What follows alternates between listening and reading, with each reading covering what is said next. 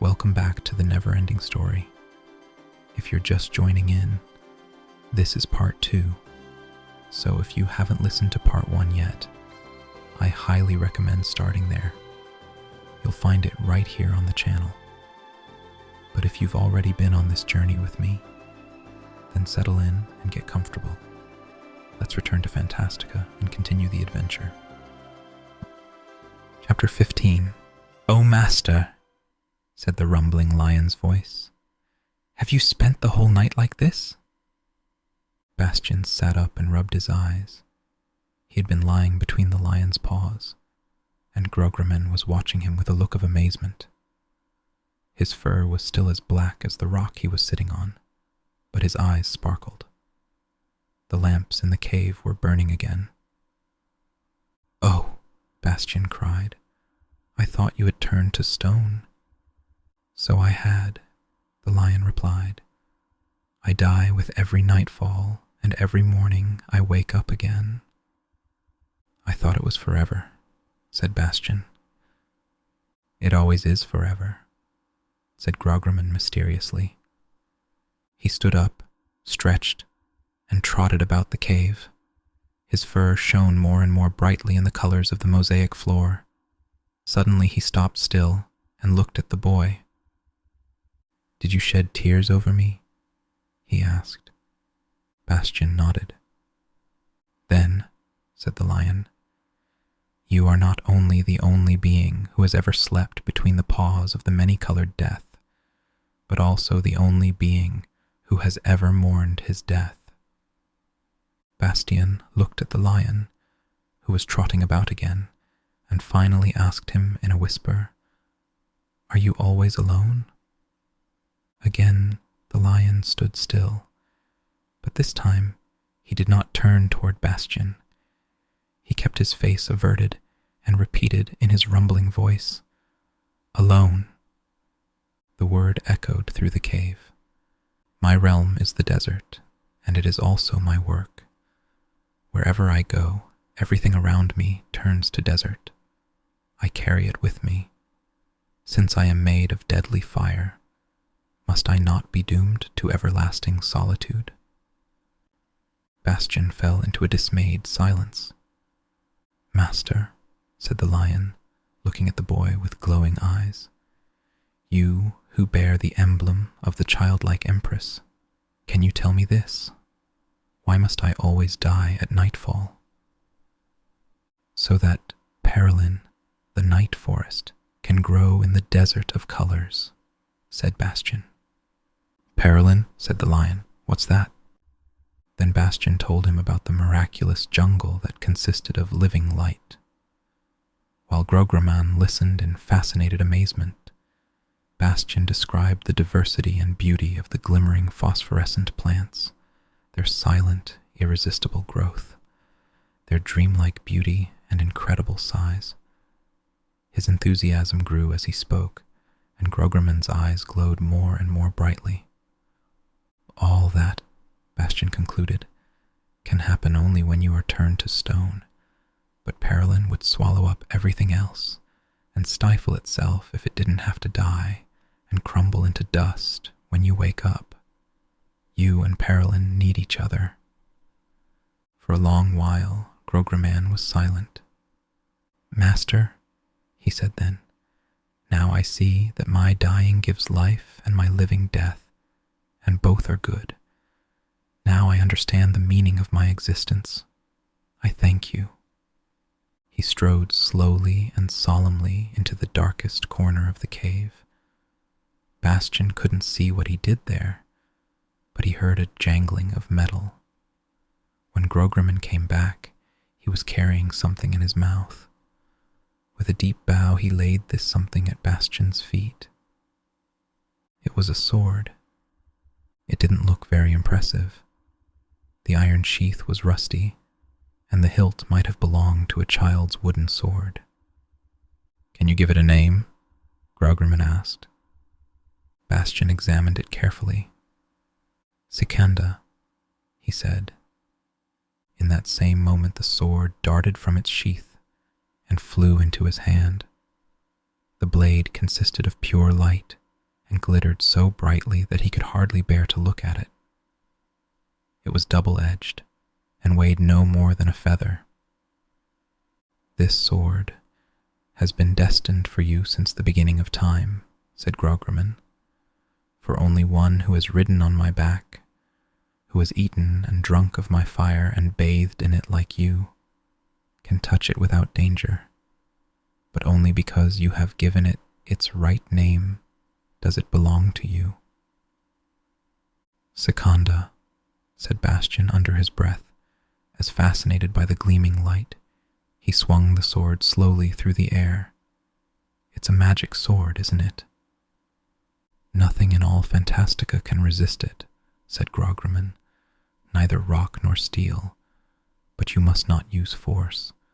Whatever may threaten you, you may wield it only if it leaps into your hand of its own accord, as it did now. It will guide your hand, and by its own power will do what needs to be done. But if your will makes you draw it from its sheath, you will bring great misfortune on yourself and on Fantastica. Never forget that." "I will never forget it," Bastian promised. The sword flew back into its sheath, and again it looked old and worthless. Bastian grasped the leather belt on which the sheath hung and slung it around his waist. "And now, master," Grogriman suggested, "let us, if you wish, go racing through the desert together. Climb on my back, for I must go out now." Bastian mounted, and the lion trotted out into the open. The night forest had long since crumbled into colored sand, and the morning sun rose above the desert horizon. Together they swept over the dunes, like a dancing flame, like a blazing tempest. Bastian felt as though he were riding a flaming comet through light and colors. Toward midday, Grogriman stopped. "This, master, is the place where we met." Bastian's head was still reeling from the wild ride. He looked around, but could see neither the ultramarine blue nor the fiery red hill, nor was there any sign of the letters he had made. Now the dunes were olive green and pink. "It's all entirely different," he said. "Yes, master," said the lion. "That's the way it is. Different every day. Up until now I didn't know why. But since you told me that Perilyn grows out of the sand, I understand." "But how do you know it's the same place as yesterday?" "I feel it, as I feel my own body.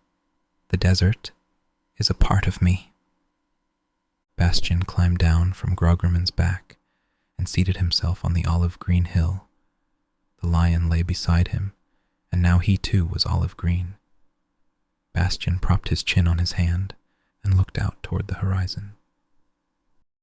"Grogriman," he said after a long silence, "may I ask you a question?"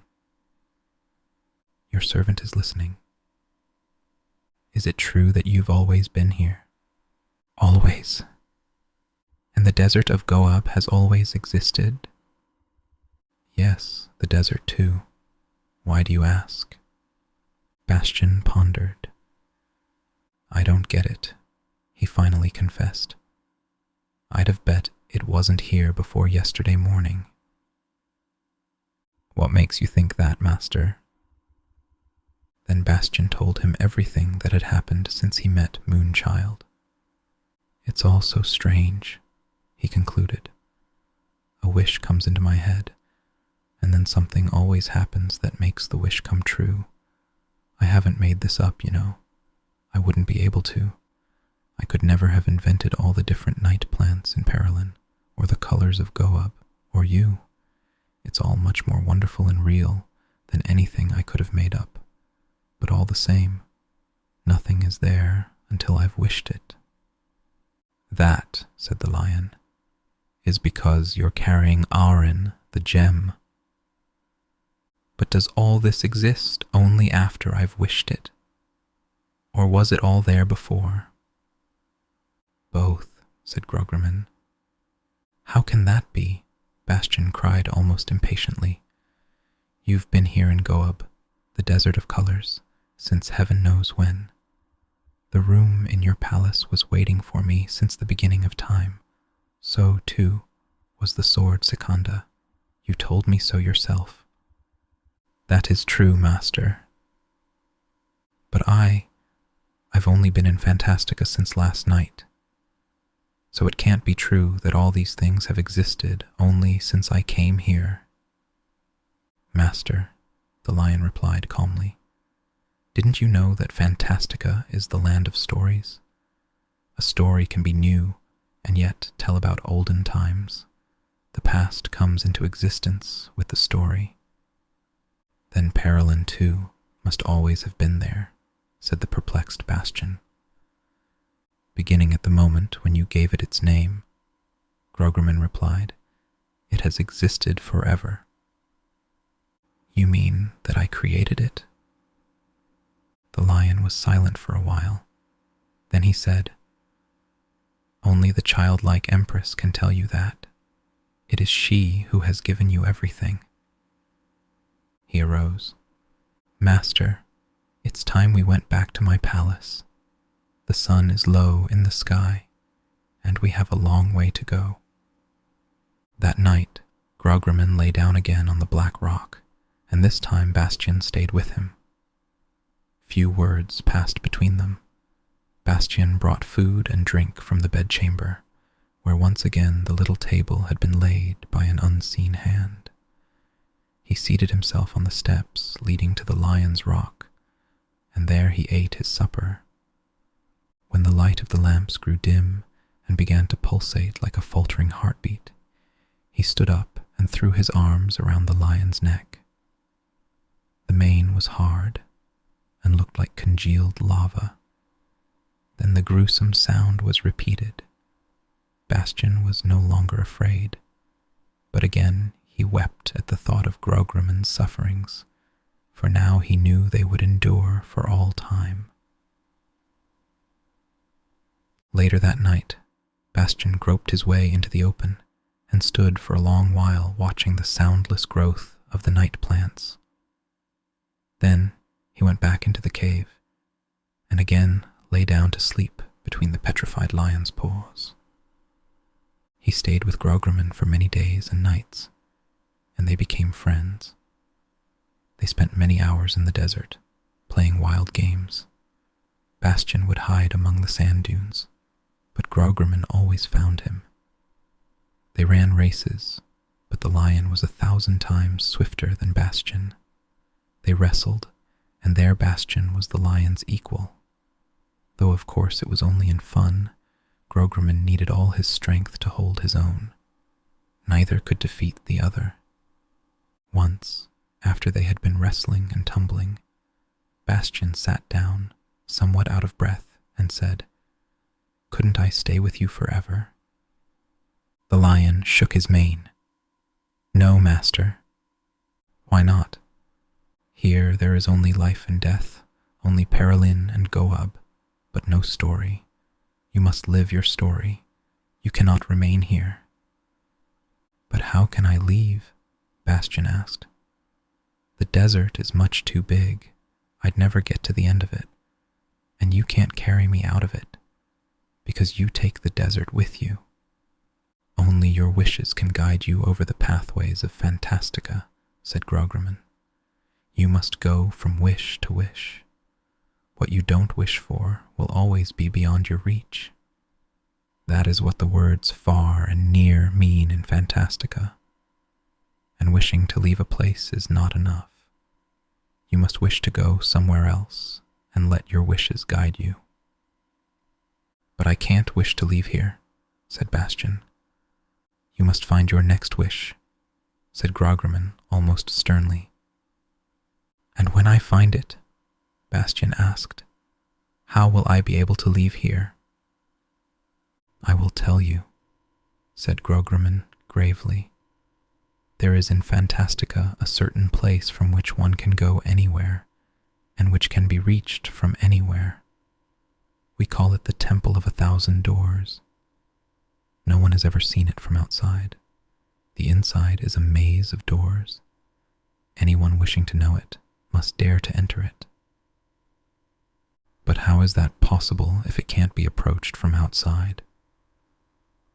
Every door in Fantastica, said the lion, even the most ordinary stable, kitchen, or cupboard door, can become the entrance to the temple of 1,000 doors at the right moment, and none of these 1,000 doors leads back to where one came from. There is no return. And once someone is inside, Bastian asked, can he get out and go somewhere? Yes, said the lion, but it's not as simple as in other buildings. Only a genuine wish can lead you through the maze of the 1,000 doors. Without a genuine wish, you just have to wander around until you know what you really want, and that can take a long time. How will I find the entrance? You've got to wish it. Bastian pondered a long while.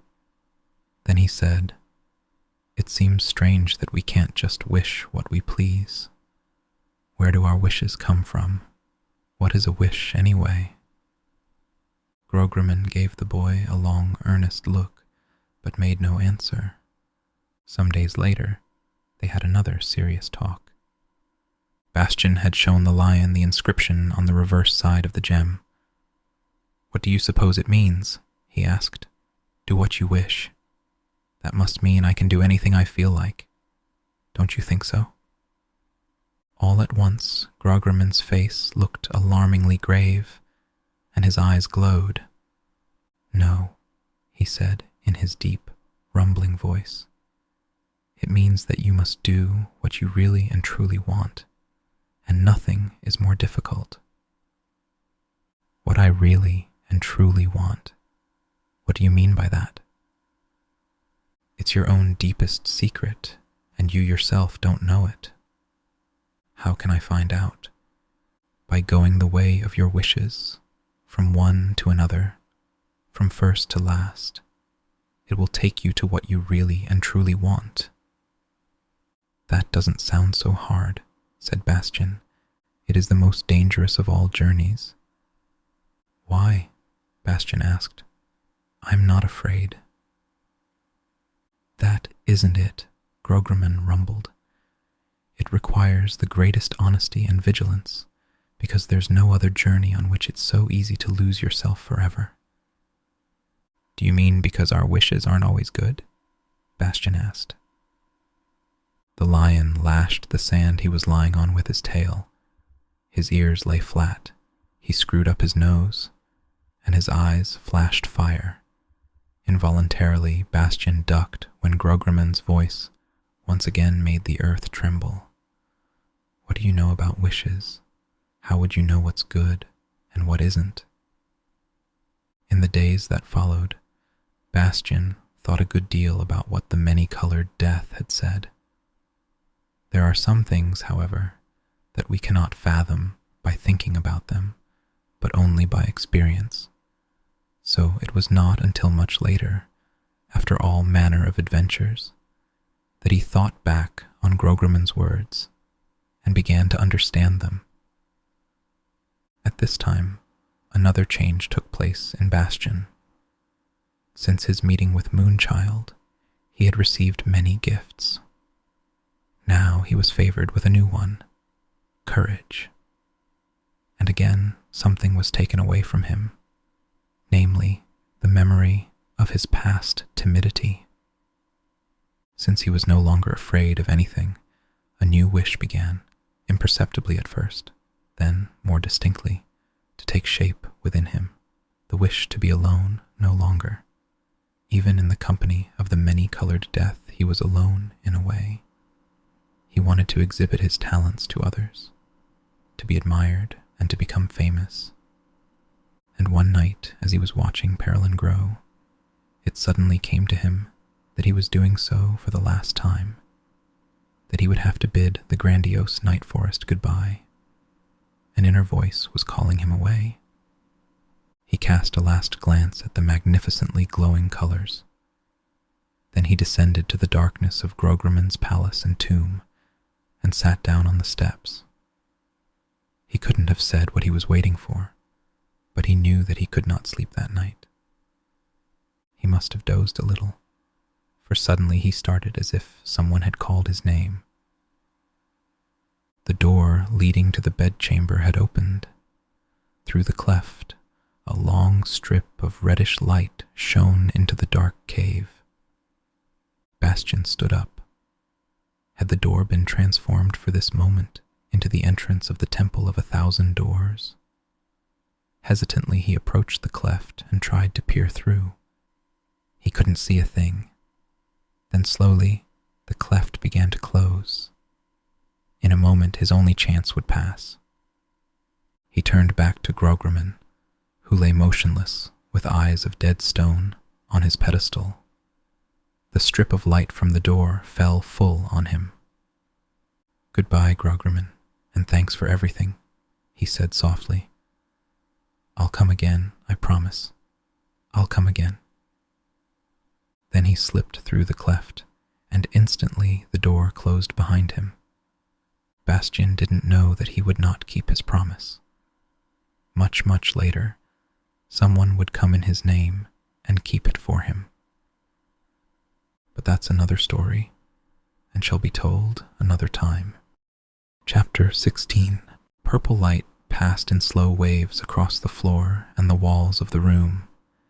It was a hexagonal room, rather like the enlarged cell of a honeycomb. Every second wall had a door in it, and on the intervening walls were painted strange pictures representing landscapes and creatures who seemed to be half plant and half animal. Bastian had entered through one of the doors.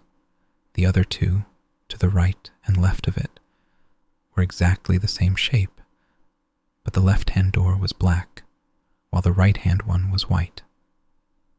Bastian chose the white door. In the next room, the light was yellowish.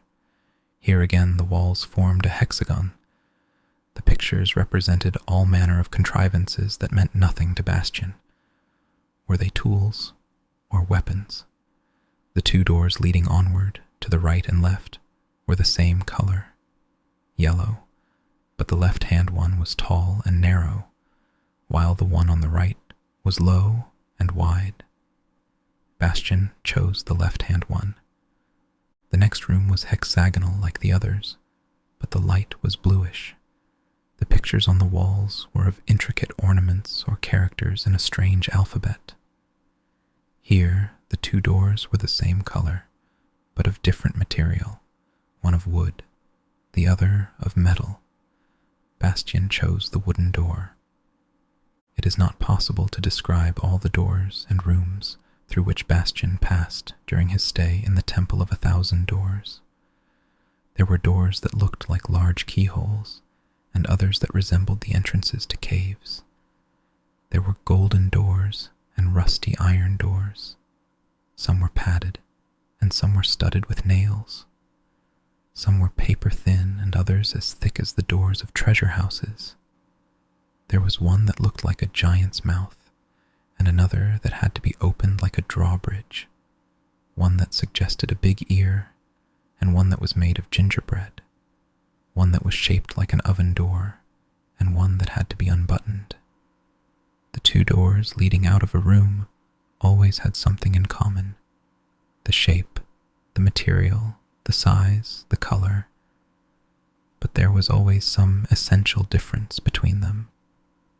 Bastian had passed many times from one hexagonal room to another. Every decision he made led to another decision that led to yet another decision. But after all these decisions, he was still in the Temple of 1,000 Doors. As he went on and on, he began to wonder why this should be. His wish had sufficed to lead him into the maze, but apparently it was not definite enough to enable him to find the way out. He had wished for company, but now he realized that by company he had meant no one in particular. This vague wish hadn't helped him at all. Thus far, his decisions had been based on mere whim and involved very little thought. In every case, he might just as well have taken the other door. At this rate, he would never find his way out. Just then, he was in a room with a greenish light. 3 of the 6 walls had variously shaped clouds painted on them. The door to the left was of white mother of pearl, the one on the right of ebony, and suddenly he knew whom he wished for, Atreyu. The mother of pearl door reminded Bastian of Falkor, the luck dragon, whose scales glistened like mother of pearl, so he decided on that one. In the next room, one of the 2 doors was made of plaited grass, the other was an iron grating. Just then, Bastian was thinking of the grassy ocean, where Atreyu was at home, so he picked the grass door. In the next room he found 2 doors, which differed only in that one was made of leather, and the other of felt. Bastian chose the leather one. Then he was faced with 2 more doors, and again he had time to think. One was purple, the other olive green. Atreyu was a greenskin, and his cloak was made from the hide of a purple buffalo. A symbol such as Atreyu had had on his forehead and cheeks when Chiron came to him was painted in white on the olive green door, but the purple door had the same symbol on it, and Bastian didn't know that Atreyu's cloak had been ornamented with just such symbols. That door, he thought, must lead to someone else, not to Atreyu. He opened the olive green door, and then he was outside. To his surprise, he found himself not in the grassy ocean, but in a bright springtime forest. Sunbeams shone through the young foliage and played their games of light and shade on the mossy ground. The place smelled of earth and mushrooms, and the balmy air was filled with the twittering of birds. Bastian turned around and saw that he had just stepped out of a little forest chapel. For that moment, its door had been the way out of the temple of 1,000 doors. Bastian opened it again, but all he saw was the inside of a small chapel. The roof consisted only of a few rotten beams, and the walls were covered with moss. Bastian started walking. He had no idea where he was going, but he felt certain that sooner or later he would find Atreyu.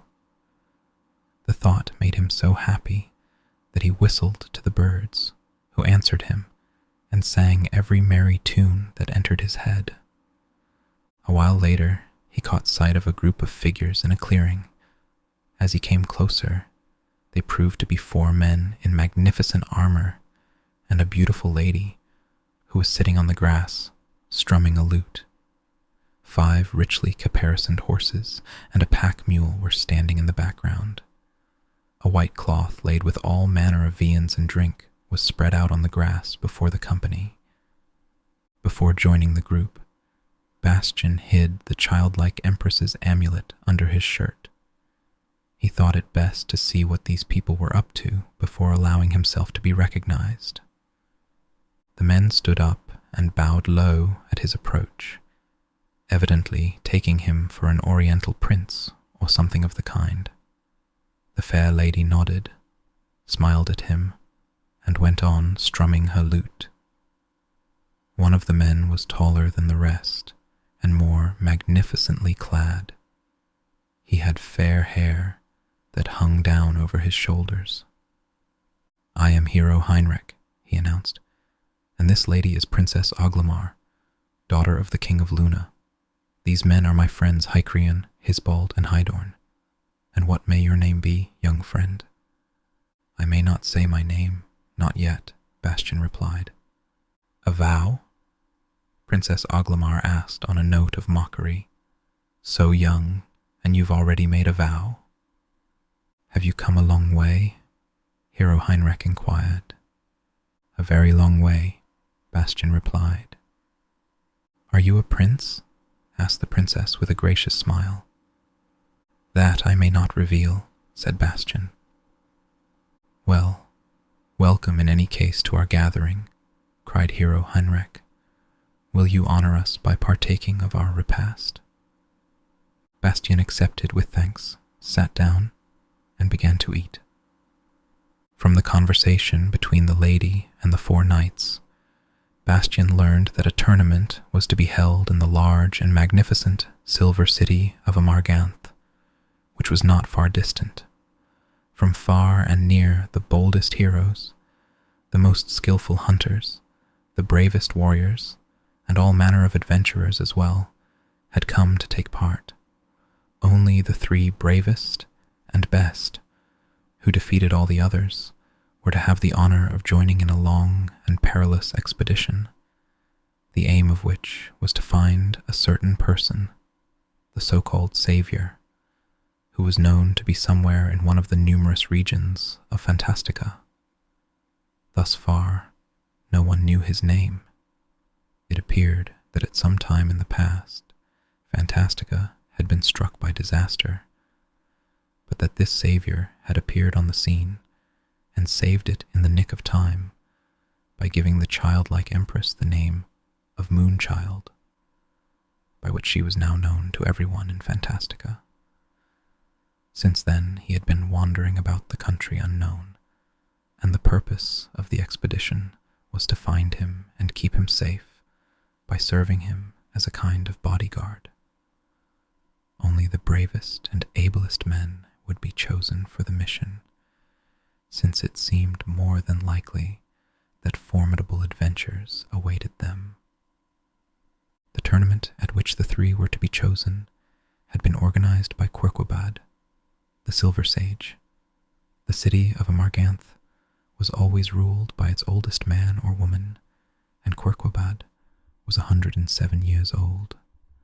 The winners, however, would not be selected by him, but by one Atreyu, a young greenskin, who was then visiting Sage Quirquebad. This Atreyu was to lead the expedition, for he alone was capable of recognizing the Savior, since he had seen him once in his magic mirror. Bastian listened in silence. It wasn't easy for him, for he soon realized that this Savior was his very own self, and when Atreyu's name came up, his heart laughed within him, and he found it very hard not to give himself away. But he was determined to keep his identity a secret for the present. Hero Heinrich, as it turned out, was not so much concerned with the expedition as with the heart of Princess Oglamar. Bastian had seen at a glance that he was head over heels in love with the young lady. For no apparent reason, he kept sighing and casting mournful glances at her, and she would pretend not to notice. As Bastian learned later on, she had vowed to marry no one but the greatest of all heroes, who proved himself able to defeat all others. She wouldn't be satisfied with less, but how could Hero Heinrich prove that he was the greatest? After all, he couldn't just go out and kill someone who had done him no harm, and as for wars, there hadn't been any for ages. He would gladly have fought monsters or demons. He would gladly have brought her a fresh dragon's tail for breakfast every morning, but far and wide there were no monsters, demons, or dragons to be found. So naturally, when the messenger from Quirquebad, the Silver Sage, had invited him to the tournament, he had accepted forthwith. But Princess Oglamar had insisted on coming along, for she wanted to see his performance with her own eyes. "Everybody knows," she said with a smile, "that heroes are not to be believed. They all tend to exaggerate their achievements." "Exaggeration or not," said Hero Heinrich, "I can assure you that I'm a better man than this legendary savior." "How can you know that?" Bastian asked. "Well," said Hero Heinrich, "if the fellow was half as strong and brave as I am, he wouldn't need a bodyguard to take care of him. He sounds kind of pathetic to me." "How can you say such a thing?" cried Oglamar with indignation. "Didn't he save Fantastica from destruction?" "What of it?" said Hero Heinrich with a sneer. "That didn't take much of a hero." Bastian decided to teach him a little lesson at the first opportunity. The 3 other knights had merely fallen in with the couple en route. Hycrion, who had a bristling black moustache, claimed to be the most powerful swordsman in all Fantastica. Heisbold, who had red hair and seemed frail in comparison with the others, claimed that no one was quicker and more nimble with a sword than he, and Hydorn was convinced that he had no equal for endurance in combat. His exterior seemed to support his contention, for he was tall and lean, all bone and sinew. After the meal, they prepared to resume their journey. The crockery and provisions were packed into the saddlebags. Princess Oglamar mounted her white palfrey and trotted off without so much as a backward look at the others.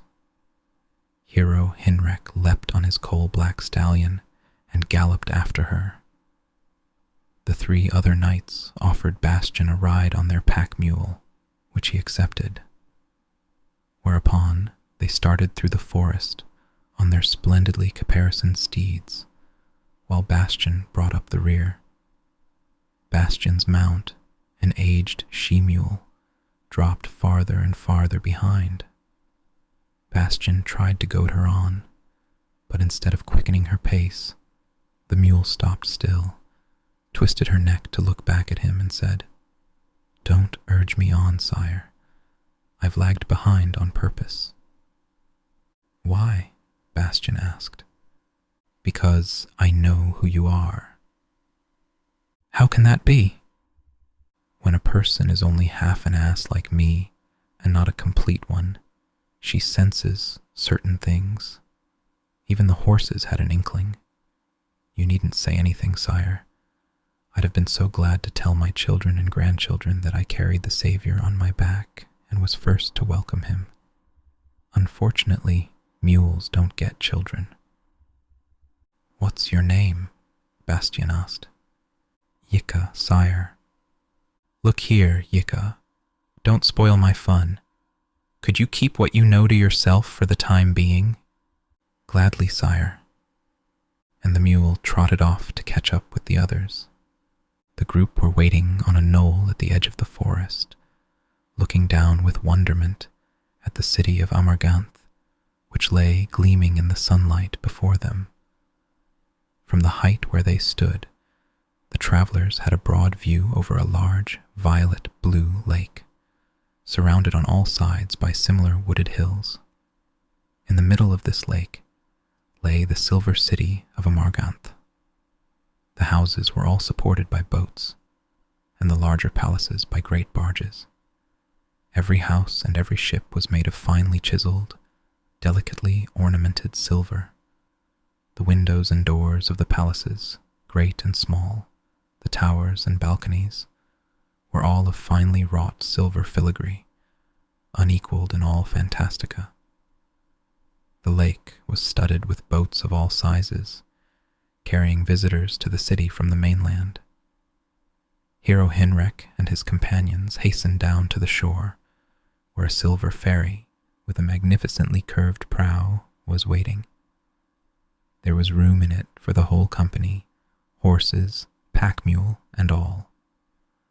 On the way over, Bastian learned from the ferryman, whose clothes were of woven silver, that the violet-blue water of the lake was so salty and bitter that only silver, and a special kind of silver at that, could withstand its corrosive action for any length of time. The name of this lake was Moru, or Lake of Tears. In times long past, the people of Amarganth had ferried their city to the middle of the lake to protect it from invasion. Since ships of wood or iron were quick to disintegrate in the acrid water. And at present, there was yet another reason for leaving Amarganth in the middle of the lake, for the inhabitants had got into the habit of regrouping their houses and moving their streets and squares about when the fancy struck them. Suppose, for instance, that 2 families, living at opposite ends of town, made friends or intermarried. Why, then, they would simply move their silver ships close together and become neighbors.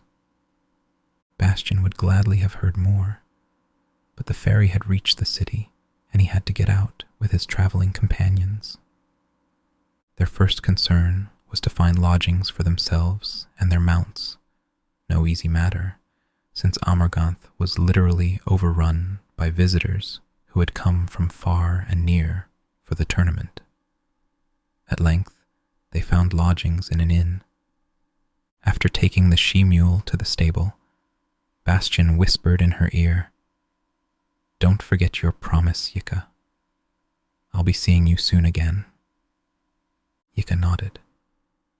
Then Bastian told his traveling companions that he didn't wish to be a burden to them any longer and would look about the town on his own. After thanking them for their kindness, he took his leave. Actually, he was intent on finding Atreyu. The large and small boats were connected by gangplanks, some so narrow that only one person could cross them at a time, others as wide as good-sized streets. There were also arched bridges with roofs over them, and in the canals between the palace ships, hundreds of small boats were moving back and forth. But wherever you went or stood, you felt a gentle rise and fall underfoot, just enough to remind you that the whole city was afloat. The visitors, who had literally flooded the city, were so varied and colorful that it would take a whole book to describe them. The Amarganthians were easy to recognize, for they all wore clothes of a silver fabric that was almost as fine as Bastian's mantle. Their hair, too, was silver. They were tall and well-built, and their eyes were as violet blue as Moru, the Lake of Tears. Most of the visitors were not quite so attractive.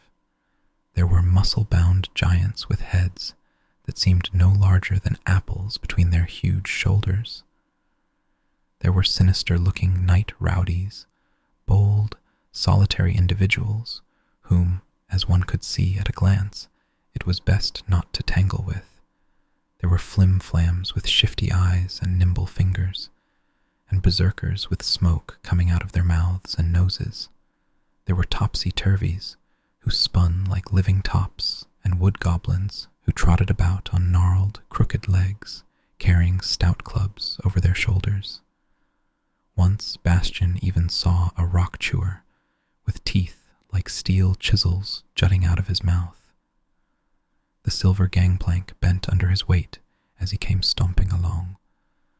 But before Bastian could ask him if by any chance he was Bjorn Kraksag, he had vanished in the crowd. At length Bastian reached the center of the city, where the tournament was already in full swing. In a circular open space that looked like a giant arena, hundreds of contestants were measuring their strength, showing their mettle.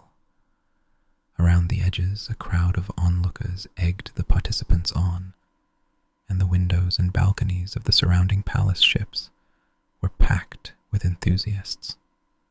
Some had even managed to climb up on the filigree-ornamented roofs. At first, Bastian paid little attention to the tournament. He was looking for Atreyu, feeling sure that he must be somewhere in the crowd. Then he noticed that the onlookers kept turning expectantly toward one of the palaces, especially when a contestant had performed some particularly impressive feat. But before he could get a good look at the palace, Bastian had to thrust his way across one of the bridges and climb a sort of lamppost. 2 silver chairs had been set up on a wide balcony. In one sat an aged man, whose silver beard and hair hung down to his waist. That must be Corquobad, the silver sage. Beside him sat a boy of about Bastian's age. He was wearing long trousers made of soft leather, but he was bare from the waist up, and Bastian saw that his skin was olive green. The expression of his lean face was grave, almost stern. His long blue-black hair was gathered together and held back by leather thongs. Over his shoulders he wore a purple cloak. He was looking calmly and yet somehow eagerly down at the arena. Nothing seemed to escape his dark eyes. Who could it be but Atreyu? At that moment, an enormous face appeared in the open balcony door behind Atreyu. It looked rather like a lion's, except that it had white mother-of-pearl scales instead of fur, and long white fangs jutted out of the mouth. The eyeballs sparkled ruby red, and when the head rose high above Atreyu, Bastian saw that it rested on a long, supple neck, from which hung a mane that looked like white fire. Of course, it was Falkor, the luck dragon, and he seemed to be whispering something in Atreyu's ear, for Atreyu nodded. Bastian slid down the lamppost. He had seen enough. Now he could watch the tournament. Tournament was hardly the right word. The contests that were in progress added up to something more like a big circus. There was a wrestling match between two giants who twined their bodies into one huge knot that kept rolling this way and that. Individuals of like or divergent species vied with one another in swordsmanship or in skill, at handling the club or the lance, but none had any serious intention of killing his adversary. The rules called for fair fighting and the strictest self-control. Any contestant so misled by anger or ambition as to injure an opponent seriously would have been automatically disqualified.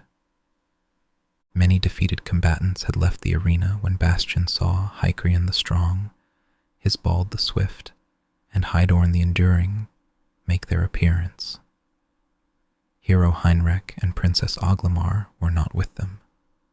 By then, there were scarcely more than 100 contestants left. Since these were a selection from among the best and strongest, Hycrian, Hisbald, and Hydorn had a much harder time of it than they may have expected. It took all afternoon for Hycrian to prove himself the strongest among the strong, Hisbald the swiftest among the swift, and Hydorn the most enduring among the enduring. The onlookers applauded with a will, and all three bowed in the direction of the balcony where Silver Sage Quirquabad and Atreyu were sitting.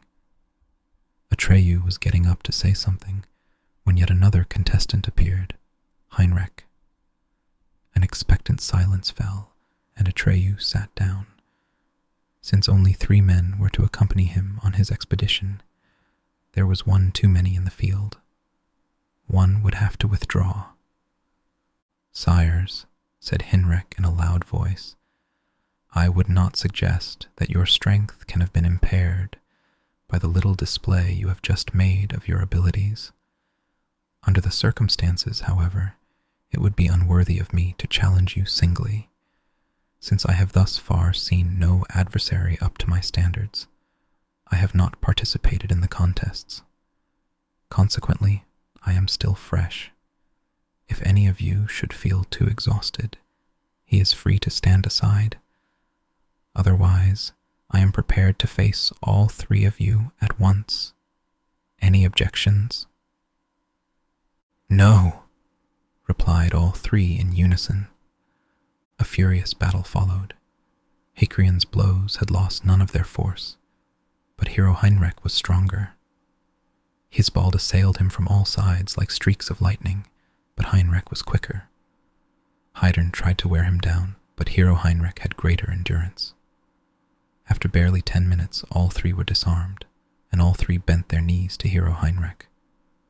He looked proudly about him, evidently hoping for an admiring glance from his lady, who must have been somewhere in the crowd. The cheers of the onlookers swept over the arena like a hurricane and could no doubt be heard on the farthermost shore of Lake Moru.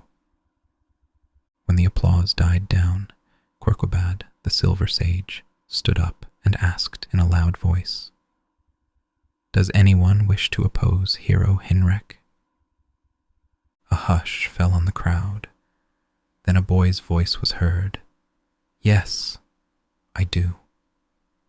All eyes turned toward Bastian. The crowd opened a path for him, and he strode into the arena. Cries of amazement and pity were heard. How handsome he is! What a shame! This must be stopped. Who are you? Asked Silver Sage Quirquebad. I will reveal my name afterward, said Bastian. He saw that Atreyu had narrowed his eyes and was studying him closely, but had not yet made up his mind. Young friend, said Hero Hinrek, we have eaten and drunk together. Why do you want me to put you to shame? I pray you, withdraw your challenge and go away. No, said Bastian, I meant what I said. Hero Heinrich hesitated a moment. Then he said, It would be wrong of me to measure myself in combat with you. Let us first see who can shoot an arrow higher. Very well, said Bastian. A stout bow and an arrow were brought for each of them. Heinrich drew the bowstring and shot the arrow so high that the eye could not follow. At almost the same moment, Bastian pulled his bowstring and shot his arrow after it. It was some time before the arrows came down and fell to the ground between the two archers. Then it became evident that Bastian's red-feathered arrow had struck Hero Heinrich's blue-feathered arrow at its apogee with such force as to split it open and wedge itself into it. Hero Heinrich stared at the telescoped arrows. He had turned rather pale, but his cheeks had broken out in red spots. That can only be an accident, he muttered. Let's see who does better with the foils. He asked for 2 foils and 2 decks of cards. Both were brought. He shuffled both decks of cards carefully. Then he threw one deck high into the air, drew his blade with the speed of lightning, and thrust. When all the other cards had fallen to the ground, it could be seen that he had struck the ace of hearts in the center of its one heart. And holding up his foil with the card spitted on it, he again looked about for his lady. Then Bastian tossed the other deck into the air, and his blade flashed. Not a single card fell to the ground.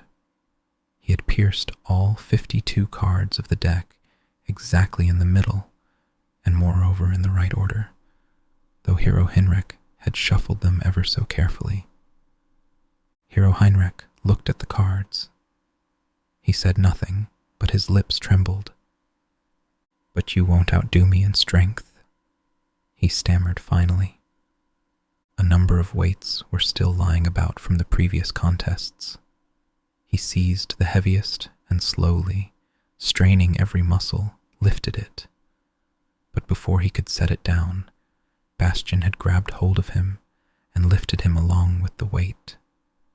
Hero Heinrich's face took on a look of such misery that some of the onlookers could not repress a smile. Thus far, said Bastian, you have chosen the nature of our contests. Will you allow me to suggest something? Hero Heinrich nodded in silence. Nothing can daunt my courage.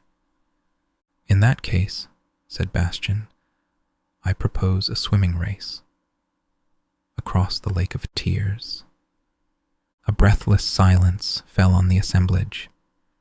Hero Heinrich turned red and pale by turns. That's no test of courage, he expostulated. It's madness. I'm ready, said Bastian. At that, Hero Heinrich lost his self-control. No, he shouted, stamping his foot. You know as well as I do that the water of Moru dissolves everything. It would be certain death. I'm not afraid, said Bastian calmly. I've crossed the desert of colors. I've eaten and drunk the fire of the many-colored death and bathed in it. I'm not afraid of any water. You're lying, roared Hero Heinrich, purple with rage. No one in all Fantastica can survive the many-colored death. Any child knows that. Hero Heinrich, said Bastian slowly, Instead of calling me a liar, why not admit that you're just plain scared? That was too much for Hero Heinrich. Beside himself with rage, he drew his big sword from its sheath and flung himself on Bastian. Bastian stepped back. He was about to say a word of warning, but Hero Heinrich didn't leave him time. He struck out in earnest, and in that same moment the sword Sikanda leapt from its rusty sheath into Bastian's hand and began to dance. What happened next was so amazing that not one of the onlookers would forget it as long as he lived. Luckily, Bastian couldn't let go of the hilt and was obliged to follow all Sikanda's lightning-like movements. First, it sliced Hero Heinrich's lovely armor into little pieces. They flew in all directions, but his skin was not even scratched. Hero Heinrich swung his sword like a madman in a desperate effort to defend himself, but he was blinded by Sikanda's whirling light, and none of his blows struck home. At length, he was stripped to his underclothes, but still, he went on fighting. And then Sikanda cut his weapon into little bits so quickly that what had been a whole sword only a moment before fell tinkling to the ground like a pile of coins. Hero Heinrich stared aghast at the useless hilt, dropped it, and hung his head. Sikanda left Bastian's hand and flew back into its rusty sheath. A cry of admiration rose from 1,000 throats.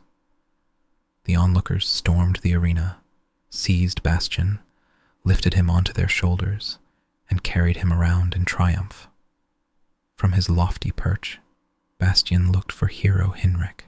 He felt sorry for the poor fellow and wanted to give him a kind word. He hadn't intended to make such a fool out of him. But Hero Heinrich was nowhere to be seen. Then silence fell. The crowd moved aside. There stood Atreyu, smiling up at Bastian. Bastian smiled back. His bearers let him down from their shoulders. For a long while the two boys looked at each other in silence. Then Atreyu spoke. If I still needed someone to accompany me on the search for the savior of Fantastica, I would content myself with just this one, for he is worth more than 100 others. But I need no companion, because there will be no expedition. A murmur of surprise and disappointment was heard. The savior of Fantastica has no need of our protection, Atreyu went on, raising his voice, for he can defend himself better than all of us together could defend him. And we have no need to look for him, because he has already found us. I didn't recognize him at first, for when I saw him in the magic mirror gate of the Southern Oracle, he was different from now, entirely different. But I didn't forget the look in his eyes. It's the same look that I see now. I couldn't be mistaken. Bastian shook his head and said with a smile, "You're not mistaken, Atreyu. It was you who brought me to the Childlike Empress to give her a new name, and for that, I thank you." An awed whisper passed over the crowd like a gust of wind. "You promised," Atreyu replied, "to tell me your name, which is known to no one in Fantastica except the golden-eyed commander of wishes. Will you tell us now?" "My name is Bastian Balthazar Bux." At that, the onlookers could contain themselves no longer. Their rejoicing exploded in 1,000 cheers. Many of them started dancing. Bridges and gangplanks, the whole square for that matter, began to sway. Laughing, Atreyu held out his hand to Bastian. Bastian took it, and so, hand in hand, they went to the palace. Silver Sage Quirquabad and Falcor the Luck Dragon were waiting on the palace steps. That night, the city of Amarganth staged the finest celebration in all its history. All who had legs, long or short, straight or crooked, danced, and all who had voices sweet or sour, high or low, sang and laughed.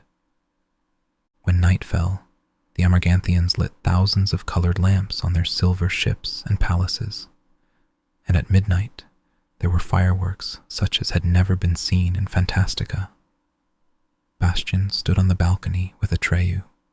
To the left and right of them stood Falkor and silver sage Quirquobad, watching as sheaves of many-colored light and the silver city's thousands of lamps were reflected in the dark waters of Moru, the Lake of Tears. Chapter 17. Quirquobad, the silver sage, had slumped down in his chair asleep, for already the hour was late.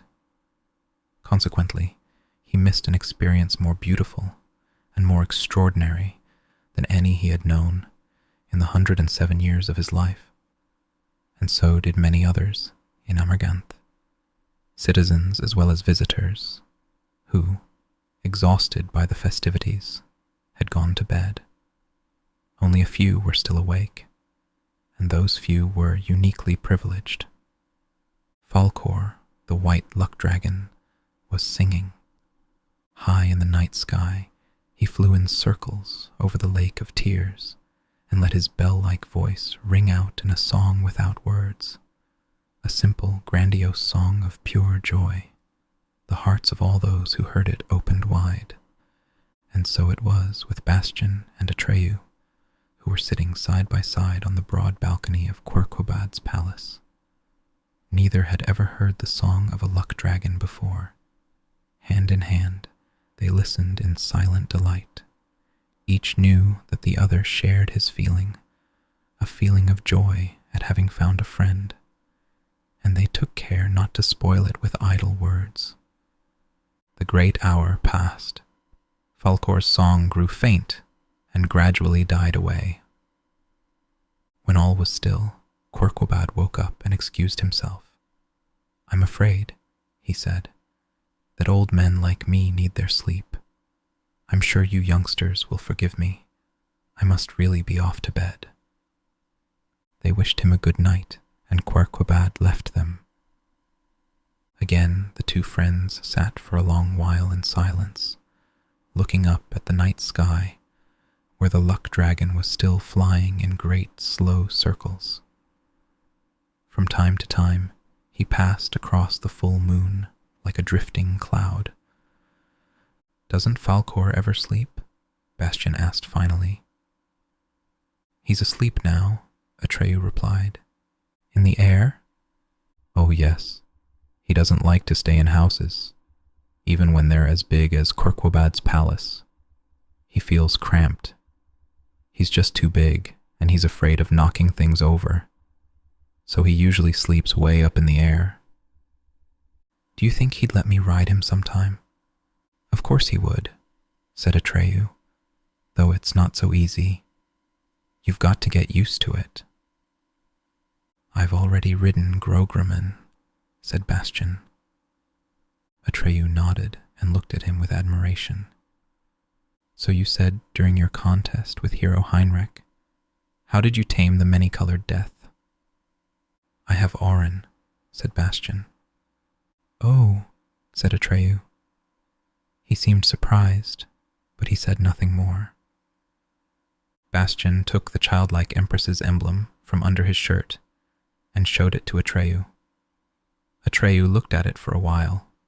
Then he muttered, "So now you are wearing the gem." Thinking he detected a note of displeasure, Bastian hastened to ask, "Would you like to have it back?" He started undoing the chain. "No." Atreyu's voice sounded almost harsh, and Bastian wondered what was wrong. Atreyu smiled apologetically and repeated gently, "No, Bastian, I haven't worn it in a long while." "As you like," said Bastian. Then he turned the amulet over. "Look," he said, "have you seen the inscription?" "Yes," said Atreyu. "I've seen it, but I don't know what it says." "How come?" "Greenskins can read tracks in the forest, but not letters." This time it was Bastian who said, "Oh!" "What does it say?" Atreyu asked. "Do what you wish," Bastian read. Atreyu stared at the amulet. So that's what it says. His face revealed nothing, and Bastian couldn't guess what he was thinking. "If you had known," he asked, "would it have changed anything for you?" "No," said Atreyu. "I did what I wanted to do."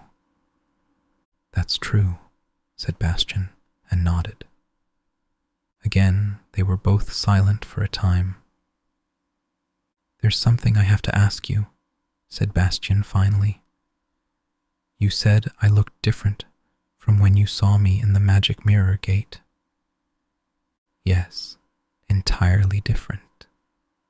"In what way?"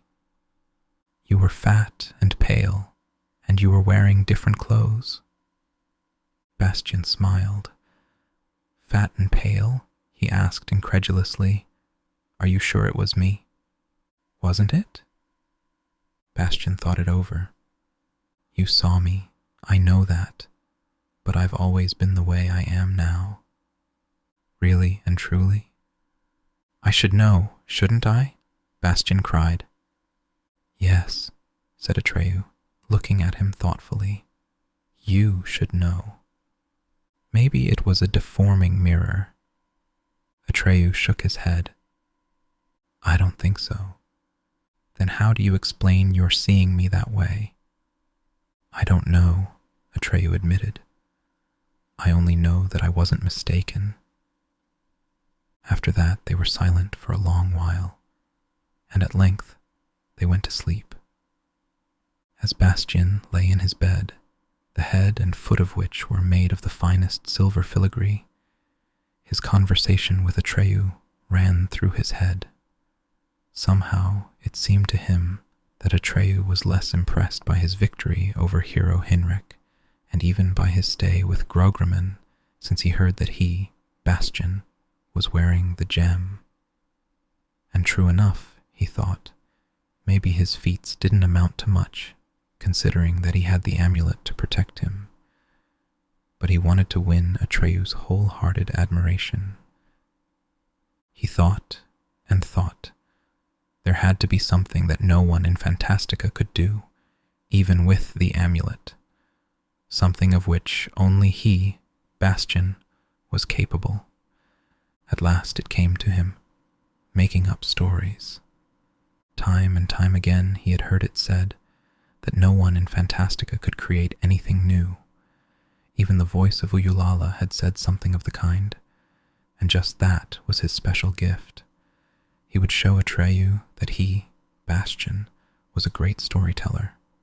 He resolved to prove himself to his friend at the first opportunity, maybe the very next day. For instance, there might be a storytelling contest, and he would put all others in the shade with his inventions. Or better still, suppose all the stories he told should come true. Hadn't Grogriman said that Fantastica was the land of stories, and that even something long past could be born again if it occurred in a story? Atreyu would be amazed. And while picturing Atreyu's amazement, Bastian fell asleep. The next morning, as they were enjoying a copious breakfast in the banquet hall of the palace, Silver Sage Querquobad said, "We have decided to hold a very special sort of festival for the benefit of our guest, the savior of Fantastica, and his friend, who brought him to us, perhaps Bastian Balthazar Bux. It is unknown to you that in keeping with an age-old tradition, we Amarganthians have always been the ballad singers and storytellers of Fantastica. From an early age, our children are instructed in these skills. When they grow to adulthood, they journey from country to country for several years, practicing their art for the benefit of all. Everywhere they are welcomed with joy and respect. But we have one regret. Quite frankly, our stock of stories is small, and many of us must share this little. But word has gone round. whether true or not, I don't know, that you, in your world, are famous for your stories. Is that the truth? Yes, said Bastian. They even made fun of me for it. Silver Sage Quirquobad raised his eyebrows in disbelief. Made fun of you for telling stories that no one had ever heard? How is that possible? None of us can make up new stories, and we, my fellow citizens and I, would all be infinitely grateful if you would give us a few. Will you help us with your genius? With pleasure, said Bastian. After breakfast, Bastian, Atreyu, and the Silver Sage went out to the steps of Quirquobad's palace, where Falcor was already waiting for them.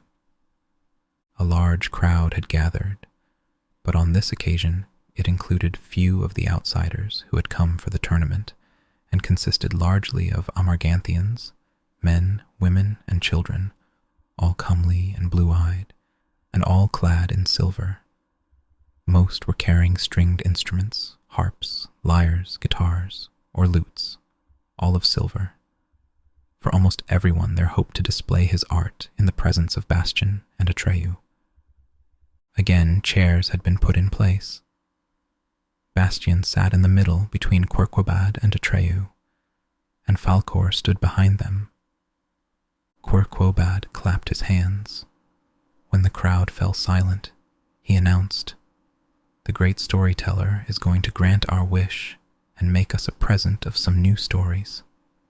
Therefore, friends, give us your best to put him in the right mood." The Amarganthians all bowed low. Then the first stepped forward and began to recite. After him came another, and still others. All had fine, resonant voices and told their stories well. Some of their tales were exciting, others merry or sad, but it would take us too long to tell them here. In all, there were no more than 100 different stories. Then they began to repeat themselves. Those who came last could only tell what their predecessors had told before them. Bastian grew more and more agitated while waiting for his turn. His last night's wish had been fulfilled to the letter, and he could hardly bear the excitement of waiting to see whether everything else would come true as well. He kept casting glances at Atreyu, but Atreyu's face was impassive, showing no sign of what he might be thinking. At length, Quirquobad bade his compatriots desist, and turned to Bastian with a sigh. "I told you, Bastian Balthazar Bucks, that our stock of tales was small. It's not our fault. Won't you give us a few of yours?" "I will give you all the stories I've ever told," said Bastian, "for I can always think up new ones. I told many of them to a little girl named Krista, but most I thought up only for myself. No one else has heard them. But it would take weeks and months to tell them all, and we can't stay with you that long. So I've decided to tell you a story that contains all the others in it. It's called The Story of the Library of Amarganth, and it's very short." Then, after a moment's thought, he plunged in. In the grey dawn of time, the city of Amarganth was ruled by a silver sagesse named Quana. In those long past days, Moru, the Lake of Tears, hadn't been made yet, nor was Amarganth built of the special silver that withstands the water of Moru. It was still like other cities with houses of stone and wood, and it lay in a valley among wooded hills. Quana had a son named Quinn, who was a great hunter. One day in the forest, Quinn caught sight of a unicorn, which had a glittering stone at the end of its horn. He killed the beast and took the stone home with him. His crime, for it is a crime to kill unicorns, brought misfortune on the city. From then on, fewer and fewer children were born to the inhabitants. If no remedy were found, the city would die out. But the unicorn couldn't be brought back to life, and no one knew what to do. "Quana," the Silver Sagesse, sent a messenger to consult Uyulala in the Southern Oracle. But the Southern Oracle was far away. The messenger was young when he started out, but old by the time he got back. Quana had long been dead, and her son Quinn had taken her place. He too, of course, was very old, as were all the other inhabitants. There were only 2 children left, a boy and a girl. His name was Aquil, hers was Mukwa. The messenger reported what Uyulala's voice had revealed. The only way of preserving Amarganth was to make it the most beautiful city in all Fantastica. That alone would make amends for Quinn's crime. But to do so, the Amarganthians would need the help of the Icaris, who are the ugliest beings in Fantastica. Because they are so ugly, they weep uninterruptedly, and for that reason, they are also known as the Weepers. Their stream of tears wash the special silver deep down in the earth, and from it they make the most wonderful filigree. All the Amarganthians went looking for the Icaris, but were unable to find them, for they live deep down in the earth. At length, only Aquil and Mukwa were left. They had grown up, and all the others had died. Together, they managed to find the Icaris and persuade them to make Amarganth the most beautiful city in Fantastica. First, the Icaris built a small filigree palace, set it on a silver barge, and moved it to the marketplace of the dead city. Then they made their streams of underground tears well up in the valley among the wooded hills. The bitter water filled the valley and became Moru, the lake of tears. On it, the first silver palace floated, and in the palace dwelt Aquil and Mukwa. But the Icaris had granted the plea of Aquil and Mukwa on one condition, namely, that they and all their descendants should devote their lives to ballad singing and storytelling. As long as they did so, the Acharis would help them, because then their ugliness would help to create beauty. So Aquil and Mukwa founded a library, the famous Library of Amarganth, in which they stored up all my stories. They began with the one you have just heard, but little by little they added all those I have ever told, and in the end there were so many stories that their numerous descendants, who now inhabit the Silver City, will never come to the end of them. If Amarganth, the most beautiful city in Fantastica, is still in existence today, it is because the Icaris and the Amarganthians kept their promise to each other. Though today, the Amarganthians have quite forgotten the Icaris, and the Icaris have quite forgotten the Amarganthians. Only the name of Moru, the Lake of Tears, recalls that episode from the gray dawn of history. When Bastian had finished, Silver Sage Kirkwobad rose slowly from his chair.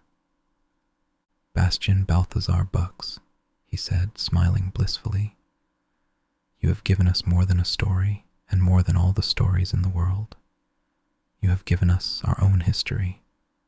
Now we know where Moru and the silver ships and palaces on it came from. Now we know why we have always, from the earliest times, been a people of ballad singers and storytellers. And best of all, we know what is in that great round building in the middle of the city, which none of us, since the founding of Amarganth, has ever entered, because it has always been locked. It contains our greatest treasure, and we never knew it. It contains the Library of Amarganth." Bastian himself could hardly believe it. Everything in his story had become reality, or had it always been? Grograman would probably have said, both. In any event, he was eager to see all this with his own eyes. "Where is this building?"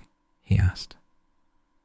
"I will show you," said Quirquobad, and turning to the crowd, he cried, Come along, all of you. Perhaps we shall be favored with more wonders." A long procession, headed by the Silver Sage, Bastian, and Atreyu, moved over the gangplanks, connecting the silver ships with one another, and finally stopped outside a large building which rested on a circular ship and was shaped like a huge silver box. The outside walls were smooth, without ornaments or windows.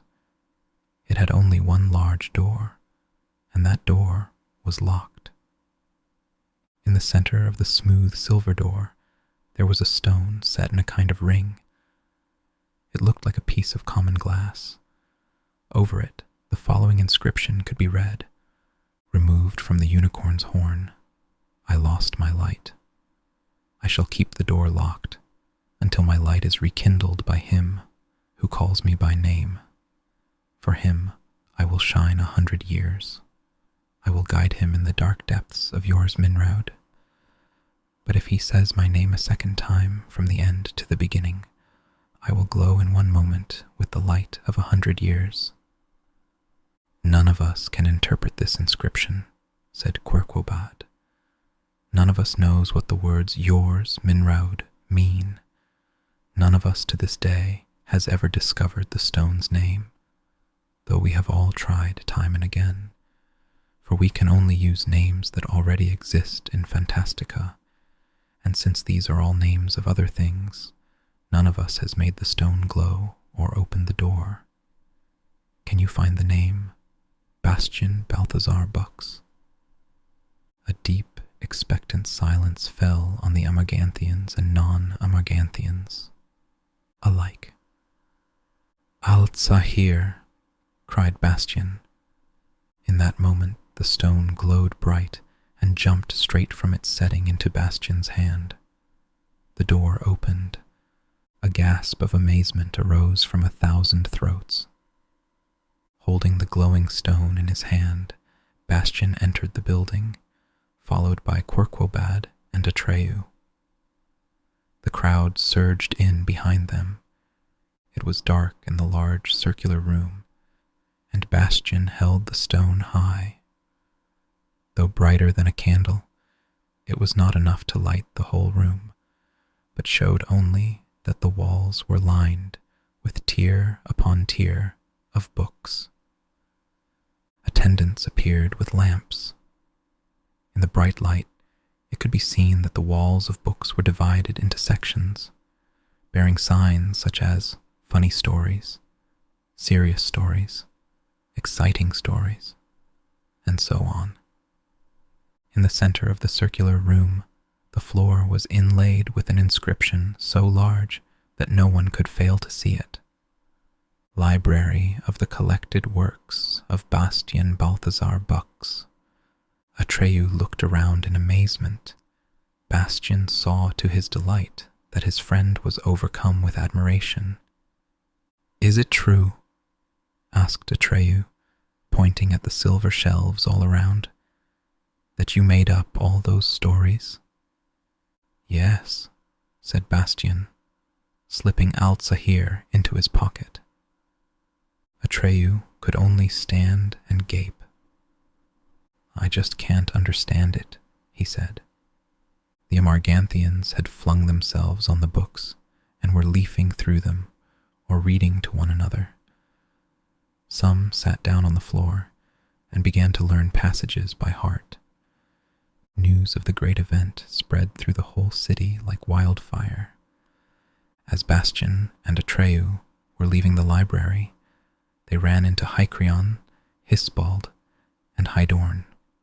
"Sir Bastian," said the red-haired Hisbald, evidently the deftest of the three, not only with the sword but with his tongue as well, "we have heard about your incomparable gifts, and humbly pray you, take us into your service, and let us accompany you on your further travels. Each one of us longs to acquire a story of his own, and though you surely have no need of our protection, you may derive some advantage from the service of 3 such able and willing knights. Will you have us?"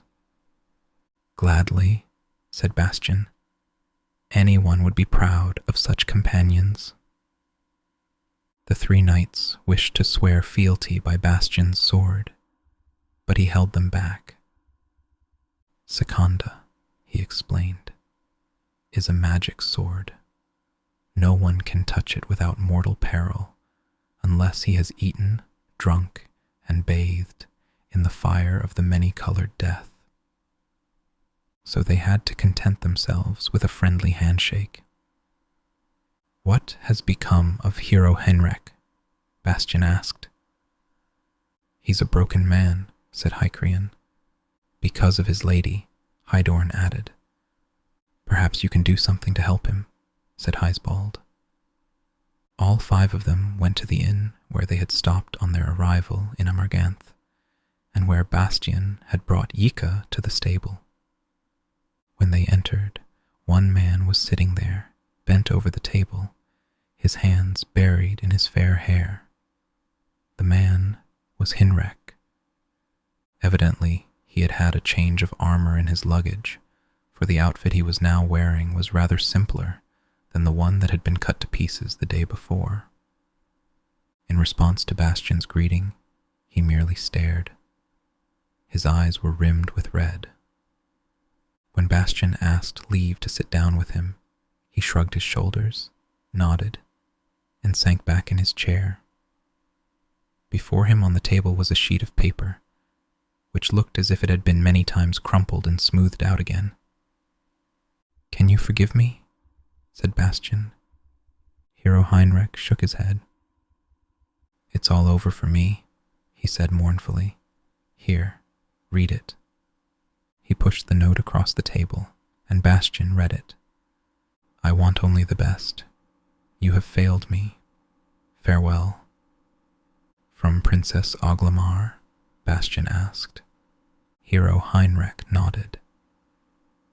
"Immediately after our contest, she mounted her palfrey and rode off to the ferry. God knows where she is now. I'll never see her again." "Can't we overtake her?" "What for?" "Maybe she'll change her mind." Hero Heinrich gave a bitter laugh. "You don't know Princess Oglamar," he said. "I trained more than 10 years to acquire my different skills. With iron discipline, I avoided everything that could have impaired my physique. I fenced with the greatest fencing masters and wrestled with the greatest wrestlers until I could beat them all. I can run faster than a horse, jump higher than a deer. I am best at everything, or rather, I was until yesterday." At the start, she wouldn't honor me with a glance, but little by little my accomplishments aroused her interest. I had every reason to hope, and now I see it was all in vain. How can I live without hope? "Maybe," Bastian suggested, "you should forget Princess Oglamar. There must be others you could love just as much." "No," said Hero Heinrich. "I love Princess Oglamar just because she won't be satisfied with any but the greatest." "I see," said Bastian. "That makes it difficult. What could you do? Maybe you could take up a different trade. How about singing or poetry?" Heinrich seemed rather annoyed. "No," he said flatly. "I'm a hero, and that's that. I can't change my profession, and I don't want to. I am what I am." "I see," said Bastian. All were silent for a time. The 3 knights cast sympathetic glances at Hero Henrik. They understood his plight. Finally, Hisbald cleared his throat and turned to Bastian. "Sir Bastian," he said, "I think you could help him." Bastian looked at Atreyu, but Atreyu had put on his impenetrable face. "A hero like Hinrek," said Hydorn, "is really to be pitied in a world without monsters. See what I mean?" No, Bastian didn't see. Not yet, at any rate. "Monsters," said Hycrian, winking at Bastian and stroking his huge mustache. Monsters are indispensable if a hero is to be a hero. At last, Bastian understood. "Listen to me, Hero Heinrich," he said. "When I suggested giving your heart to another lady, I was only putting your love to the test. The truth is that Princess Oglamar needs your help right now, and that no one else can save her." Hero Heinrich pricked up his ears. "Is that true, Sir Bastian?" "It's true, as you will soon see. Only a few minutes ago, Princess Oglamar was seized and kidnapped." "By whom?" "By one of the most terrible monsters that have ever existed in Fantastica, the dragon Smurg. She was riding across a clearing in the woods when the monster saw her from the air, swooped down, lifted her off her palfrey's back, and carried her away." Heinrich jumped up. His eyes flashed. His cheeks were aglow. He clapped his hands for joy. But then the light went out of his eyes and he sat down. "That's not possible," he said. "There are no more dragons anywhere." "You forget, Hero Heinrich, that I come from far away, from much farther than you have ever been." "That's true," said Atreyu, joining in for the first time. "And this monster really carried her away?" Hero Heinrich cried. Then he pressed both hands to his heart and sighed. "Oh, my adored Oglamar, how you must be suffering. But never fear, your knight is coming, he is on his way. Tell me, what must I do? Where must I go?" "Far, far from here," Bastian began, "there's a country called Morgul, or the land of the cold fire, because flames there are colder than ice. How you are to reach that country I can't tell you. You must find out for yourself. In the center of Morgul, there is a petrified forest called Wagabai, and in the center of that petrified forest stands the leaden castle of Ragar. It is surrounded by 3 moats. The first is full of arsenic, the second of steaming nitric acid, and the third is swarming with scorpions as big as your feet. There are no bridges across them, for the lord of the leaden castle is Smurg, the winged monster. His wings are made of slimy skin, and their spread is 100 feet. When he isn't flying, he stands on his hind legs like a gigantic kangaroo. He has the body of a mangy rat and the tail of a scorpion with a sting at the end of it. The merest touch of that sting is fatal. He has the hind legs of a giant grasshopper. His forelegs, however, which look small and shriveled, resemble the hands of a small child. But don't let them fool you. There's a deadly power in those hands. He can pull in his long neck as a snail does its feelers. There are 3 heads on it. One is large and looks like the head of a crocodile. From its mouth he can spit icy fire. But where a crocodile has its eyes, it has 2 protuberances. These are extra heads. One resembles the head of an old man. With it he can see and hear. But he talks with the second head, which has the wrinkled face of an old woman. While listening to this description, Hero Heinrich went pale. "What was this monster's name?" he asked. "Smurg," Bastian repeated. "He has been wreaking his mischief for 1,000 years, because that's how old he is. It's always a beautiful maiden that he kidnaps, and she has to keep house for him until the end of her days. When she dies, he kidnaps another. Why haven't I ever heard of this dragon? Smurg flies incredibly far and fast. Up to now, he has always chosen other parts of Fantastica for his raids. Besides, they only happen once in every 50 years or so. Hasn't any of these maidens ever been rescued? No, that would take a very special sort of hero." These words brought the color back to Hero Heinrich's cheeks, and remembering what he had learned about dragons, he asked, Has this Smurg a vulnerable spot? Oh, said Bastian, I almost forgot. In the bottommost cellar of Regar Castle, there's a lead axe. It's the only weapon Smurg can be killed with, so naturally he guards it well. You have to cut off the 2 smaller heads with it. How do you know all this? Asked Hero Heinrich. Bastian didn't have to answer, for at that moment cries of terror were heard in the street. A dragon! A monster! Up there in the sky. Horrible. He's coming this way. Run for your lives. No, he's already got somebody. Hero Heinrich rushed out into the street, and all the others followed. Up in the sky, something that looked like a giant bat was flapping its enormous wings. For a moment, as it came closer, he looked exactly as Bastian had just made him up, and in his 2 shriveled, but oh so dangerous little arms, he was clutching a young lady who was screaming and struggling with all her might. Heinrich, she screamed. Heinrich, Heinrich, my hero, help. And then they were gone. Heinrich had already brought his black stallion from the stable and boarded one of the silver ferries that crossed to the mainland. Faster, faster, he could be heard shouting at the ferryman. I'll give you anything you ask, but hurry.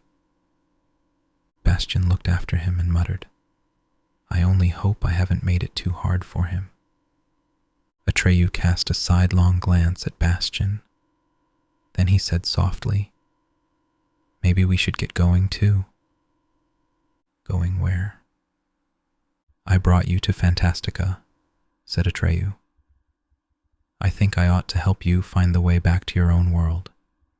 You mean to go back sooner or later, don't you? Oh, said Bastian. I hadn't thought about it, but you're right, Atreyu. Yes, of course you are.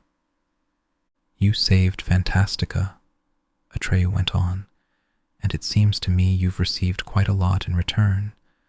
I have a hunch that you're aching to go home and make your own world well again. Or is there something that keeps you here?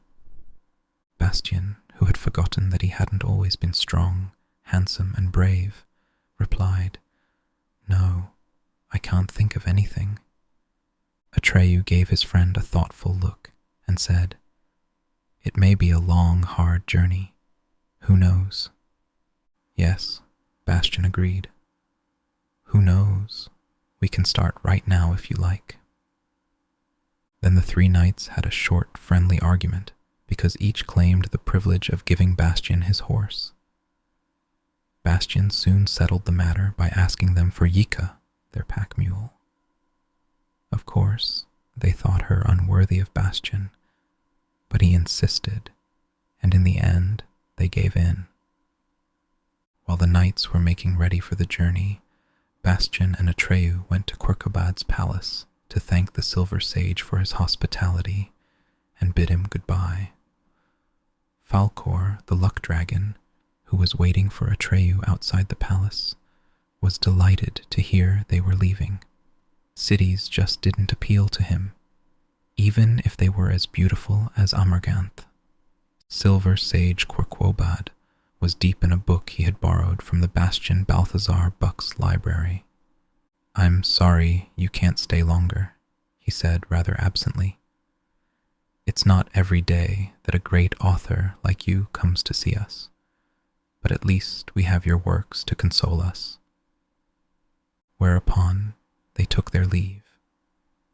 After seating himself on Falkor's back, Atreyu asked Bastian, Didn't you want to ride, Falkor? Later, said Bastian. Now Yika is waiting for me, and I've given her my promise. Then we'll wait for you on the mainland, cried Atreyu. The luck dragon rose into the air and was soon out of sight. When Bastian returned to the inn, the 3 knights were ready. They had taken the pack saddle off Yika and replaced it with a richly ornamented riding saddle. Yika didn't learn why until Bastian came over and whispered in her ear, "You belong to me now, Yika." As the ferry carried them away from the Silver City, the old pack mule's cries of joy resounded over the bitter waters of Moru, the Lake of Tears. As for Hero Heinrich, he actually succeeded in reaching Morgul, the land of the cold fire. He ventured into the petrified forest of Wadgabe, crossed the 3 moats of Rhaegar Castle, found the lead axe, and slew the dragon Smurg. Then he brought Oglamar back to her father. At that point, she would gladly have married him. But by then, he didn't want her anymore. That, however, is another story, and shall be told another time. Chapter 18. Rain was coming down in buckets. The black, wet clouds hung so low they seemed almost to graze the heads of the riders. Then big, sticky snowflakes began to fall, and in the end it was snowing and raining in one. The wind was so strong that even the horses had to brace themselves against it. The riders' cloaks were soaked through and flapped heavily against the backs of the beasts. For the last 3 days, they had been riding over a desolate high plateau. The weather had been getting steadily worse, and the ground was a mixture of mud and sharp stones that made for hard going. Here and there, the monotony of the landscape was broken by clumps of bushes or of stunted, wind-bowed trees. Bastian, who rode in the lead on his mule Yika, was fairly well off with his glittering silver mantle, which, though light and thin, proved to be remarkably warm and shed water like a duck. The low-slung body of Hycrion the Strong almost vanished in his thick blue woolen coat. The delicately built Heisbald had pulled his great loden hood over his red hair, and Hydorn's grey canvas cloak clung to his gaunt frame. Yet in their rather crude way, the 3 knights were of good cheer. They hadn't expected their adventure with Sir Bastian to be a Sunday stroll. Now and then, with more spirit than art, they sang into the storm, sometimes singly and sometimes in chorus. Their favorite song seemed to be one that began with the words, "When that I was a little tiny boy, with hey, ho, the wind and the rain." As they explained, this had been sung by a human who had visited Fantastica long years before, name of Shakespeare, or something of the sort. The only one in the group who didn't seem to mind the cold and the rain was Atreyu. On Falcor's back, he rode high above the clouds, flying far ahead to reconnoiter, and rejoining the company from time to time to report on what he had seen. They all, even the luck dragon, believed they were looking for the road that would take Bastian back to his world. Bastian thought so too. He himself didn't realize that he had agreed to Atreyu's suggestion only to oblige his friend, and that wasn't what he really wanted. But the geography of Fantastica is determined by wishes, which may or may not be conscious. And since it was Bastian who led the way, they were actually going deeper and deeper into Fantastica, heading for the ivory tower at its very center. What the consequences for him would be, he wouldn't learn until much later. For the present, neither he nor his companions had any idea where they were going. Bastian's thoughts were busy with a different problem. On the 2nd day of their journey, in the forests surrounding the Lake of Tears, he had seen unmistakable traces of the dragon Smurg. Some of the trees had been turned to stone, no doubt by contact with the monster's ice-cold fire. And the prints of the giant grasshopper feet were clearly discernible. Atreyu, who was skilled in woodcraft, had seen other tracks as well, those of Hero Heinrich's horse. which meant that Heinrich was close on the dragon's heels. "That doesn't really thrill me," said Falkor, rolling his ruby-red eyes. "Monster or not, this Smurg is a relative of mine. A distant one, to be sure, but a relative all the same." He was only half in jest. They had not followed Hero Heinrich's track, but had taken a different direction, since their supposed aim was to find Bastian's way home. And now Bastian was asking himself, had it really been such a good idea to invent a dragon for Hero Heinrich? True, Heinrich had needed a chance to show his mettle, but was it certain that he would win? What if Smurge killed him? And what about Princess Oglamar? Yes, of course she had been haughty, but was that a reason for getting her into such a fix? And on top of all that, how was he to know what further damage Smurg might do in Fantastica? Without stopping to think, Bastian had created an unpredictable menace. It would be there long after he was gone, and quite possibly kill or maim any number of innocents. As he knew, Moonchild drew no distinction between good and evil, beautiful and ugly. To her mind, all the creatures in Fantastica were equally important and worthy of consideration. But had he, Bastian, the right to take the same attitude? And above all, did he wish to? No, Bastian said to himself. He had no wish to go down in the history of Fantastica as a creator of monsters and horrors. How much finer it would be to become famous for his unselfish goodness, to be a shining model for all, to be revered as the good human or the great benefactor. Yes, that was what he wanted. The country became mountainous, and Atreyu, returning from a reconnaissance flight, reported that a few miles ahead he had sighted a glen which seemed to offer shelter from the wind. In fact, if his eyes had not deceived him, there were several caves round about where they could take refuge from the rain and snow. It was already late afternoon, high time to find suitable quarters for the night, so all the others were delighted at Atreyu's news and spurred their mounts on. They were making their way through a valley, possibly a dried-out riverbed, enclosed in mountains which grew higher as the travelers advanced. Some 2 hours later, they reached the glen, and true enough, there were several caves in the surrounding cliffs. They chose the largest and made themselves as comfortable as they could. The 3 knights gathered brushwood and branches that had been blown down by the storm, and soon they had a splendid fire going in the cave. The wet cloaks were spread out to dry. The beasts were brought in and unsaddled, and even Falkor, who ordinarily preferred to spend the night in the open, curled up at the back of the cave. All in all, it wasn't such a bad place to be in.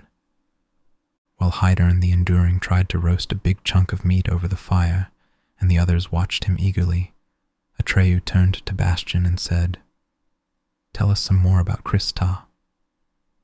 "About what?" Bastian asked. "You friend Krista, the little girl you told your stories to." "I don't know any little girl by that name," said Bastian. "And what makes you think I told her stories?" Once again, Atreyu had that thoughtful look. "Back in your world," he said slowly, "you used to tell lots of stories, some to her and some to yourself." "How do you know that, Atreyu?" "You said so yourself, in a Marganth, and you also said that people made fun of you for it." Bastian stared into the fire. "That's true," he muttered. "I did say that, but I don't know why. I can't remember." It all seemed very strange. Atreyu exchanged glances with Falkor and nodded gravely as though something one of them had said had now been proved true. But he said nothing more. Evidently, he didn't wish to discuss such matters in front of the 3 knights. "The meat's done," Hydorn announced. He cut off a chunk for each one, and they all began to eat. Done was a gross exaggeration. The meat was charred on the outside and raw on the inside, but under the circumstances there was no point in being picky and choosy. For a while they were all busy chewing.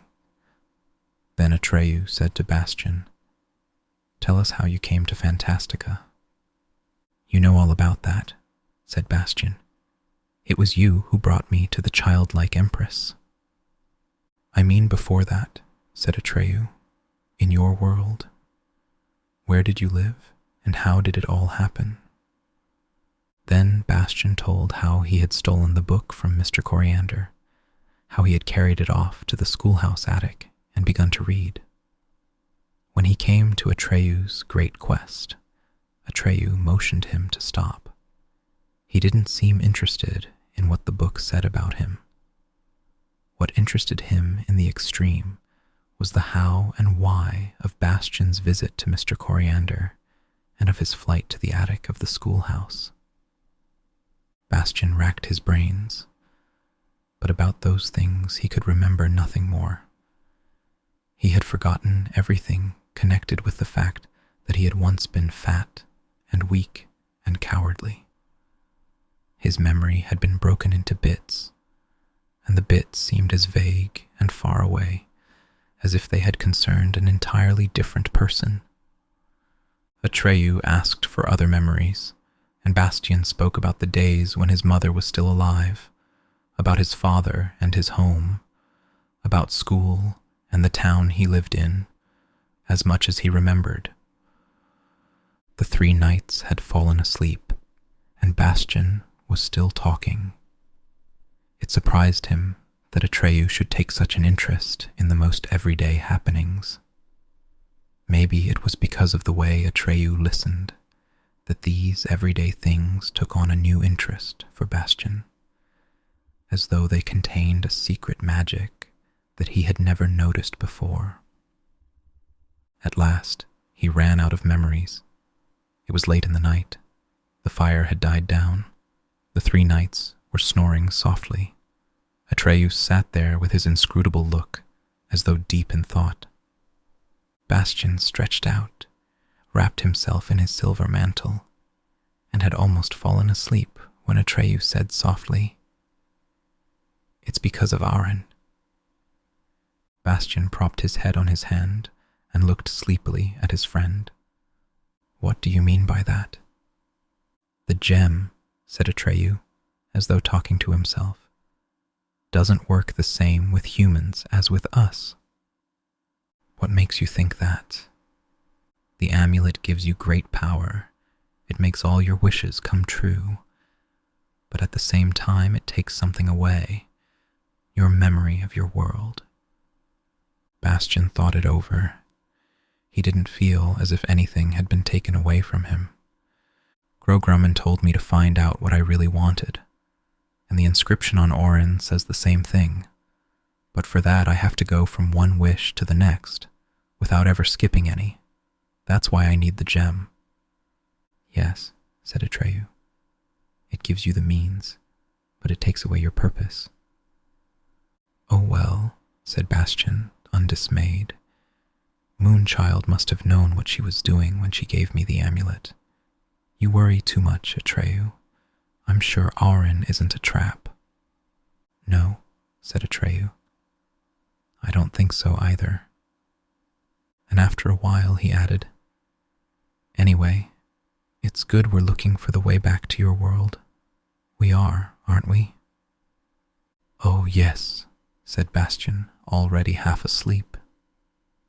In the middle of the night he was awakened by a strange sound. He had no idea what it was. The fire had gone out, and he was lying in total darkness. Then he felt Atreyu's hand on his shoulder and heard him whisper, "What's that?" "I don't know," Bastian whispered back. They crept to the mouth of the cave and listened. A great many creatures seemed to be trying to fight back their sobs. There was nothing human about it, and it didn't sound like animals in pain. Starting as a whisper, it swelled to a sigh, then ebbed and rose, ebbed and rose. Never had Bastian heard anything so mournful. "If at least we could see something," Atreyu whispered. "Wait," said Bastian. "I've got Al-Sahir." He took the glittering stone from his pocket and held it high. It gave hardly more light than a candle, but in its faint glow, the friends saw enough to make their skin crawl with horror. The whole glen was alive with hideous, foot-long worms who looked as if they had been wrapped in soiled rags. Slimy little limbs protruded from the folds in their skin.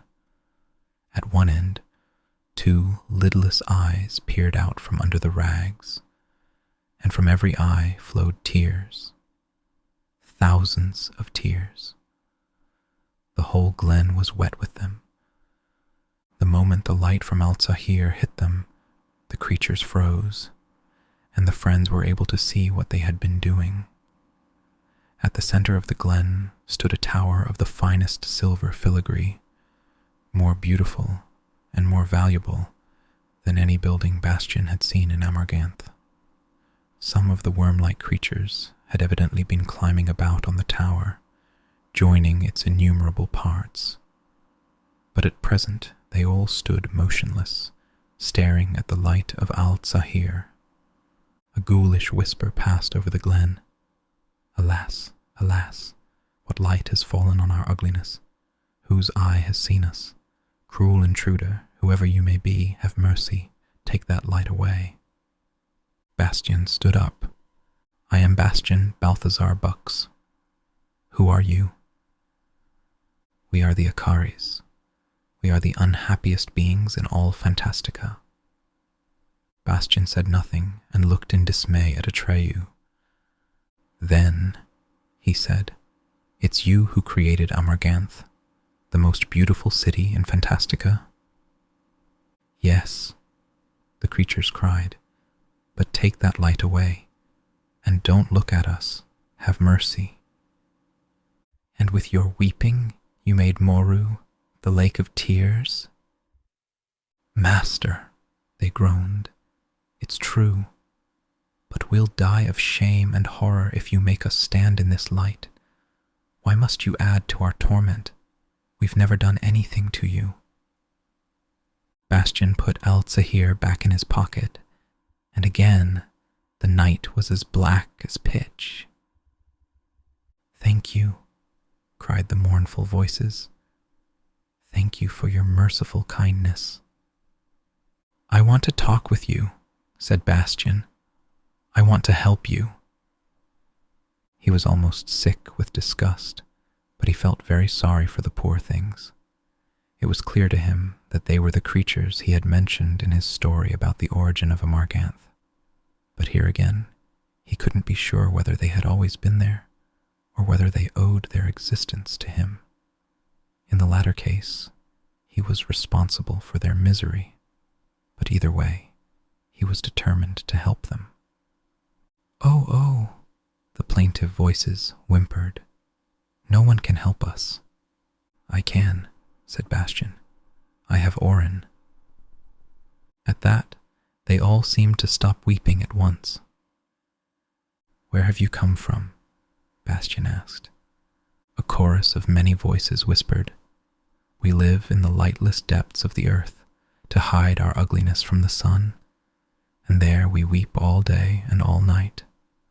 Our tears wash the indestructible silver out of the bedrock, and from it we spin the filigree you have seen.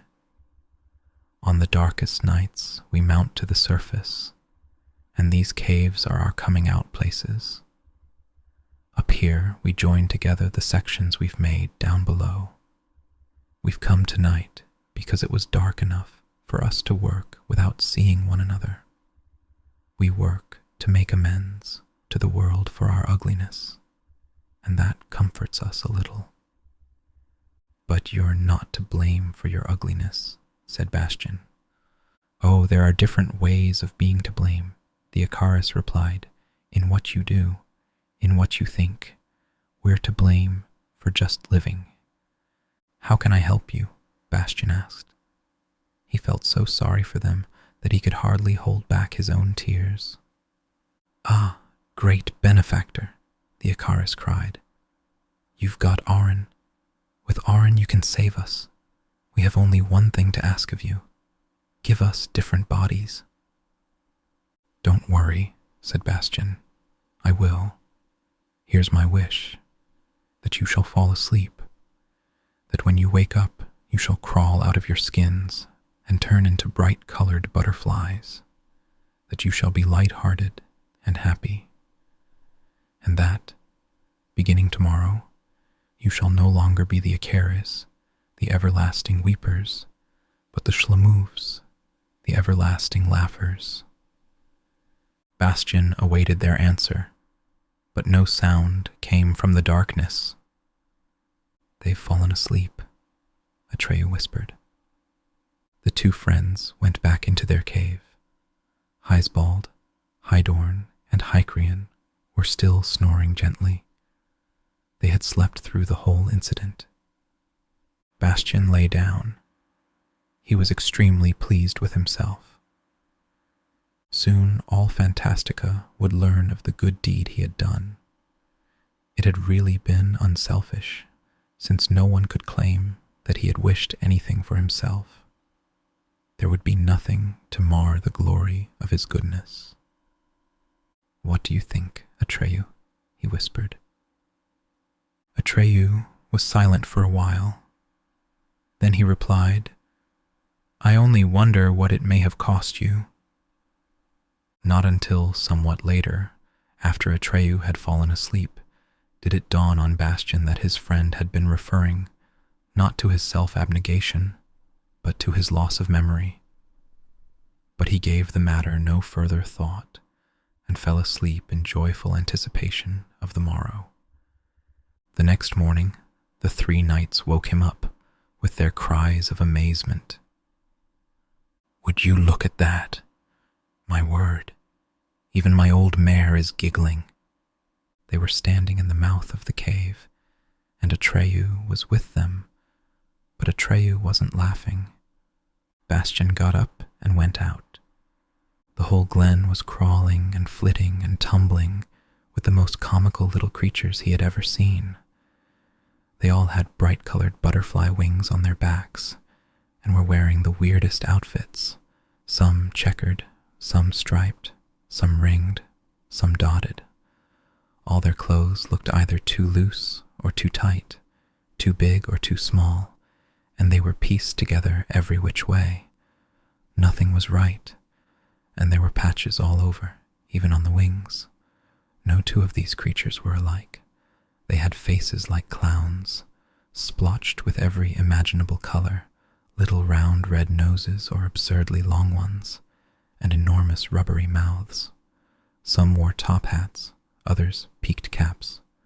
Some had only 3 brick-red tufts of hair, and some had shiny bald heads.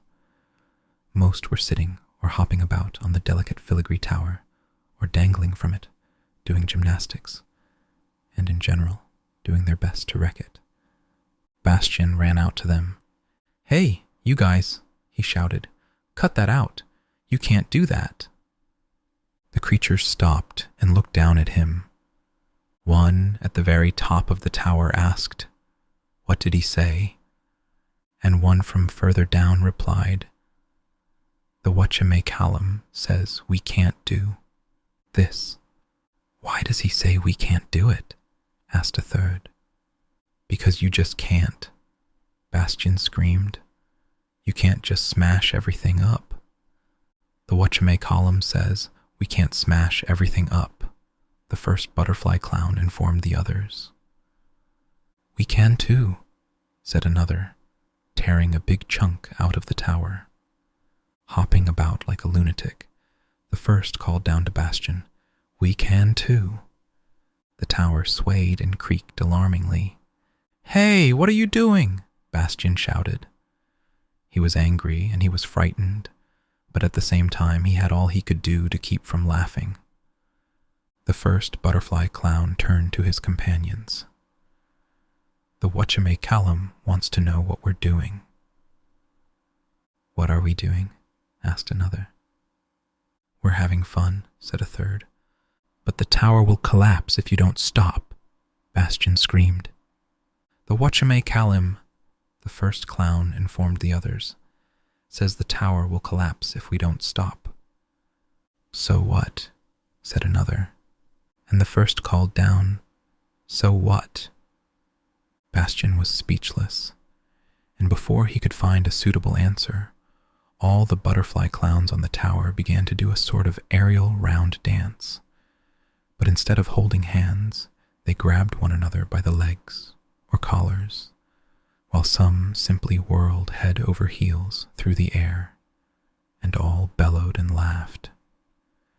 The act that the winged creatures were putting on was so light-hearted and comical that Bastian gave up trying to hold back his laughter. "But you can't do that," he called to them. "The Akaris made it, and it's beautiful." The first butterfly clown turned back to the others. "The whatchamacallum says we can't do it." "We can do anything that's not forbidden," cried another, turning somersaults in the air. "And who's going to forbid us? We're the Schlamoofs." "Who's going to forbid us anything?" all cried in chorus. "We're the Schlamoofs." "I am," cried Bastian. "The whatchamacallum," the first clown explained to the others, "says I." "You," said the others. "How can you forbid us anything?" "No," said the first. "Not I. The whatchamacallum says he." "Why does the whatchamacallum say he?" the others wanted to know. "And who is he saying he to in the first place?" "Who are you saying he to?" the first butterfly clown called down to Bastian. "I didn't say he," Bastian screamed, half fuming, half laughing. "I said I forbid you to wreck this tower." "He forbids us," said the first clown to the others, "to wreck this tower." "Who does?" inquired one who had just turned up from the far end of the glen.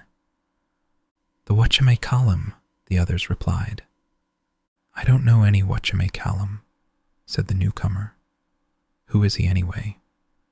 The first sang out, "Hey, whatchamacallum, who are you anyway?" "I'm not a whatchamacallum," said Bastian, who by then was moderately angry.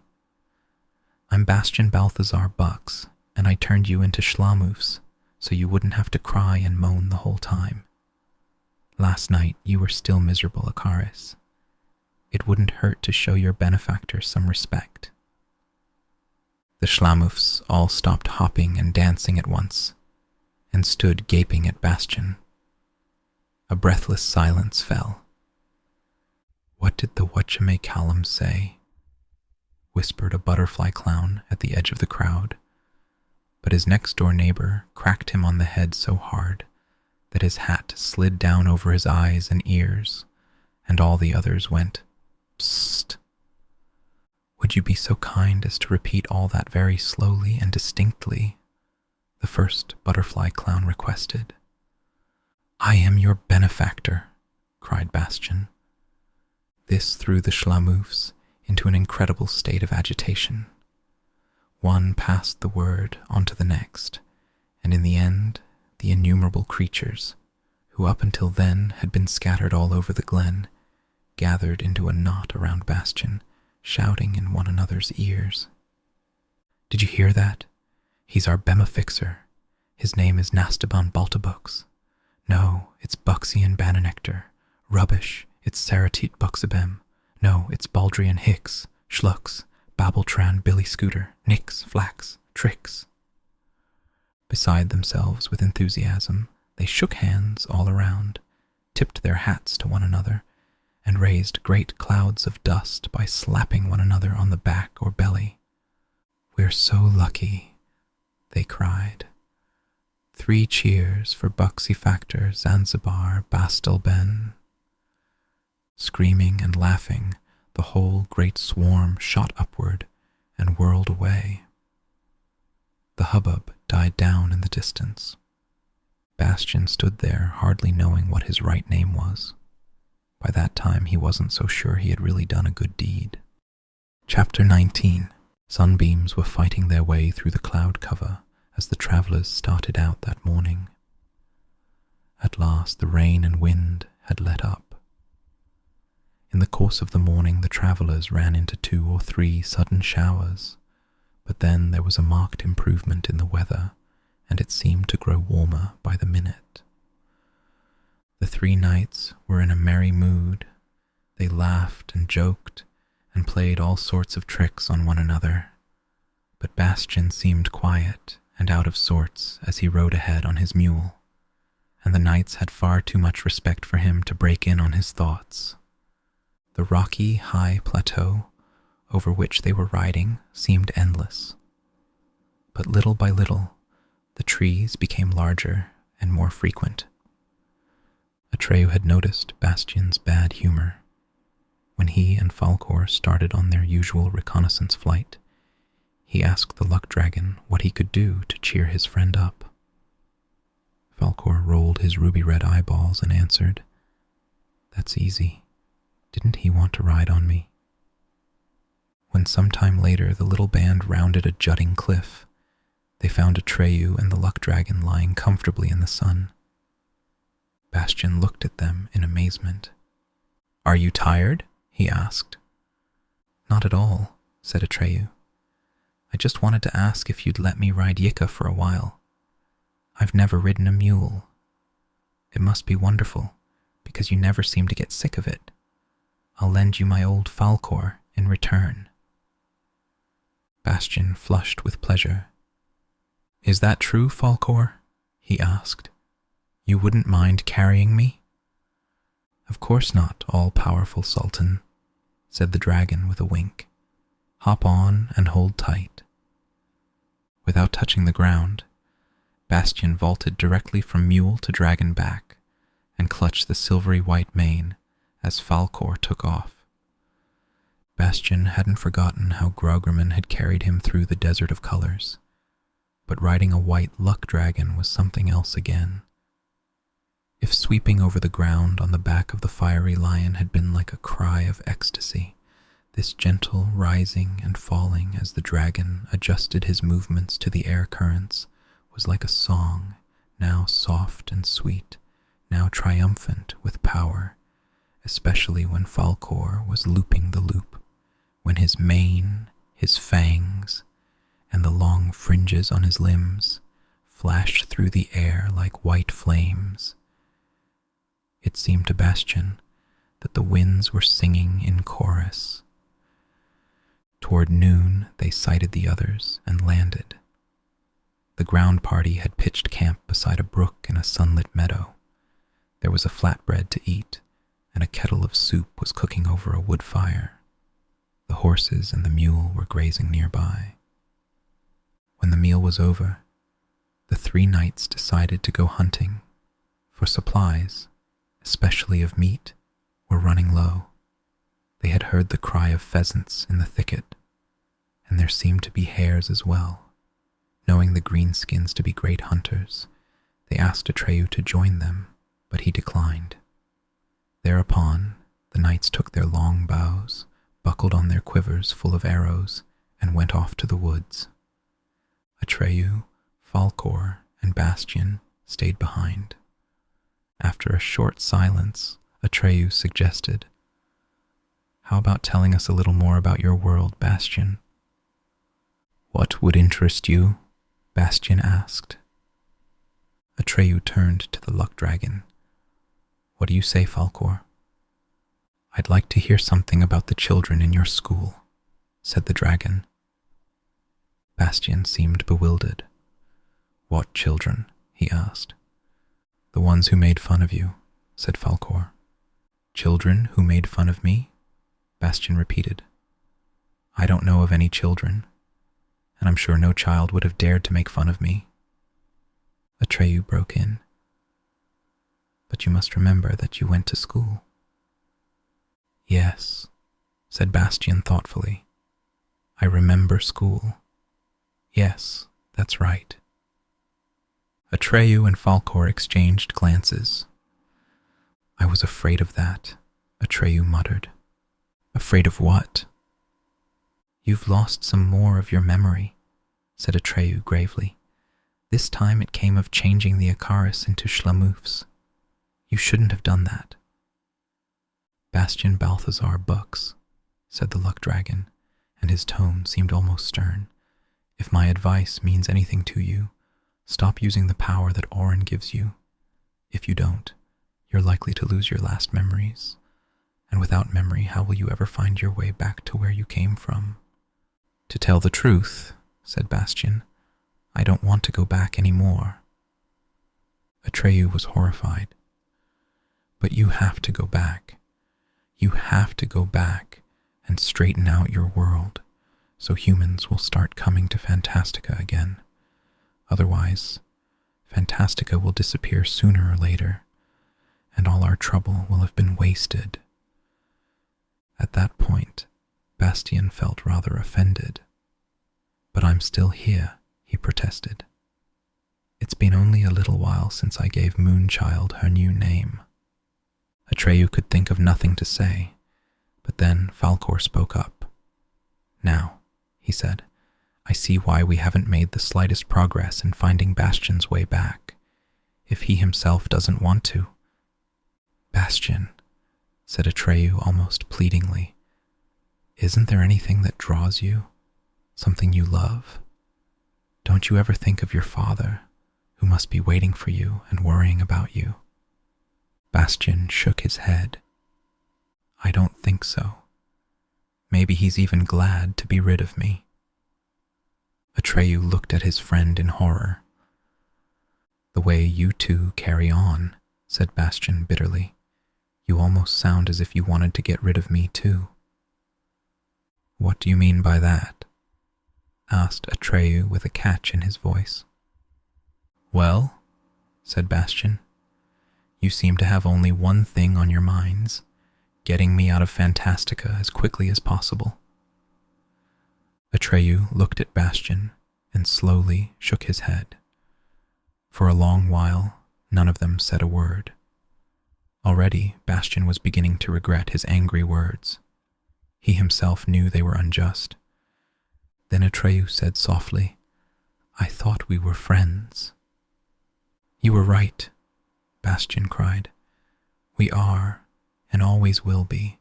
Forgive me, I've been talking nonsense. Atreyu smiled. You'll have to forgive us too, for hurting your feelings. We didn't mean it. Anyway, said Bastian, I'm going to take your advice. After a while, the three knights returned with several partridges, a pheasant, and a hare. When the party started out again, Bastian was riding Yika.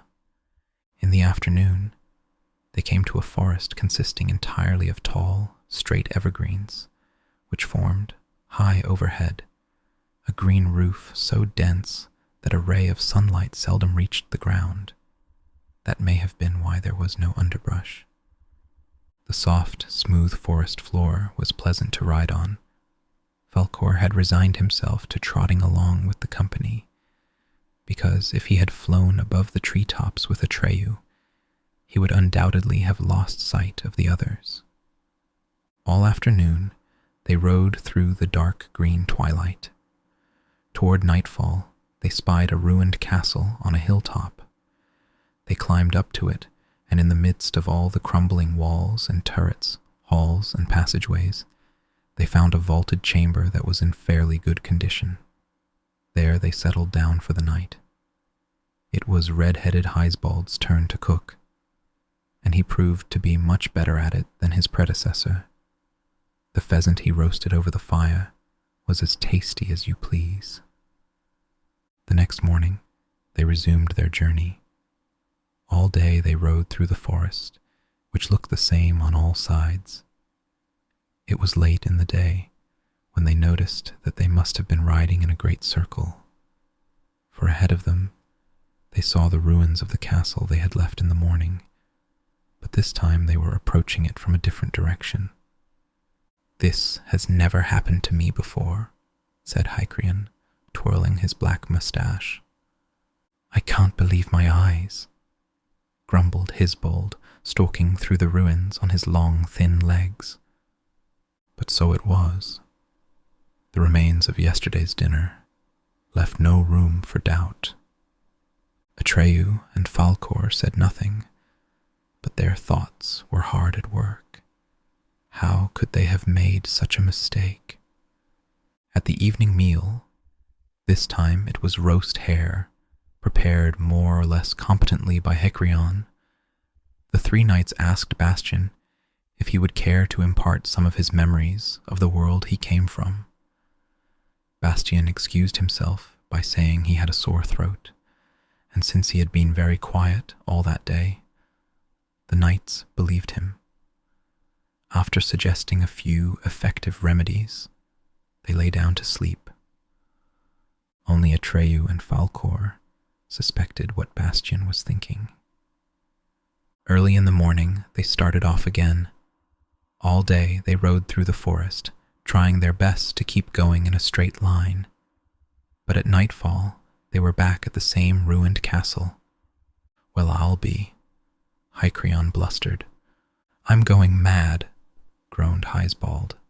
"Friends," said Hydorn disgustedly, "we might as well throw our licenses in the trash bin. Some knights errant we turned out to be." On their first night at the castle, Bastian, knowing that Yika liked to be alone with her thoughts now and then, had found her a special little niche. The company of the horses, who could think of nothing to talk about but their distinguished ancestry, upset her. That night, after Bastian had taken her back to her place, she said to him, "Master, I know why we're not getting ahead." "How can you know that, Yika?" "Because I carry you, Master. And because I'm only half an ass, I feel certain things." "So, according to you, why is it?" "You don't want to get ahead, Master. You've stopped wishing for anything." Bastian looked at her in amazement. "You are really a wise animal, Yika." The mule flapped her long ears in embarrassment. "Do you know which way we've been going?" "No," said Bastian. "Do you?" Yika nodded. "We've been heading for the center of Fantastica." "For the ivory tower?" "Yes, Master, and we made good headway as long as we kept going in that direction." "That's not possible," said Bastian. "Atreyu would have noticed it, and certainly Falkor would have, but they didn't." "We mules," said Yika, "are simple creatures, not in a class with luck dragons. But we do have certain gifts, and one of them is a sense of direction. We never go wrong. That's how I knew for sure that you wanted to visit the Childlike Empress." "Moonchild," Bastian murmured. "Yes, I would like to see her again. She'll tell me what to do." Then he stroked the mule's white nose and whispered, "Thanks, Yika. Thanks." Next morning, Atreyu took Bastian aside. "Listen, Bastian, Falkor and I want to apologize. The advice we gave you was meant well, but it was stupid. We just haven't been getting ahead. Falkor and I talked it over last night. You'll be stuck here, and so will we. Until you wish for something. It's bound to make you lose some more of your memory, but that can't be helped. There's nothing else you can do. We can only hope that you find the way back before it's too late. It won't do you any good to stay here. You'll just have to think of your next wish and use Auron's power." "Right," said Bastian. "Yika said the same thing, and I already know what my next wish will be. Let's go. I want you all to hear it." They rejoined the others. "Friends," said Bastian in a loud voice. "So far we have been looking in vain for the way back to my world. Now I've decided to go and see the one person who can help me find it. That one person is the Childlike Empress. Our destination is now the Ivory Tower." "Hurrah!" cried the three knights in unison. But then Falcor's bronze voice rang out. "Don't do it, Bastian Balthazar Bucks. What you wish is impossible. Don't you know that no one can meet the golden-eyed commander of wishes more than once? You will never see her again." Bastian clenched his fists. "Moonchild owes me a lot," he said angrily. "I'm sure she won't keep me away." "You'll see," Falcor replied, "that her decisions are sometimes hard to understand." Bastian felt the color rising to his cheeks. "You and Atreyu," he said, "are always giving me advice. You can see where your advice has got us. From now on, I'll do the deciding. I've made up my mind, and that's that." He took a deep breath and went on a little more calmly.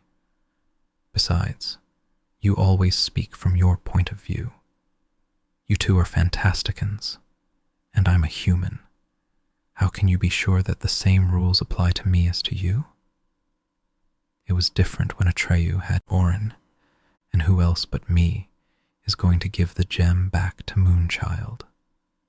No one can meet her twice, you say. But I've already met her twice. The first time we saw each other for only a moment, when Atreyu went into her chamber, and the second time when the big egg exploded. With me, everything is different. I will see her a third time." All were silent. The knights, because they didn't know what it was all about. Atreyu and Falcor, because they were beginning to have doubts. "Well," said Atreyu finally, "maybe you're right. We have no way of knowing how the Childlike Empress will deal with you." After that they started out, and before noon they reached the edge of the forest. Before them lay sloping meadows as far as the eye could see. Soon they came to a winding river and followed its course. Again Atreyu and Falcor explored the country, describing wide circles around their slow-moving companions. But both were troubled, and their flight was not as light and carefree as usual. Looking ahead, they saw that the country changed abruptly at a certain point in the distance. A steep slope led from the plateau to a low-lying, densely wooded plain, and the river descended the slope in a mighty waterfall. Knowing that the riders couldn't hope to get that far before the next day, the two scouts turned back. "Falcor," Atreyu asked, "do you suppose the Childlike Empress cares what becomes of Bastian?" "Maybe not," said Falcor. "She draws no distinctions." "Then," said Atreyu, "she is really a—" "Don't say it," Falcor broke in. "I know what you mean, but don't say it." For a while, Atreyu was silent. Then he said, "But he's my friend, Falcor.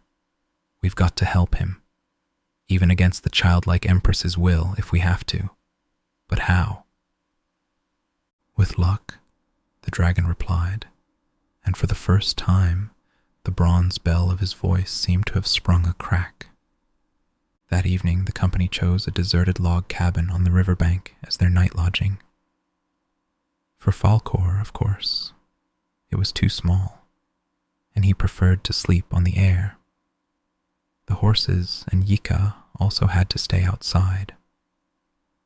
During the evening meal, Atreyu told the others about the waterfall and the abrupt change in the country. Then he added casually, "By the way, we're being followed." The three knights exchanged glances. "Oh ho!" cried Hycrion, giving his black mustache a martial twirl. "How many are they?" "I counted 7 behind us," said Atreyu, but even if they ride all night, they can't be here before morning." "Are they armed?" asked Heisbold. "I couldn't tell," said Atreyu, "but there are more coming from other directions. I saw 6 in the west, 9 in the east, and 12 or 13 are coming from up ahead." "We'll wait and see what they want," said Heidern. 35 or 36 men would hardly frighten the 3 of us, much less Sir Bastian and Atreyu." Ordinarily, Bastian ungirt the sword Secunda before lying down to sleep, but that night he kept it on and slept with his hand on the hilt. In his dreams, he saw Moonchild smiling at him, and her smile seemed full of promise. If there was any more to the dream, he forgot it by the time he woke up, but his vision encouraged him in his hope of seeing her again. Glancing out of the door of the cabin, he saw 7 blurred shapes through the mist that had risen from the river. 2 were on foot, the others mounted on different sorts of steeds. Bastian quietly awakened his companions. The knights unsheathed their swords, and together they stepped out of the cabin. When the figures waiting outside caught sight of Bastian, the riders dismounted, and all 7 went down on their left knees, bowed their heads, and cried out, "Hail and welcome to Bastian Balthazar Bux, the savior of Fantastica." The newcomers were a weird-looking lot. One of the 2 who had come on foot had an uncommonly long neck and a head with 4 faces, one pointed in each of the 4 directions. The first was merry, the second angry, the third sad, and the 4th sleepy. All were rigid and unchanging, but he was able at any time to face forward with the one expressing his momentary mood. This individual was a 4-quarter troll, sometimes known as a Moody Woody. The second pedestrian was what is known in Fantastica as a head-footer. His head was connected directly with his long, thin legs, there being neither neck nor trunk. Head-footers are always on the go and have no fixed residence. As a rule, they roam about in swarms of many hundreds, but from time to time, one runs across a loner. They feed on herbs and grasses. The one that was kneeling to Bastian looked young and red-cheeked. The 3 creatures riding on horses no larger than goats were a gnome, a shadow scamp, and a blondie cat. The gnome had a golden circlet around his head and was obviously a prince. The shadow scamp was hard to recognize, because to all intents and purposes he consisted only of a shadow cast by no one. The blondie cat had a cat-like face and long golden blonde curls that clothed her like a coat. Her whole body was covered with equally blonde, shaggy fur. She was no bigger than a 5-year-old child. Another, who was riding on an ox, came from the land of the Sassafranians, who are born old and die when they have grown, that is, dwindled, to infancy. This one had a long white beard, a bald head, and a heavily wrinkled face. By Sassafranian standards, he was a youngster, about Bastian's age. A blue djinn had come on a camel. He was tall and thin, and was wearing an enormous turban. His shape was human, but his bare torso with its bulging muscles seemed to be made of some glossy blue metal. Instead of a nose and mouth, he had a huge, hooked eagle's beak. "Who are you, and what do you want?" Hycrian asked rather brusquely. Despite the ceremonious greeting, he wasn't quite convinced of the visitor's friendly intentions. He still had his hand on his sword hilt. The 4-quarter troll, who up until then had been keeping his sleepy face foremost, now switched to the merry one. Ignoring Hycrian, he addressed himself to Bastian. "Your lordship," he declared, "we are princes from many different parts of Fantastica, and we have all come to welcome you and ask for your help. The news of your presence has flown from country to country. The wind and the clouds speak your name. The waves of the sea proclaim your glory, and every last brooklet is celebrating your power. Bastian cast a glance at Atreyu, but Atreyu looked at the troll unsmilingly and almost severely. We know. The blue djinn broke in, and his voice sounded like the rasping cry of an eagle. We know that you created Perlin, the night forest, and Goab, the desert of colors. We know you have eaten and drunk the fire of the many-colored death, and bathed in it, something that no one else in Fantastica could have done and still lived. We know that you passed through the temple of 1,000 doors, and we know what happened in the silver city of Amarganth. We know, my lord, that there is nothing you cannot do. When you make a wish, your wishes come to pass. And so we invite you to come and stay with us, and favor us with a story of our own, for none of our nations has a story. Bastian thought it over, then shook his head. I can't do what you ask of me just yet. I'll help you later on, but first I must go to the Childlike Empress. I hope you will join us and help me to find the ivory tower. The creatures didn't seem at all disappointed.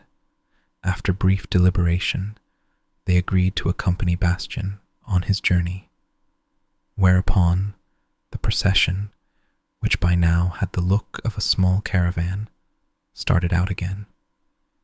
Throughout the day they were joined by new adherents, not only those Atreyu had sighted the day before, but many more. There were goat-legged fauns and gigantic nighthawks. There were elves and kobolds, beetle riders and three-legses, a man-sized rooster in jackboots, a stag with golden antlers who walked erect and wore a Prince Albert. Many of the new arrivals bore no resemblance whatsoever to human beings. There were helmeted copper ants, strangely shaped wandering rocks, flute birds, who made music with their long beaks, and there were 3 so-called puddlers, who moved by dissolving into a puddle at every step and resuming their usual form a little farther on. But perhaps the most startling of all was a twee, whose fore and hindquarters had a way of running about independently of one another. Except for its red and white stripes, it looked rather like a hippopotamus. Soon, the procession numbered at least 100, and all had come to welcome Bastian, the savior of Fantastica, and beg him for a story of their own. But the original 7 told the others that they would first have to go to the ivory tower, and all were agreed. Hycrian, Hisbald, and Hydern rode with Bastian, in the lead of the now rather impressive procession. Toward evening, they came to a waterfall. Leaving the plateau, they made their way down a winding mountain trail, at the end of which they found themselves in a forest of tree-sized orchids with enormous spotted blossoms. These blossoms looked so frightening that when the travelers stopped for the night, they decided to post sentries. Bastian and Atreyu gathered some of the deep, soft moss that lay all about and made themselves a comfortable bed. Falkor protected the 2 friends by lying down in a circle around them. The air was warm and heavy with the strange and none too pleasant scent of the orchids. That scent seemed fraught with evil. Chapter 20. The dewdrops on the orchids glistened in the morning sun as the caravan started out again. The night had been uneventful, except that more and more emissaries kept trailing in. The procession now numbered close to 300. The farther they went into the orchid forest, the stranger grew the shapes and colors of the flowers. And soon, Hycrian, Hisbald, and Hydorn discovered that the fears which had led them to post sentries had not been entirely groundless, for many of the orchids were carnivorous and big enough to swallow a whole calf. True, they could not move of their own volition. It hadn't been really necessary to post sentries. But if something or someone touched them, they snapped shut like traps. And several times when a blossom seized the hand, foot, or mount of a fellow traveler, the knights were obliged to draw their swords and hack the blossom to pieces. Throughout the ride, Bastian was besieged by all sorts of fantastic creatures who tried to attract his attention or at least get a look at him. But Bastian rode on in withdrawn silence. A new wish had come to him, and for the first time, it was one that made him seem standoffish and almost sullen. He felt that despite their reconciliation, Atreyu and Falkor were treating him like a child, that they felt responsible for him and thought he had to be led by the nose. But come to think of it, hadn't they been that way from the start? Oh yes, they were friendly enough, but they seemed to feel superior to him for some reason, to regard him as a harmless innocent who needed protecting, and that didn't suit him at all. He wasn't innocent, he wasn't harmless, and he'd soon show them. He wanted to be dangerous and feared by all, including Atreyu and Falkor. The blue djinn, his name, incidentally, was Ilwan, elbowed his way through the crush around Bastian, crossed his arms over his chest, and bowed. Bastian stopped. "What is it, Ilwan? Speak." "My lord," said the djinn in his eagle's voice, "I've been listening in on the conversations of our new traveling companions. Some of them claim to know this part of the country, and their teeth are chattering with fear." "What are they afraid of?" "This forest of carnivorous orchids, my lord, belongs to Zaid, the wickedest and most powerful sorceress in all Fantastica. She lives in Horak Castle, also known as the Seeing Hand." "Tell the scaredy cats not to worry," said Bastian. "I'm here to protect them." Ilwan bowed and left him. A little later, Falkor and Atreyu, who had flown far ahead, returned to Bastian. The procession had stopped for the noonday meal. "I don't know what to make of it," said Atreyu. 3 or 4 hours' journey from here, in the middle of the orchid forest, we saw a building that looks like a big hand jutting out of the ground. There's something sinister about it, and it's directly in our line of march. Bastian told them what he had heard from Ilwan.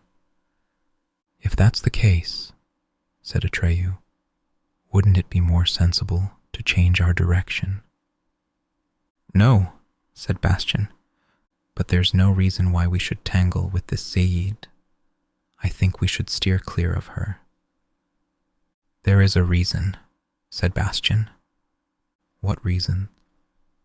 "Because I feel like it," said Bastian. Atreyu looked at him open-mouthed. The conversation stopped there because Fantasticans were crowding in from all sides to get a look at Bastian. But when the meal was over, Atreyu rejoined Bastian. Trying to make it sound casual, he suggested, "How about taking a ride with Falkor and me?" Bastian realized that Atreyu wanted a private talk with him. They hoisted themselves up on Falkor's back, Atreyu in front, Bastian behind him, and the dragon took off. It was the first time the two friends had flown together. Once they were airborne, Atreyu said, "It's been hard seeing you alone these days, but we have to talk things over, Bastian." "Just as I thought," said Bastian with a smile. "What's on your mind?" Atreyu began hesitantly. "Have we come to this place, and are we heading where we are because of some new wish of yours?" I imagine so, said Bastian rather coldly. That's what Falkor and I have been thinking, said Atreyu. What kind of wish is it? Bastian made no answer. Don't get me wrong, said Atreyu.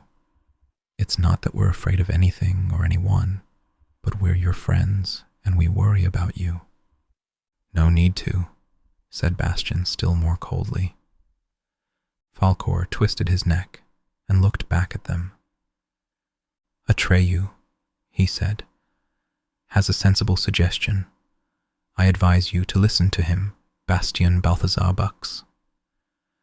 Some more of your good advice?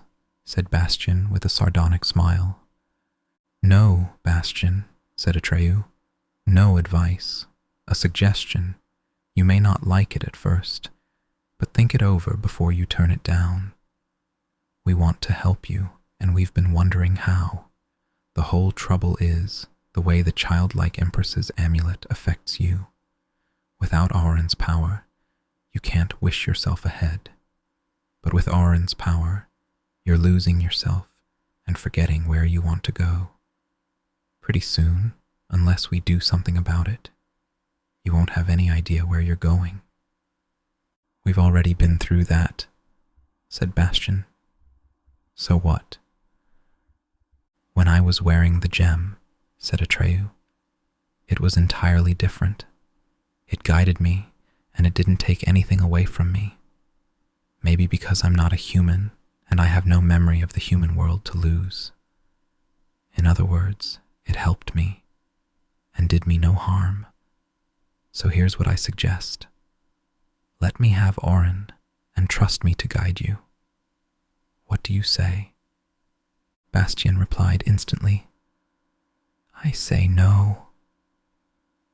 Again, Falkor looked back. Couldn't you at least think it over for a moment? No, said Bastian. For the first time, Atreyu grew angry. Bastian, he said, think sensibly. You can't go on like this. Haven't you noticed that you've changed completely? You're not yourself anymore. Thanks, said Bastian. Thank you very much for minding my business all the time. But frankly, I can get along without your advice.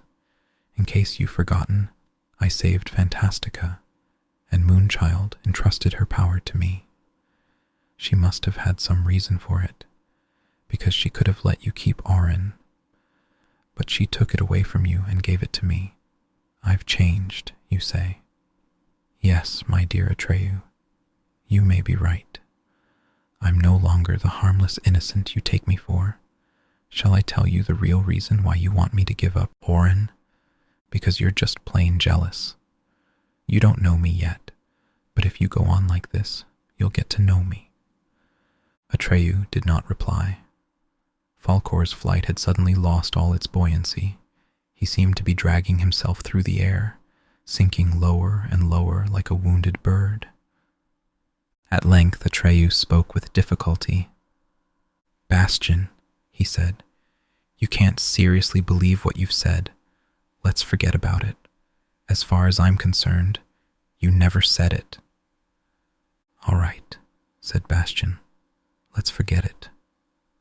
Anyway, I didn't start the argument. For a time they rode on in silence. In the distance, Horrok Castle rose up from the orchid forest. It really did look like a giant hand with 5 outstretched fingers. But there's something I want to make clear once and for all, said Bastian suddenly. I've made up my mind. I'm not going back at all. I'm going to stay in Fantastica for good. I like it here, so I can manage without my memories. And if it's the future of Fantastica you're worried about, I can give Moonchild thousands of new names. We don't need the human world anymore. Falkor banked for a U-turn. Hey, Bastian shouted. What are you doing? Fly ahead. I want to see Horrok close up. I can't, Falkor gasped. I honestly can't go on. On their return to the caravan, they found their traveling companions in a frenzy of agitation. They had been attacked by a band of some 50 giants, covered with black armor that made them look like enormous two-legged beetles. Many of the traveling companions had fled and were just beginning to return singly or in groups. Others had done their best to defend themselves, but had been no match for the armored giants. The 3 knights, Hycrian, Heisbald, and Hydorn, had fought heroically, but without making a dent in any of their assailants. In the end, they had been disarmed and dragged away in chains. One of the armored giants had shouted in a strangely metallic voice, "Zaid, the mistress of Horak Castle, sends greetings to Bastian Balthazar Bux, the savior of Fantastica, and makes the following demands. Submit to me unconditionally, and swear to serve me with body and soul as my faithful slave. Should you refuse, or should you attempt to circumvent my will by guile or stratagem, your 3 friends, Hycrion, Heisbald, and Hydorn, will die a slow, shameful, and cruel death by torture. You have until sunrise tomorrow to make up your mind. That is the message of Zaid, the mistress of Horak Castle. It has been duly delivered." Bastian bit his lips. Atreyu and Falkor had wiped all expression off their faces, but Bastian knew exactly what they were thinking. What he minded most was their mask of secrecy, but this was hardly the time to have it out with them. That could wait. Instead, he addressed the company in a loud voice. "I will never give in to Zaid's blackmail. We must set the prisoners free, and without delay." "It won't be easy," said Ilwan, the blue djinn with the eagle beak. "All of us together are no match for those black devils, and even if you, my lord, and Atreyu and his luck dragon were to lead us into battle, it would take us too long to capture Horak Castle. The lives of the 3 knights are in Zaid's hands. She will kill them the moment she finds out that we are attacking." "Then we mustn't let her find out," said Bastian. "We must take her by surprise." "How can we do that?" asked the 4-quarter troll, putting forward his angry face, which was rather terrifying. "Zaid is crafty.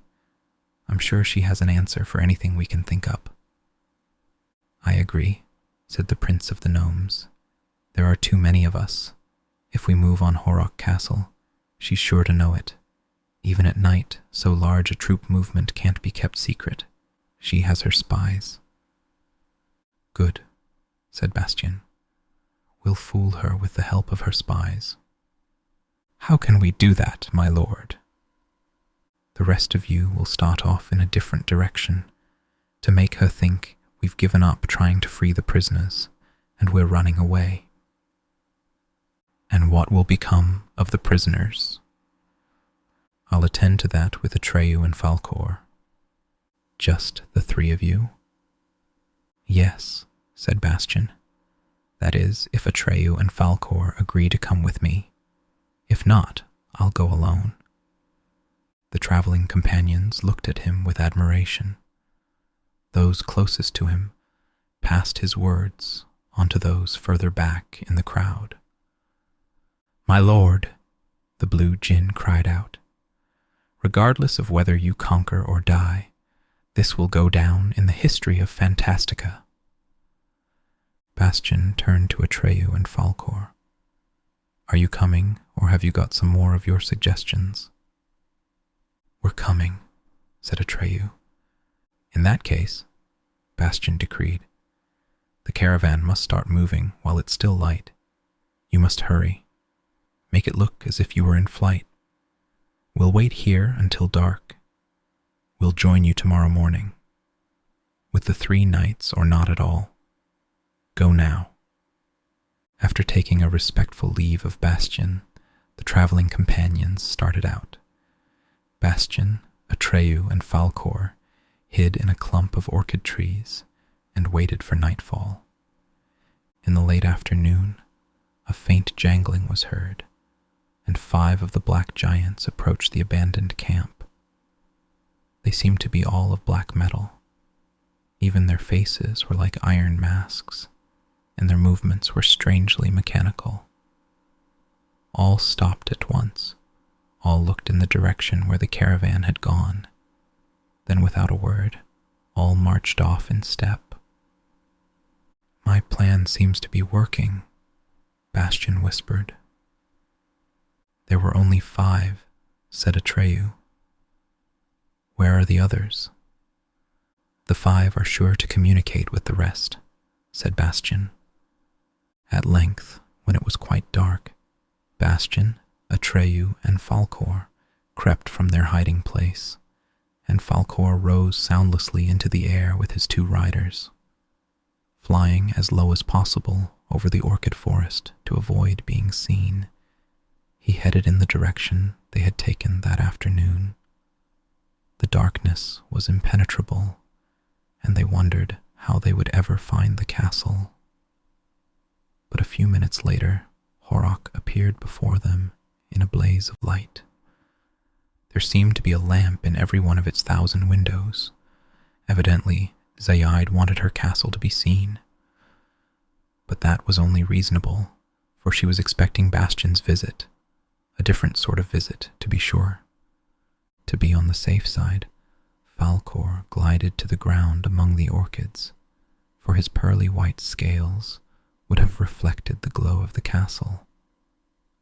Under cover of the trees they approached. Outside the gate, 10 of the armored guards were on watch, and at each of the brightly lit windows stood one of them, black, motionless, and menacing. Horok Castle was situated on a rise from which the orchid trees had been cleared. True enough, it was shaped like an enormous hand.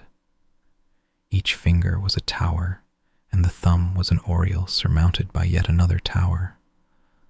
The whole building was many stories high, and the windows were like glittering eyes looking out over the countryside. It was known with good reason as the Seeing Hand. "The first thing we have to do," Bastian whispered into Atreyu's ear, "is locate the prisoners." Atreyu nodded and told Bastian to stay there with Falkor. Then he crawled soundlessly away.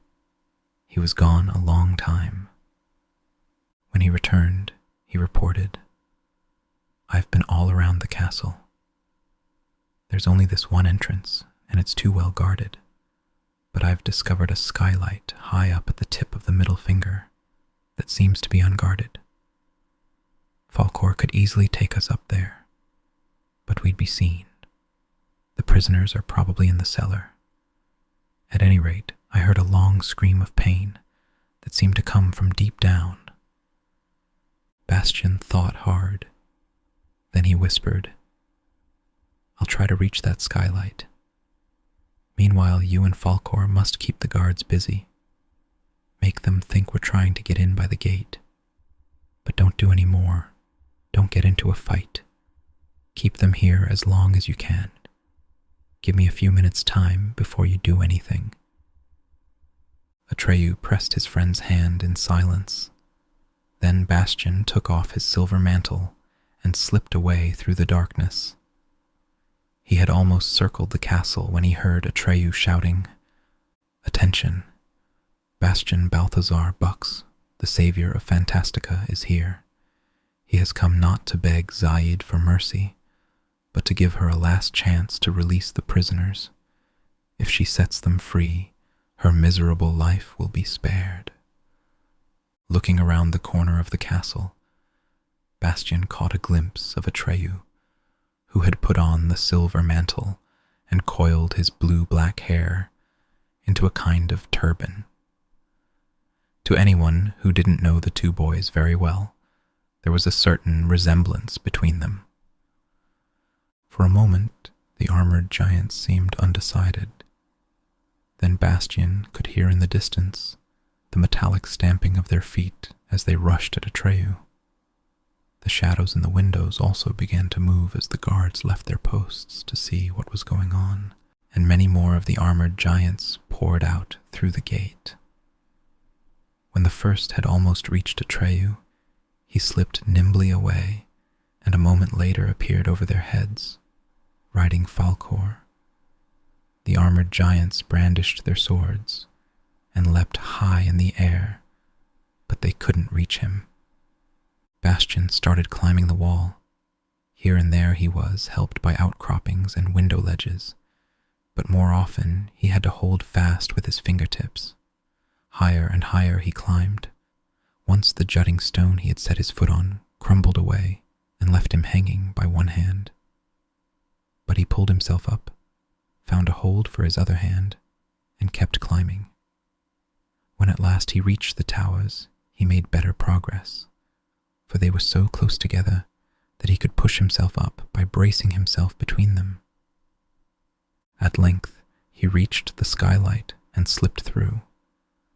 True enough, there was no guard in the tower room, heaven knows why. Opening a door, he came to a narrow, winding staircase and started down. When he reached the floor below, he saw 2 black guards standing at a window, watching the excitement outside. He managed to pass behind them without attracting their notice. On he crept, down more stairways, through passages and corridors. One thing was certain. Those armored giants might have been great fighters, but they didn't amount to much as guards. At last, the cold and the musty smell told him he was in the cellar. Luckily, all the guards seemed to have raced upstairs in pursuit of the supposed Bastian Balthazar Bucks. Torches along the walls lit the way for him. Lower and lower he went. He had the impression that there were as many floors below the ground as above.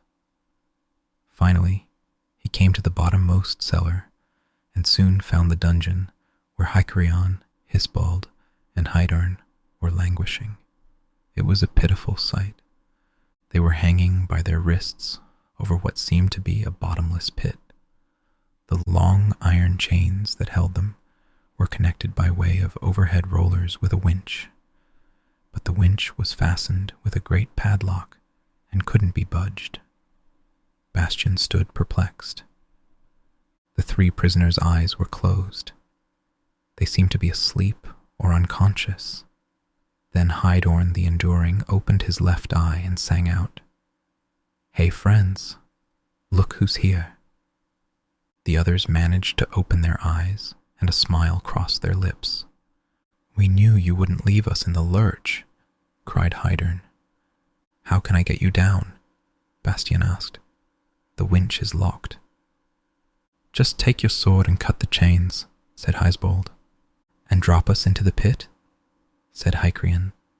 "That's not such a good idea." "Anyway," said Bastian, "I can't draw my sword. I can't use Secanda unless it jumps into my hand." "That's the trouble with magic swords," said Hydern. "When you need them, they go on strike." "Hey," Hisbald whispered. "The guards had the key to that winch. Where could they have put it?" "I remember a loose stone," said Hycerion, "but I couldn't see very well while they were hoisting me up here." Bastian looked and looked. The light was dim and flickering, but after a while he discovered a stone flag that was not quite even with the rest. He lifted it cautiously, and there indeed was the key. He opened the big padlock and removed it from the winch. Then slowly he began to turn. It creaked and groaned so loud that the armored giants must have heard it by then, if they weren't totally deaf. Even so, there was nothing to be gained by stopping. Bastian went on turning until the 3 knights were level with the floor, though still over the pit. Then, after swinging them to and fro until their feet touched the ground, he let them down. They stretched out exhausted and showed no inclination to move. Besides, they still had the heavy chains on their wrists. Bastian had little time to think, for metallic steps came clanking down the stone stairs. The guards. Their armor glittered in the torchlight like the carapaces of giant insects. All with the same movement, they drew their swords and rushed at Bastian. Then at last, Sikanda leapt from the rusty sheath and into his hand. With the speed of lightning, the blade attacked the first of the armored giants and hacked him to pieces before Bastian himself knew what was happening.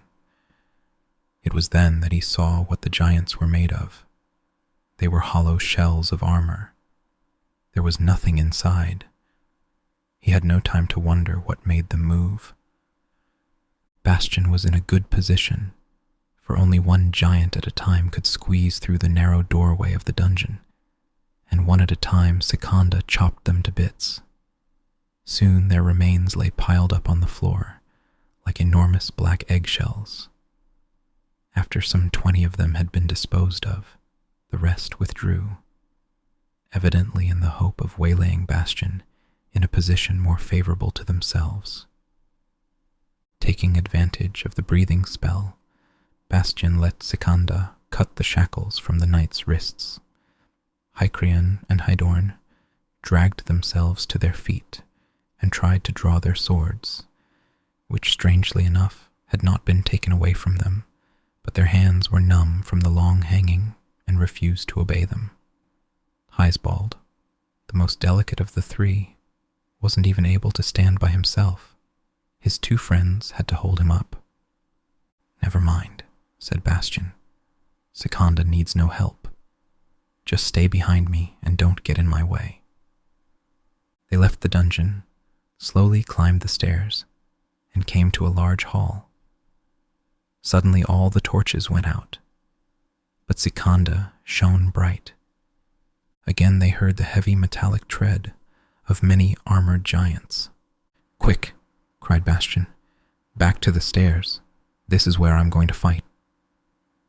He couldn't see whether the three knights obeyed his order, and there was no time to find out, because Sikanda was already dancing in his hand. The entire hall was ablaze with its sharp white light. The assailants managed to push Bastian back from the top of the stairs and to attack him from all sides, yet not one of their mighty blows touched him. Sikanda whirled around him so fast that it looked like hundreds of swords, and a few moments later, he was surrounded by a heap of shattered black armor in which nothing stirred. "Come on up," Bastian cried to his companions. The three knights stood gaping on the stairs. Hycrian's mustache was trembling. "I've never seen anything like it," he cried. "Something to tell my grandchildren," Hysbald stammered. "The only trouble," said Hydorn mournfully, "is that they won't believe you." Bastian stood there with sword in hand, wondering what to do next. Suddenly it sprang back into its sheath. "The danger seems to be over," he said. "At least the part that calls for a sword," said Hydorn. "What do we do now?" "Now," said Bastian, "I want to make this Zayed's acquaintance. I've got a bone to pick with her."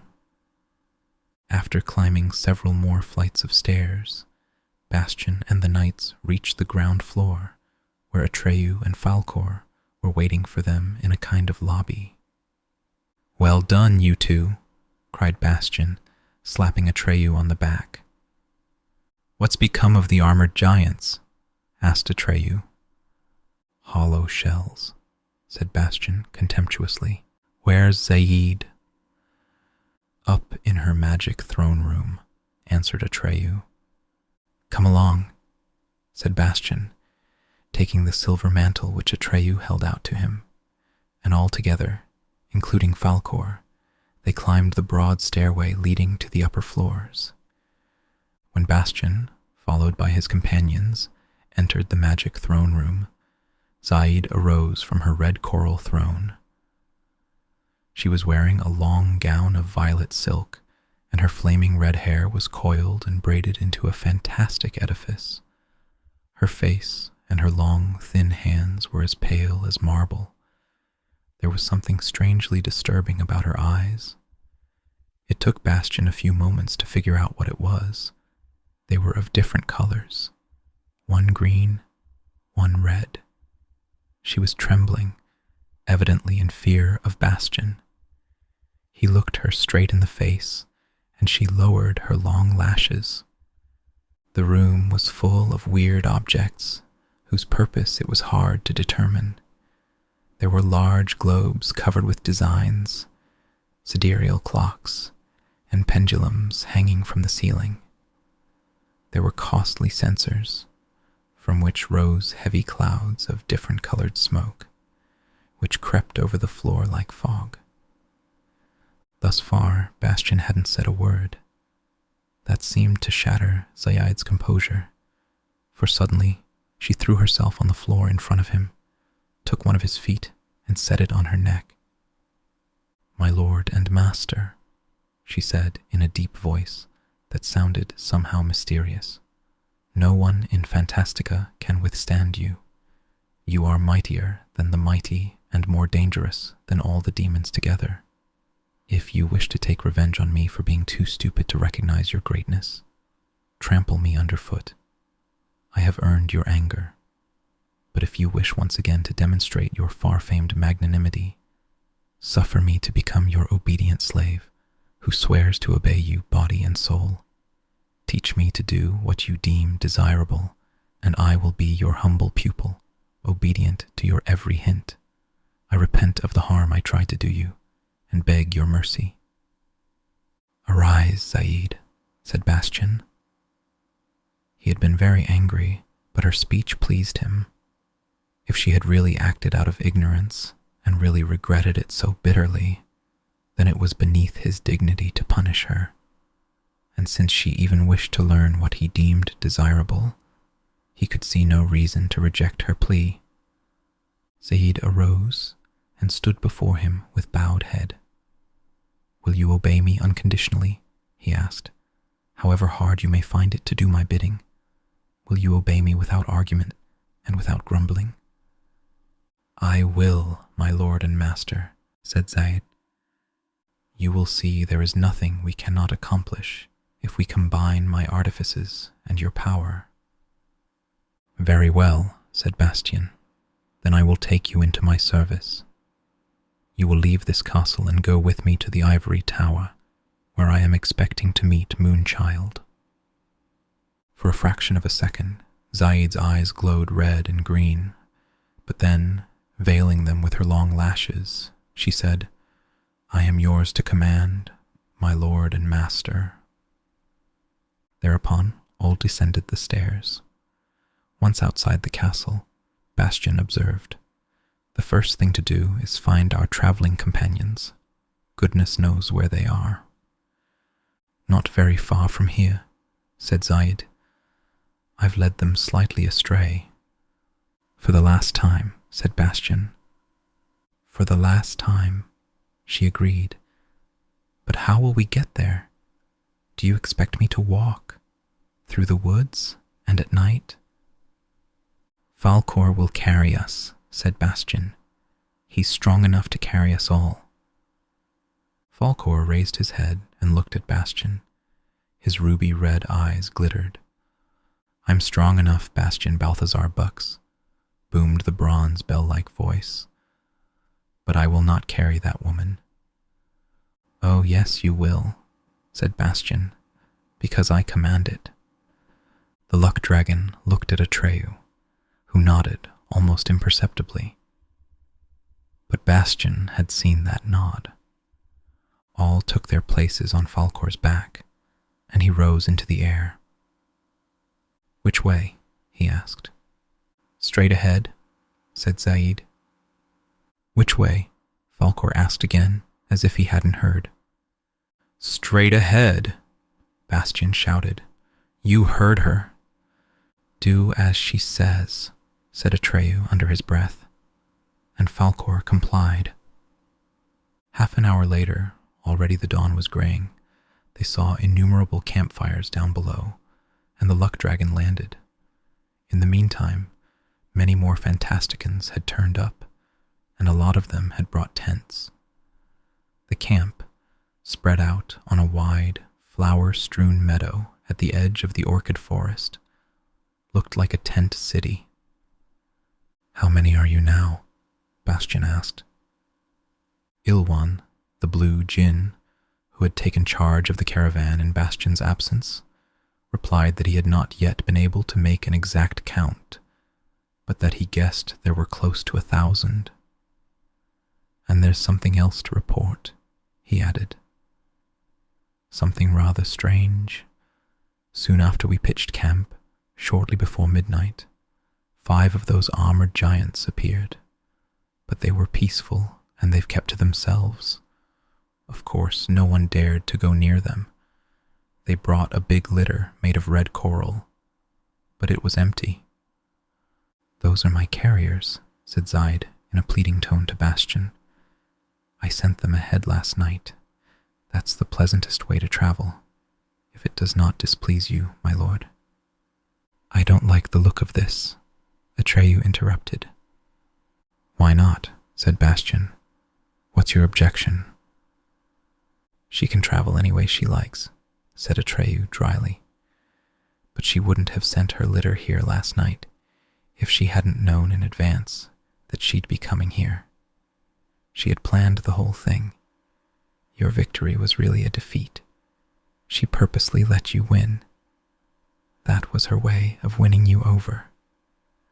"Enough of this," cried Bastian, purple with anger. "I didn't ask for your opinion.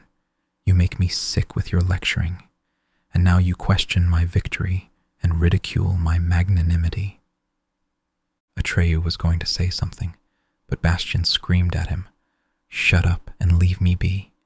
If the 2 of you aren't satisfied with what I do and the way I am, go away. I'm not keeping you. Go where you please. I'm sick of you." Bastian folded his arms over his chest and turned his back on Atreyu. The Fantasticans who had gathered around were dumbfounded. For a time, Atreyu stood silent. Up until then, Bastian had never reprimanded him in the presence of others. He was so stunned he could hardly breathe. He waited a while.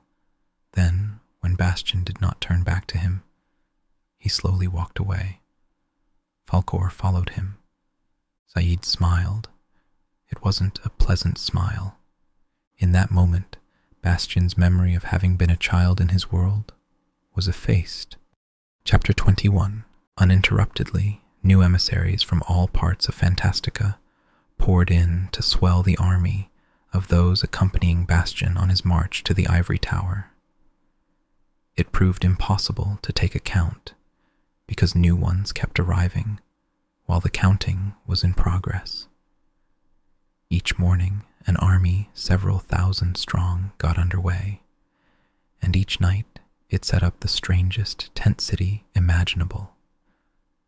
Since Bastian's traveling companions varied enormously in shape and size, some of their night lodgings might have been mistaken for circus tents, while others, at the opposite end of the scale, were no bigger than a thimble. Their vehicles also showed astonishing variety, ranging from common covered wagons and diligences to the most extraordinary rolling barrels, bouncing balls, and crawling containers with automotive legs. Of all the tents, the most magnificent was the one that had been procured for Bastian. The shape and size of a small house, it was made of lustrous, many-colored silk, embroidered with gold and silver. A flag affixed to the roof was decorated with Bastian's coat of arms, a 7-armed candelabrum. The inside was furnished with soft blankets and cushions. Bastian's tent was always set up at the center of the camp, and the blue djinn, who had become his factotum, stood guard at the entrance. Atreyu and Falkor were still among the host of Bastian's companions, but since the public reprimand, he hadn't exchanged a word with them. Secretly, he was waiting for Atreyu to give in and apologize. But Atreyu did nothing of the kind. Nor did Falkor show any inclination to humble himself before Bastian. And that, said Bastian to himself, was just what they must learn to do. If they expected him to back down, they had another thing coming. His will was of steel, but if they gave in, he'd welcome them with open arms. If Atreyu knelt down to him, he would lift him up and say, "Don't kneel to me, Atreyu. You are and remain my friend." But for the time being, Atreyu and Falkor brought up the rear of the procession. Falkor seemed to have forgotten how to fly. He trudged along on foot, and Atreyu walked beside him, most of the time with bowed head. A sad come-down for the proud reconnaissance flyers. Bastian wasn't happy about it, but there was nothing he could do. He began to be bored riding the mule Yika in the lead of the caravan, and took to visiting Zaid in her litter instead.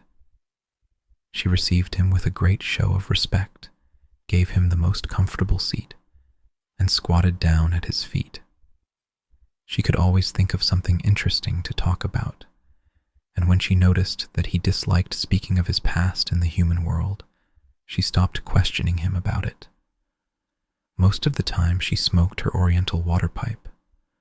The stem looked like an emerald green viper, and the mouthpiece, which she held between her marble white fingers, suggested a snake's head. She seemed to be kissing it as she smoked. The clouds of smoke which poured indolently from her mouth and nose changed color with every puff, from blue to yellow, to pink, to green, and so on. "Zaid," said Bastian on one of his visits, looking thoughtfully at the armored giants who were carrying the litter, "there's something I've been wanting to ask you."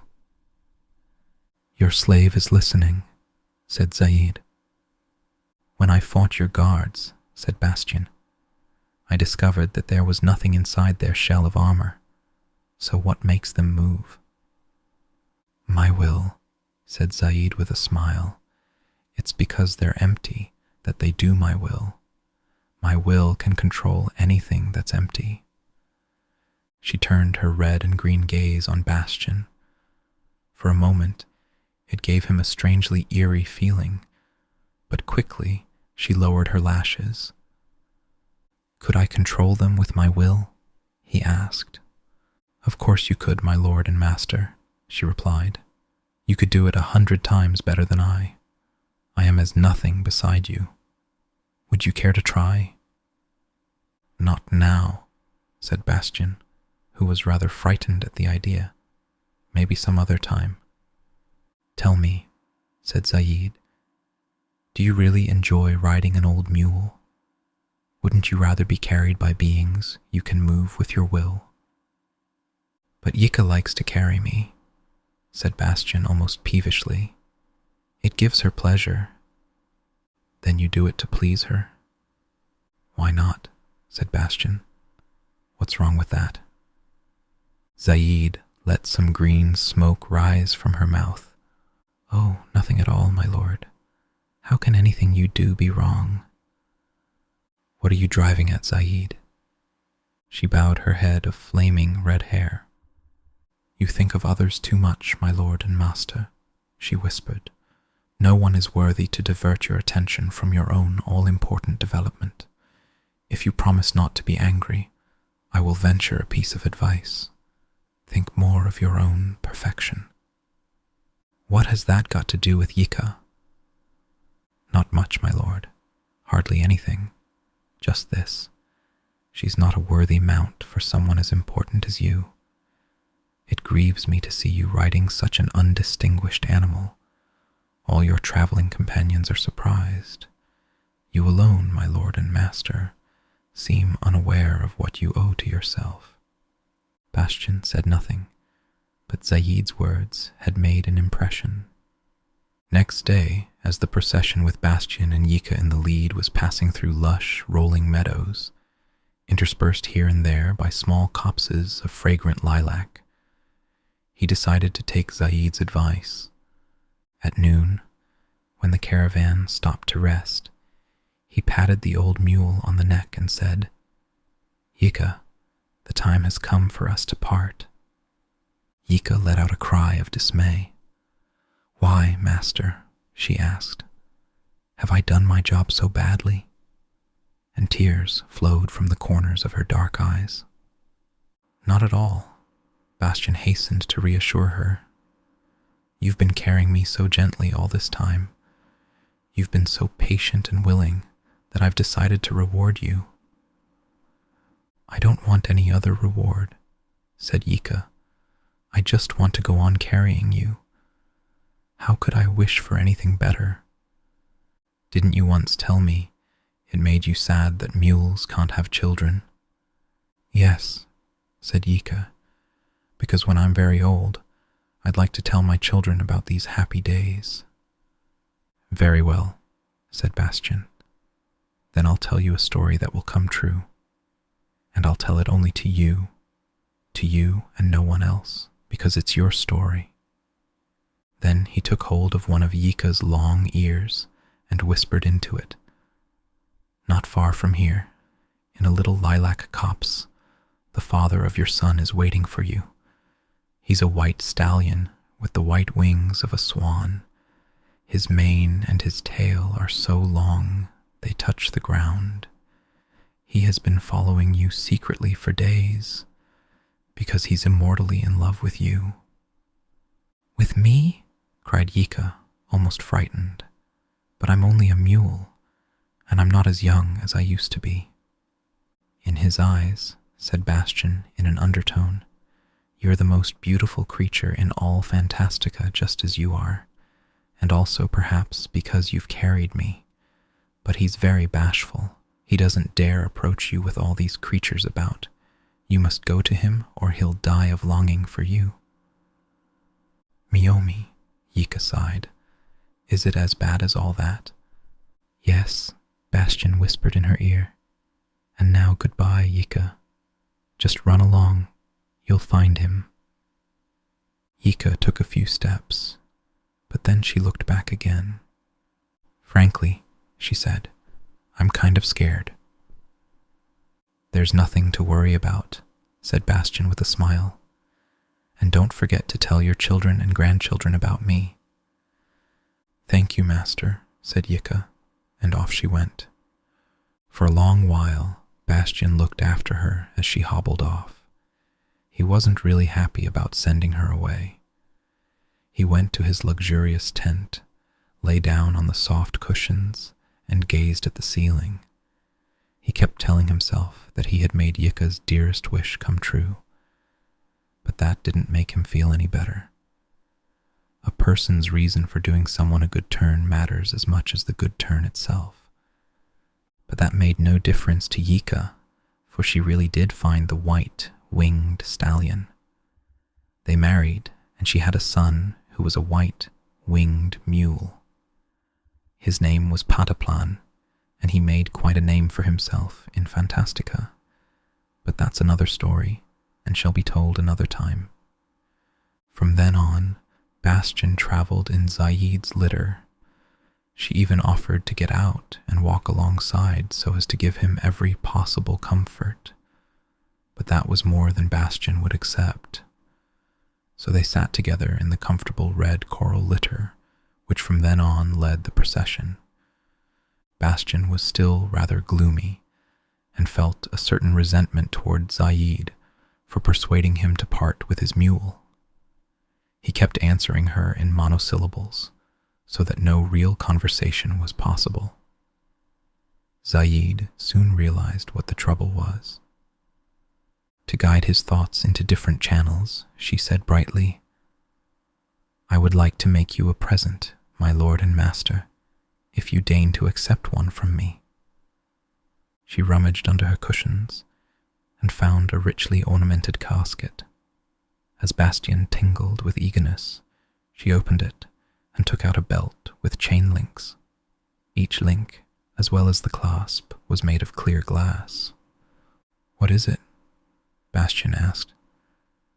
"It's a belt that makes its wearer invisible. But if you want it to belong to you, my lord, you must give it its name." Bastian examined it. "The belt Gemal," he said then. Zaid nodded. "Now it is yours. she said with a smile. Bastian took the belt and held it irresolutely in his hand. Would you like to try it now? She asked, just to see how it works. To Bastian's surprise, the belt was a perfect fit, but it gave him a most unpleasant feeling not to see his own body. He wanted to take the belt off, but that wasn't so easy since he could see neither the buckle nor his own hands. Help! He cried in a panic, suddenly afraid that he would never find the buckle and would remain invisible forever. You have to learn to handle it, said Zaid. I had the same trouble at first. Permit me to help you, my lord and master. She reached into the empty air. A moment later, she had unfastened the belt, and Bastian was relieved to see himself again. He laughed, while Zaid drew smoke from her water pipe and smiled. If nothing else, she had cheered him up. Now you are safe from harm, she said gently, and that means more to me than you can imagine. Harm? Asked Bastian, still slightly befuddled. What sort of harm? Oh, no one can contend with you, Zaid whispered, not if you are wise. The danger is inside you, and that's why it's hard to protect you against it. Inside me? What does that mean? A wise person stands above things. He neither loves nor hates. But you, my lord, set store by friendship. Your heart should be as cold and indifferent as a snow-covered mountain peak, and it isn't. That's why someone can harm you. Someone? What someone? Someone you still care for in spite of all his insolence. Speak more plainly. That rude, arrogant little savage from the greenskin country, my lord. Atreyu? Yes, and that outrageous, impertinent Falkor. You think they'd want to harm me? Bastian could hardly keep from laughing. Zaid bowed her head and said nothing. I'll never believe that, said Bastian. I won't listen to another word. Zaid still said nothing. She bowed her head still lower. After a long silence, Bastian asked, What do you suppose Atreyu is plotting? My lord, Zaid whispered. I wish I hadn't spoken. Well, now that you've started, Bastian cried, tell me everything. Stop beating about the bush. What do you know? I tremble at your anger, my lord, Zaid stammered, and true enough, she was all a tremble. But even if it costs me my life, I will tell you, Atreyu is plotting to take the Childlike Empress's amulet away from you by stealth or by force. For a moment, Bastian could hardly breathe. Can you prove it? He asked. Zaid shook her head. My knowledge, she murmured, is not of the kind that can be proved. Then keep it to yourself, said Bastian, the blood rising to his face, and don't malign the truest, bravest boy in all Fantastica. With that, he jumped out of the litter and left her. Zaid's fingers played with the snake's head, and her green and red eyes glowed. After a while, she smiled again. Violet smoke rose from her mouth, and she whispered, You will see, my lord and master, the belt Gamal will show you. When the camp was set up that night, Bastian went to his tent. He ordered Ilwan, the blue djinn, not to admit anyone, and especially not Zaid. He wanted to be alone and to think. What the sorceress had told him about Atreyu hardly seemed worth troubling his head about. He had something else on his mind, those few words she dropped about wisdom. He had been through so much. He had known joy and fear, discouragement and triumph. He had rushed from wish fulfillment to wish fulfillment, never stopping to rest, and nothing had brought him calm and contentment. To be wise was to be above joy and sorrow, fear and pity, ambition and humiliation. It was to hate nothing and to love nothing, and above all to be utterly indifferent to the love and hate of others. A truly wise man attached no importance to anything. Nothing could upset him, and nothing could harm him. Yes, to be like that would be his final wish, the wish that would bring him to what he really wanted. Now he thought he understood what Groggerman had meant by those words, and so he wished to become wise, the wisest being in Fantastica. A little later, he stepped out of his tent. The moon cast its light on a landscape that he had scarcely noticed up until then. The tent city lay in a hollow, ringed about by strangely shaped mountains. The silence was complete. The hollow was fairly well wooded, while on the mountain slopes the vegetation became more sparse, and farther up there was none at all. The peaks formed all manner of figures, almost as though a giant sculptor had shaped them. No breeze was blowing, and there wasn't a cloud in the sky. The stars glittered and seemed nearer than usual. At the top of one of the highest peaks, Bastian made out a sort of cupola. It seemed to be inhabited, for it gave off a faint light. "I've noticed it too, my lord," said Ilwan in his rasping voice. He was standing at his post by the entrance to the tent. "What can it be?" He had no sooner spoken than Bastian heard a strange cry in the distance. It suggested the long-drawn-out hooting of an owl, but it was deeper and louder. It sounded a second and then a third time, but now there were several voices. Owls they were indeed, 6 in number, as Bastian was soon to find out. Coming from the direction of the cupola, they glided at an incredible speed on almost motionless wings. Soon they were close enough for Bastian to see how amazingly large they were. Their eyes glittered, and their erect ears were capped with bundles of down. The flight was soundless, but as they landed, a faint whirring of their wings could be heard. Then they were sitting on the ground in front of Bastian's tent, swiveling their heads with their great round eyes in all directions. Bastian went up to them. "Who are you?" he asked, "and who are you looking for?" "We were sent by Ushtu, the mother of intuition," said one of the 6 owls. "We are messengers from Gigum, the star cloister." "What sort of cloister is that?" Bastian asked. "It is the home of wisdom," said another of the owls, "where the monks of knowledge live." "And who is Ushtu?" Bastian asked. "One of the 3 deep thinkers who direct the cloister and instruct the monks," said a third owl. "We are the night messengers, which puts us in her department."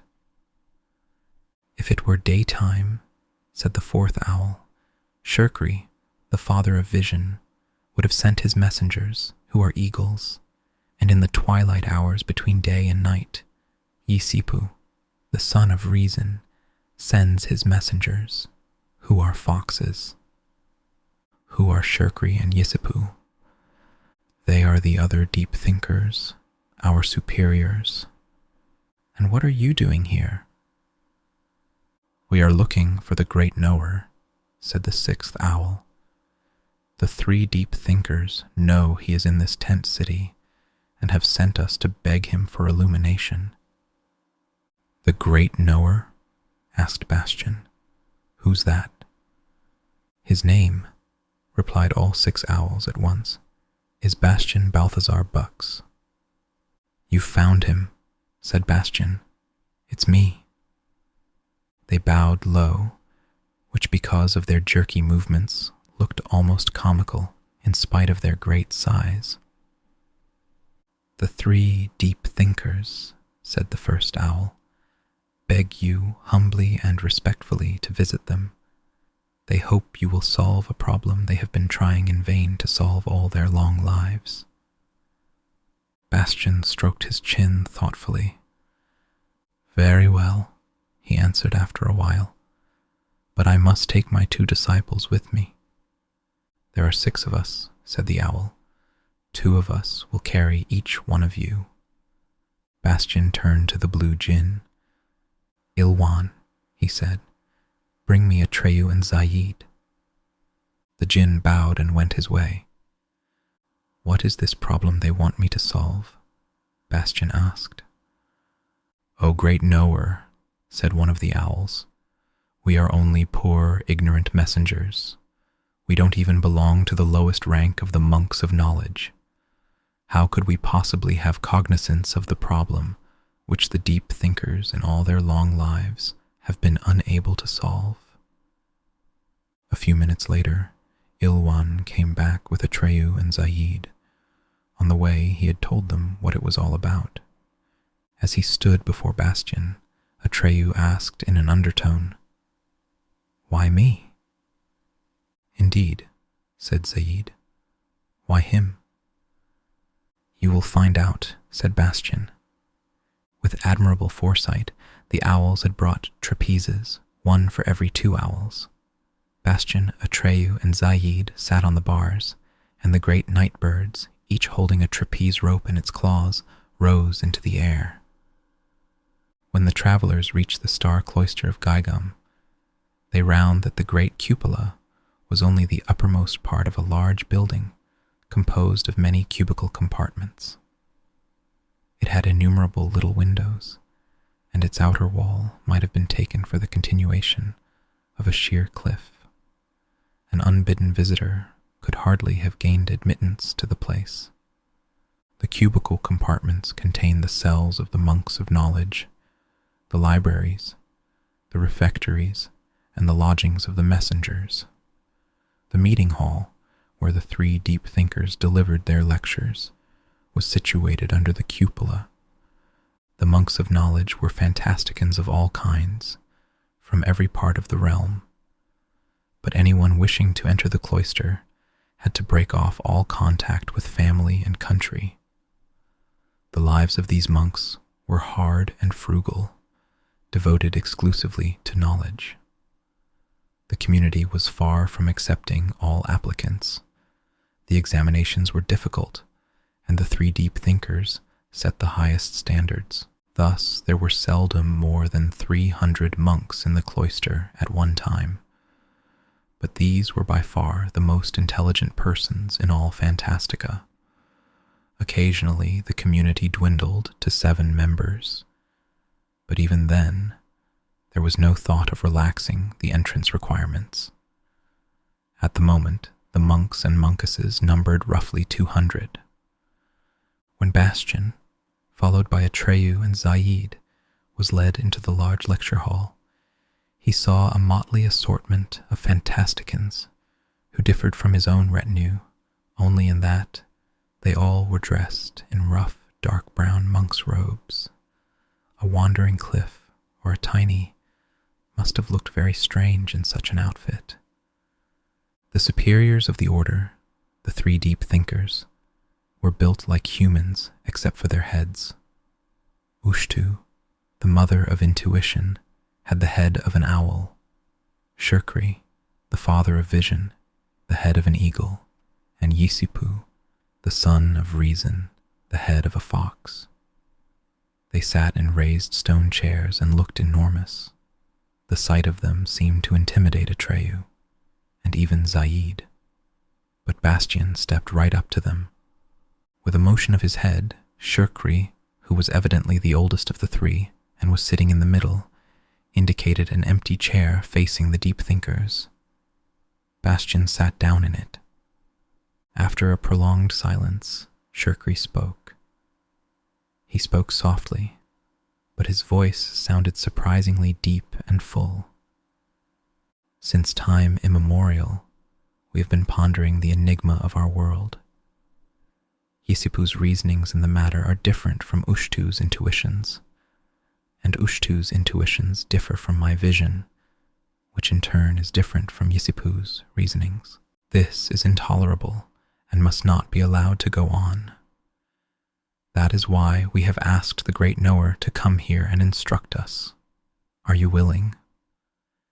"I am," said Bastian. "Then, O great knower, hear our question. What is Fantastica?"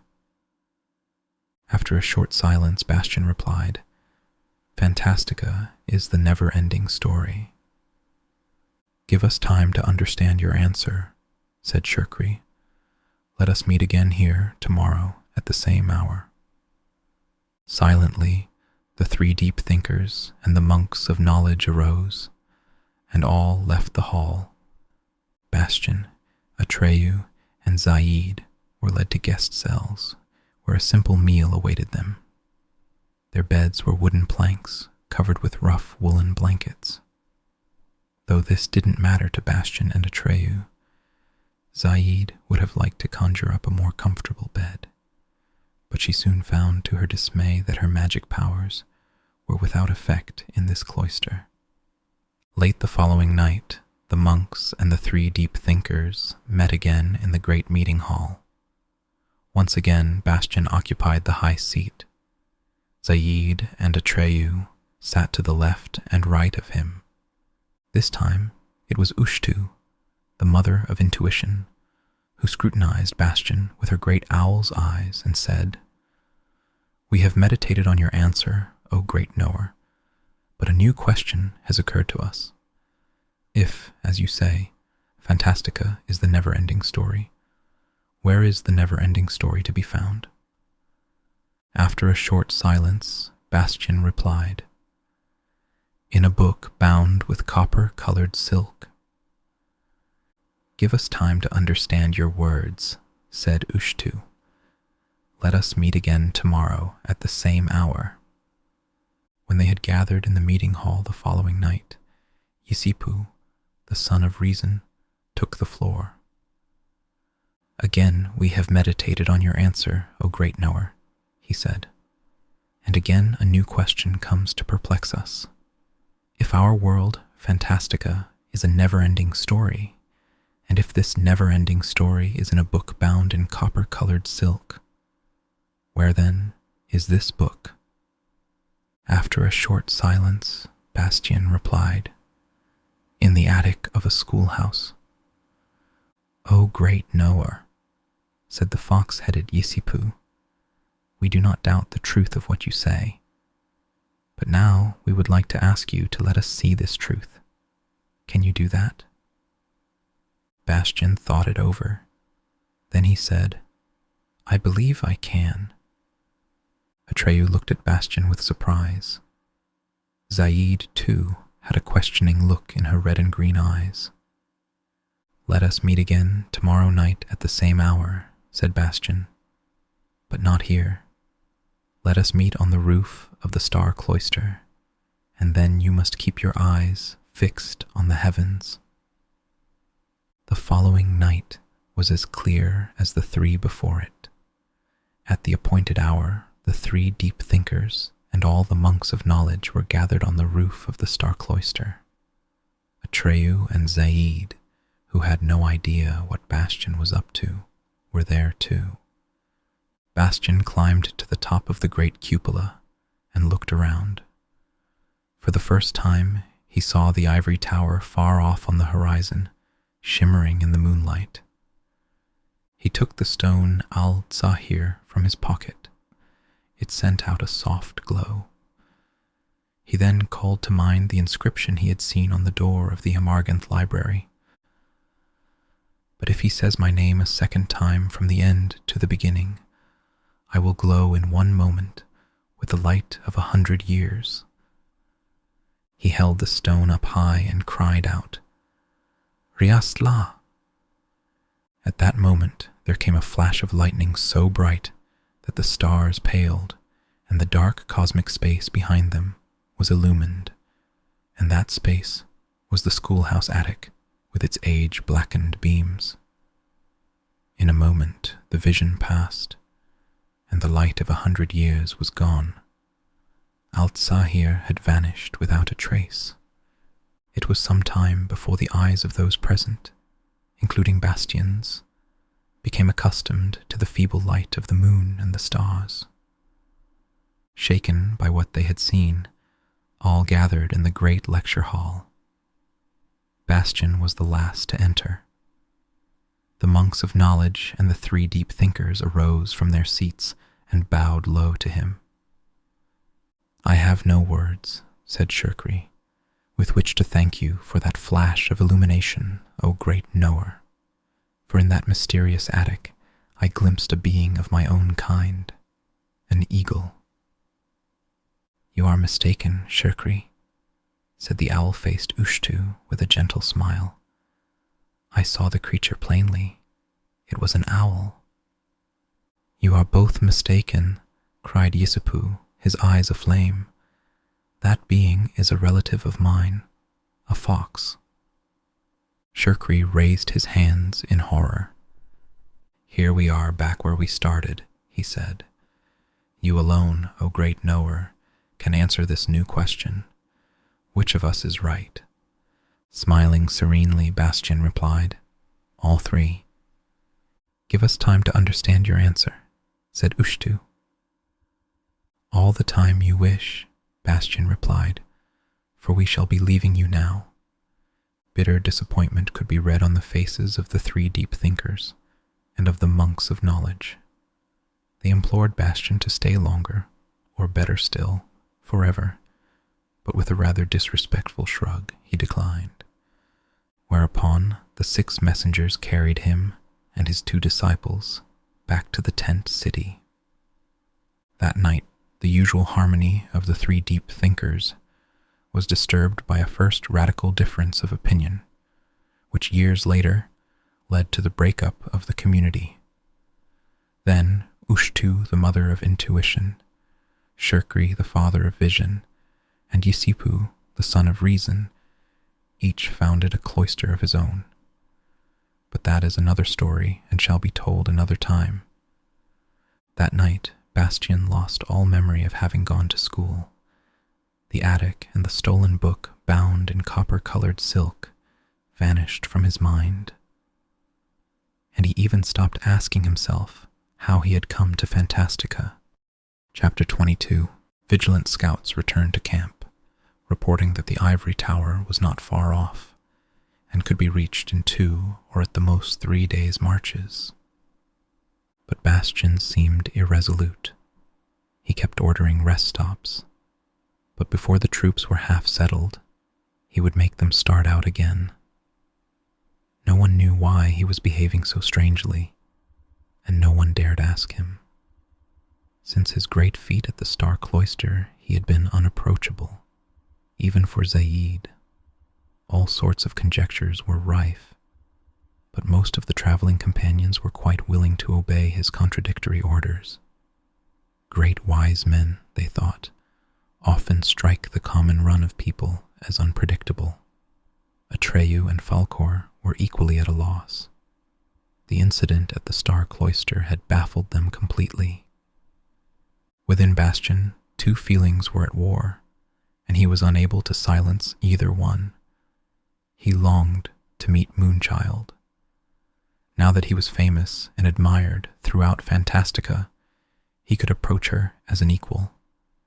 But at the same time he was afraid she would ask him to return Auron to her. And what then? Would she try to send him back to the world he had almost forgotten? He didn't want to go back, and he wanted to keep the gem. But then he had another idea. Was it so certain that she wanted it back? Maybe she would let him have it as long as he wished.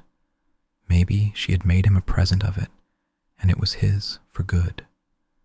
At such moments he could hardly wait to see her again. He rushed the caravan on, but then, assailed by doubts, he would order a stop and think it all over again. After alternating forced marches and prolonged delays, the procession finally reached the edge of the famous labyrinth, the immense flower garden with its winding avenues and pathways. On the horizon, the ivory tower gleamed white against the gold-shimmering evening sky. Awed by the splendor and beauty of the sight, the army of Fantasticans stood silent, and so did Bastian. Even Zaid's face showed a look of wonderment, which had never been seen before and which soon vanished. Atreyu and Falkor, who were in the rear of the procession, remembered how different the labyrinth had looked the last time they had seen it, wasted with the ravages of the Nothing. Now it was greener and more flourishing than ever before. Bastian decided to go no farther that day, and the tents were pitched for the night. He sent out messengers to bring greetings to Moonchild and let her know that he would be arriving at the ivory tower next day. Then he lay down in his tent and tried to sleep. He tossed and turned on his cushions. His worries left him no peace. But he was far from suspecting that this would be his worst night since coming to Fantastica. Toward midnight, soon after falling into a restless sleep, he was awakened by excited whisperings outside his tent. He got up and went out. "What's going on?" he asked sternly. "This messenger," replied Ilwan, the blue djinn, "claims he is bringing you news so important that it can't wait until tomorrow." The messenger, whom Ilwan had picked up by the collar, was a nimbly, a creature bearing a certain resemblance to a rabbit, except that its coat was of bright-colored feathers instead of fur. Nimblies are among the swiftest runners in Fantastica and can cover enormous distances with incredible speed. When running, they become almost invisible except for the trail of dust clouds they leave behind them. That is why the Nimbly had been chosen as messenger. After running to the ivory tower and back in next to no time, he was desperately out of breath when the djinn set him down in front of Bastian. "Forgive me, sire," he said, bowing and panting. "Forgive me if I make so bold as to disturb your rest, but you would have every reason to be displeased with me if I failed to do so. Moonchild is not in the ivory tower. She has not been there for a long, long time, and no one knows where she is." Suddenly, Bastian felt cold and empty inside. "You must be mistaken. That can't be. The other messengers will tell you the same thing when they get back, sire." After a long silence, Bastian said tonelessly, "Thank you." Dismissed. He went back into his tent, sat down on his bed, and buried his head in his hands. This seemed impossible. Moonchild must have known he was on his way to her. Could it be that she didn't want to see him again? Or had something happened to her? No, how could anything happen to her, in her own realm? But the fact remained. She was gone, which meant that he didn't have to return Oren to her. At the same time, he felt bitterly disappointed that he wouldn't be seeing her again. Whatever her reasons may have been, he found her behavior unbelievable. No, insulting. Then he remembered what Falkor and Atreyu had told him, that no one could meet the childlike Empress more than once. The thought made him so unhappy that he suddenly longed for Atreyu and Falkor. He needed someone to talk to confide in. Then he had an idea. If he put on the belt Gemal and made himself invisible, he could enjoy their comforting presence without mentioning the humiliation he felt. He opened the ornate casket, took out the belt, and put it on. Then, after waiting until he had got used to the unpleasant sensation of not seeing himself, he went out and wandered about the tent city in search of Atreyu and Falkor. Wherever he went, he heard excited whispers. Figures darted from tent to tent. Here and there, several creatures were huddled together, talking and gesticulating. By then, the other messengers had returned, and the news that Moonchild was not in the ivory tower had spread like wildfire. Atreyu and Falkor were under a flowering rosemary tree at the very edge of the camp. Atreyu was sitting with his arms folded, looking fixedly in the direction of the ivory tower.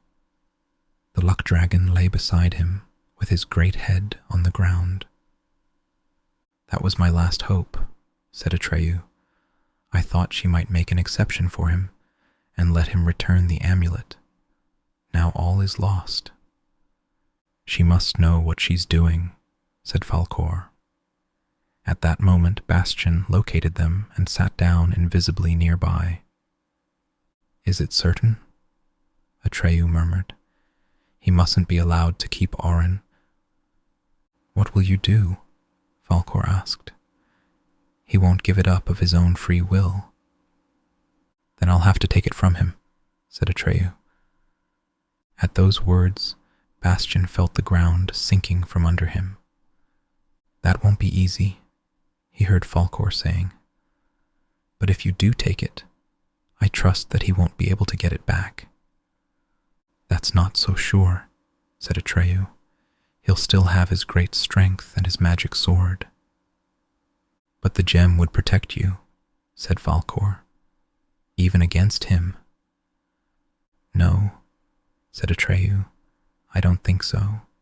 Not against him."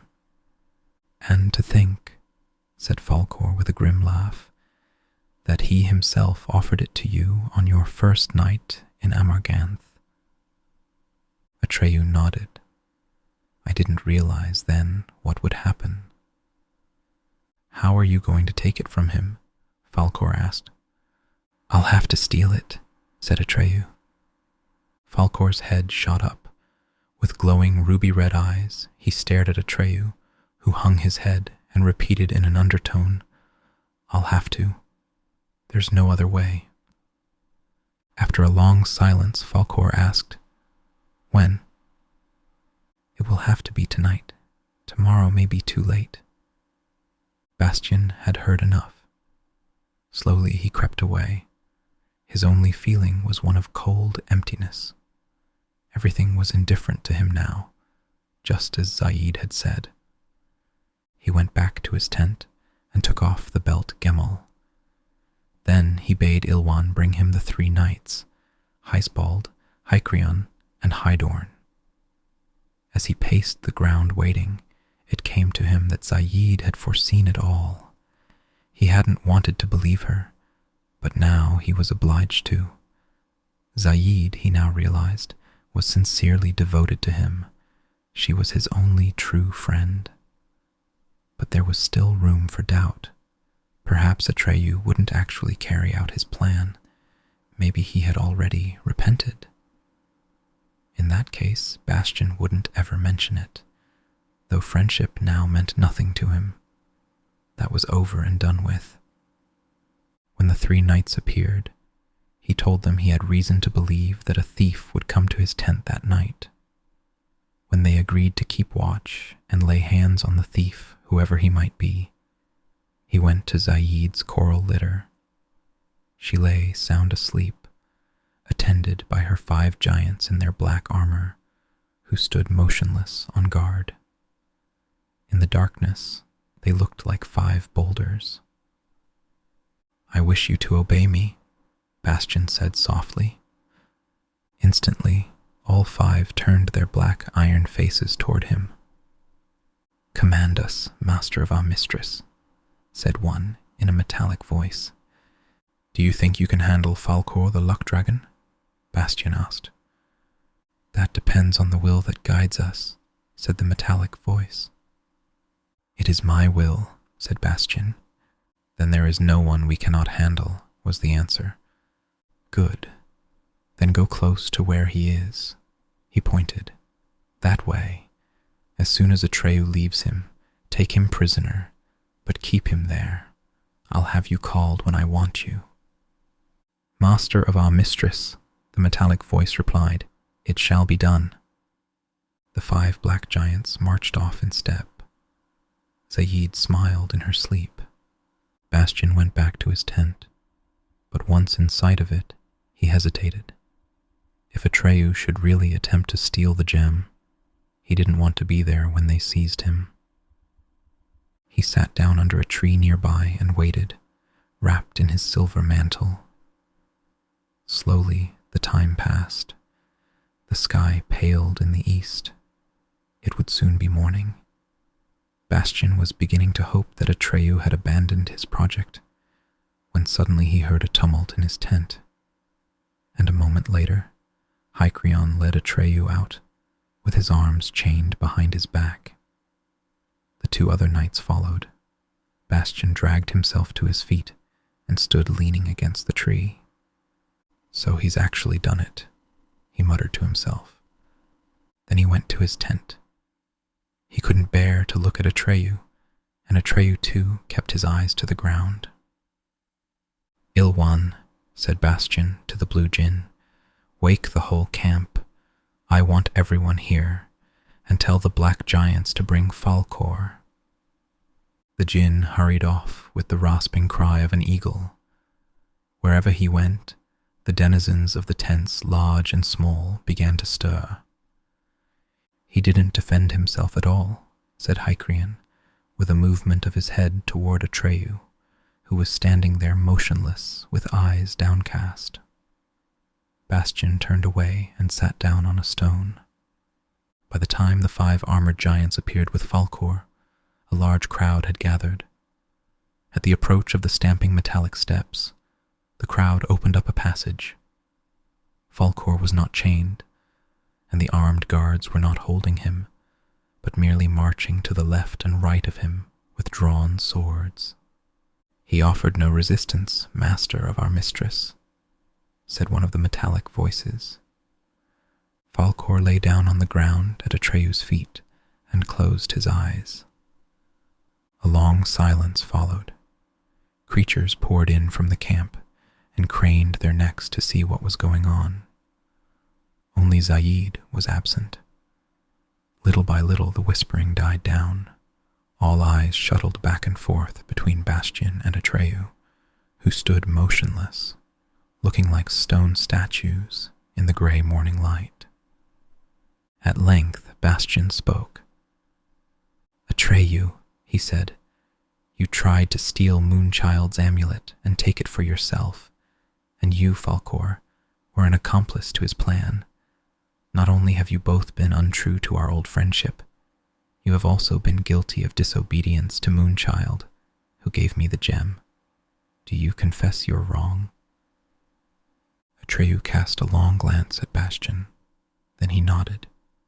Bastian's voice failed him. It was some time before he could go on. "I have not forgotten, Atreyu, that it was you who brought me to Moonchild. I have not forgotten Falkor's singing in Amarganth. So I will spare your lives, the lives of a thief and of a thief's accomplice. Do what you will, just so you go away, the farther the better, and never let me lay eyes on you again. I banish you forever. I have never known you." He bade Hycrion remove Atreyu's chains. Then he turned away. Atreyu stood motionless for a long while. Then he cast another glance at Bastian. It looked as if he wanted to say something, but changed his mind. He bent down to Falkor and whispered something in his ear. The luck dragon opened his eyes and sat up. Atreyu jumped on his back, and Falkor rose into the air. He flew straight into the brightening morning sky, and though his movements were heavy and sluggish, he soon vanished in the distance. Bastian went to his tent and threw himself down on his bed. "At last you have achieved true greatness," said a soft voice. "Now you've stopped caring for anything. Now nothing can move you."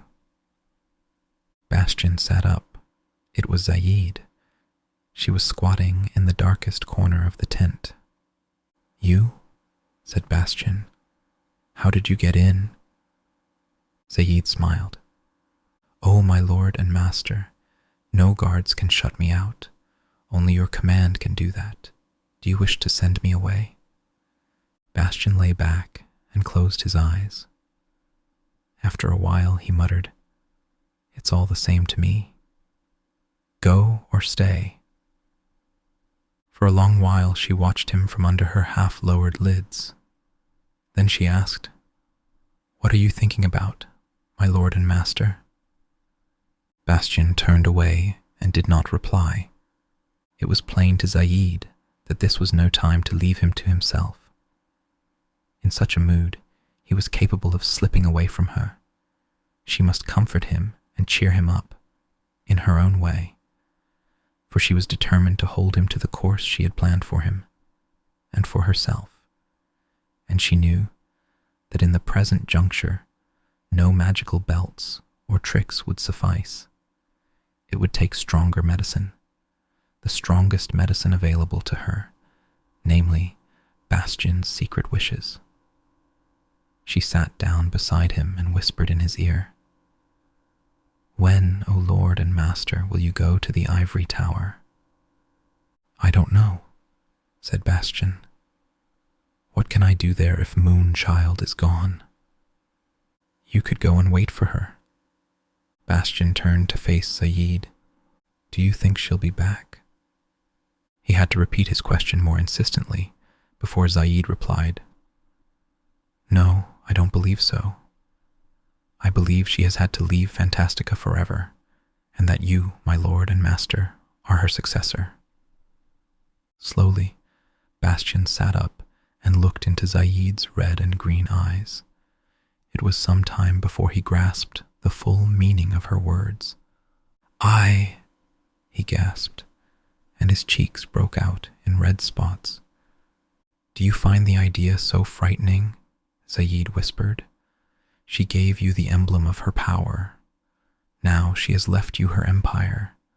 Now, my lord and master, you will be the childlike emperor. It is only your right. You not only saved Fantastica by your coming, you also created it. All of us, I too, are your creatures. Why should you, the great knower, fear to take the power that is rightfully yours?" Bastian's eyes glowed with a cold fever. And then Zaid spoke to him of a new Fantastica, a world molded in every detail to Bastian's taste, where he could create and destroy just as he pleased, where every creature, good or bad, beautiful or ugly, wise or foolish, would be the product of his will alone, and he would reign supreme and inscrutable, playing an everlasting game with the destinies of his subjects. "Then alone," she concluded, "will you be truly free, free from all obstacles, free to do as you please. Weren't you trying to find out what you really and truly want? Well, now you know." That same morning they broke camp, and led by Bastian and Zaid in the coral litter, the great procession set out for the ivory tower. A well-nigh endless column moved along the twining paths of the labyrinth. In the late afternoon, when the head of the column reached the ivory tower, the last stragglers had barely entered the great flowering maze. Bastian could not have wished for a more festive reception. On every roof and battlement stood elves with gleaming trumpets, blaring away at the top of their lungs. The jugglers juggled, the astrologers proclaimed Bastian's greatness and good fortune. The bakers baked cakes as big as mountains. The ministers and counselors escorted the coral litter through the teeming crowd on the high street, which wound in an ever-narrowing spiral up the conical tower to the great gate leading into the palace. Followed by Zaid and the dignitaries, Bastian climbed the snow-white steps of the broad stairway, traversed halls and corridors, passed through a second gate, through a garden full of ivory animals, trees, and flowers, mounted higher and higher, crossed a bridge, and passed through the last gate. He was heading for the Magnolia Pavilion at the very top of the tower, but the blossom was closed, and the last stretch of the way was so steep and smooth that no one could climb it. Bastian remembered that the wounded Atreyu had not been able to climb that slope, not by his own strength at least, because no one who has ever reached the Magnolia Pavilion can say how he got there, for this victory must come as a gift. But Bastian was not Atreyu. If anyone was now entitled to bestow the gift of this victory, it was he, and he had no intention of letting anything stop him. "Bring workmen," he commanded. "I want them to cut steps in this smooth surface. I wish to make my residence up there."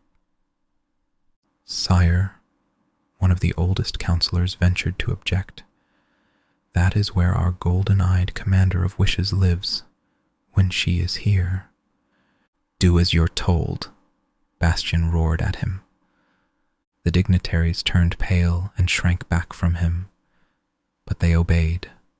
Workmen arrived with mallets and chisels, but try as they might, they couldn't so much as chip the smooth surface of the dome. The chisels leapt from their hands without leaving the slightest dent. "Think of something else," said Bastian angrily.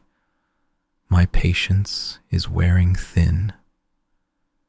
Then he turned away, and while waiting for the Magnolia Pavilion to be made accessible, he and his retinue, consisting chiefly of Zaid, the 3 knights, Hisbald, Hycrion, and Hydorn, and Ilwan, the blue djinn, took possession of the remaining rooms of the palace. That same night he summoned all the ministers and counselors who had served Moonchild to a meeting in the large circular hall where the Congress of Physicians had once met. There, he informed them that the golden-eyed commander of wishes had left him, Bastian Balthazar Bux, power over the endless Fantastican Empire, and that he was now taking her place.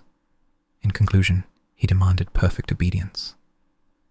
"Even, or I might say especially," he added, "when my decisions are beyond your understanding, for I am not of your kind."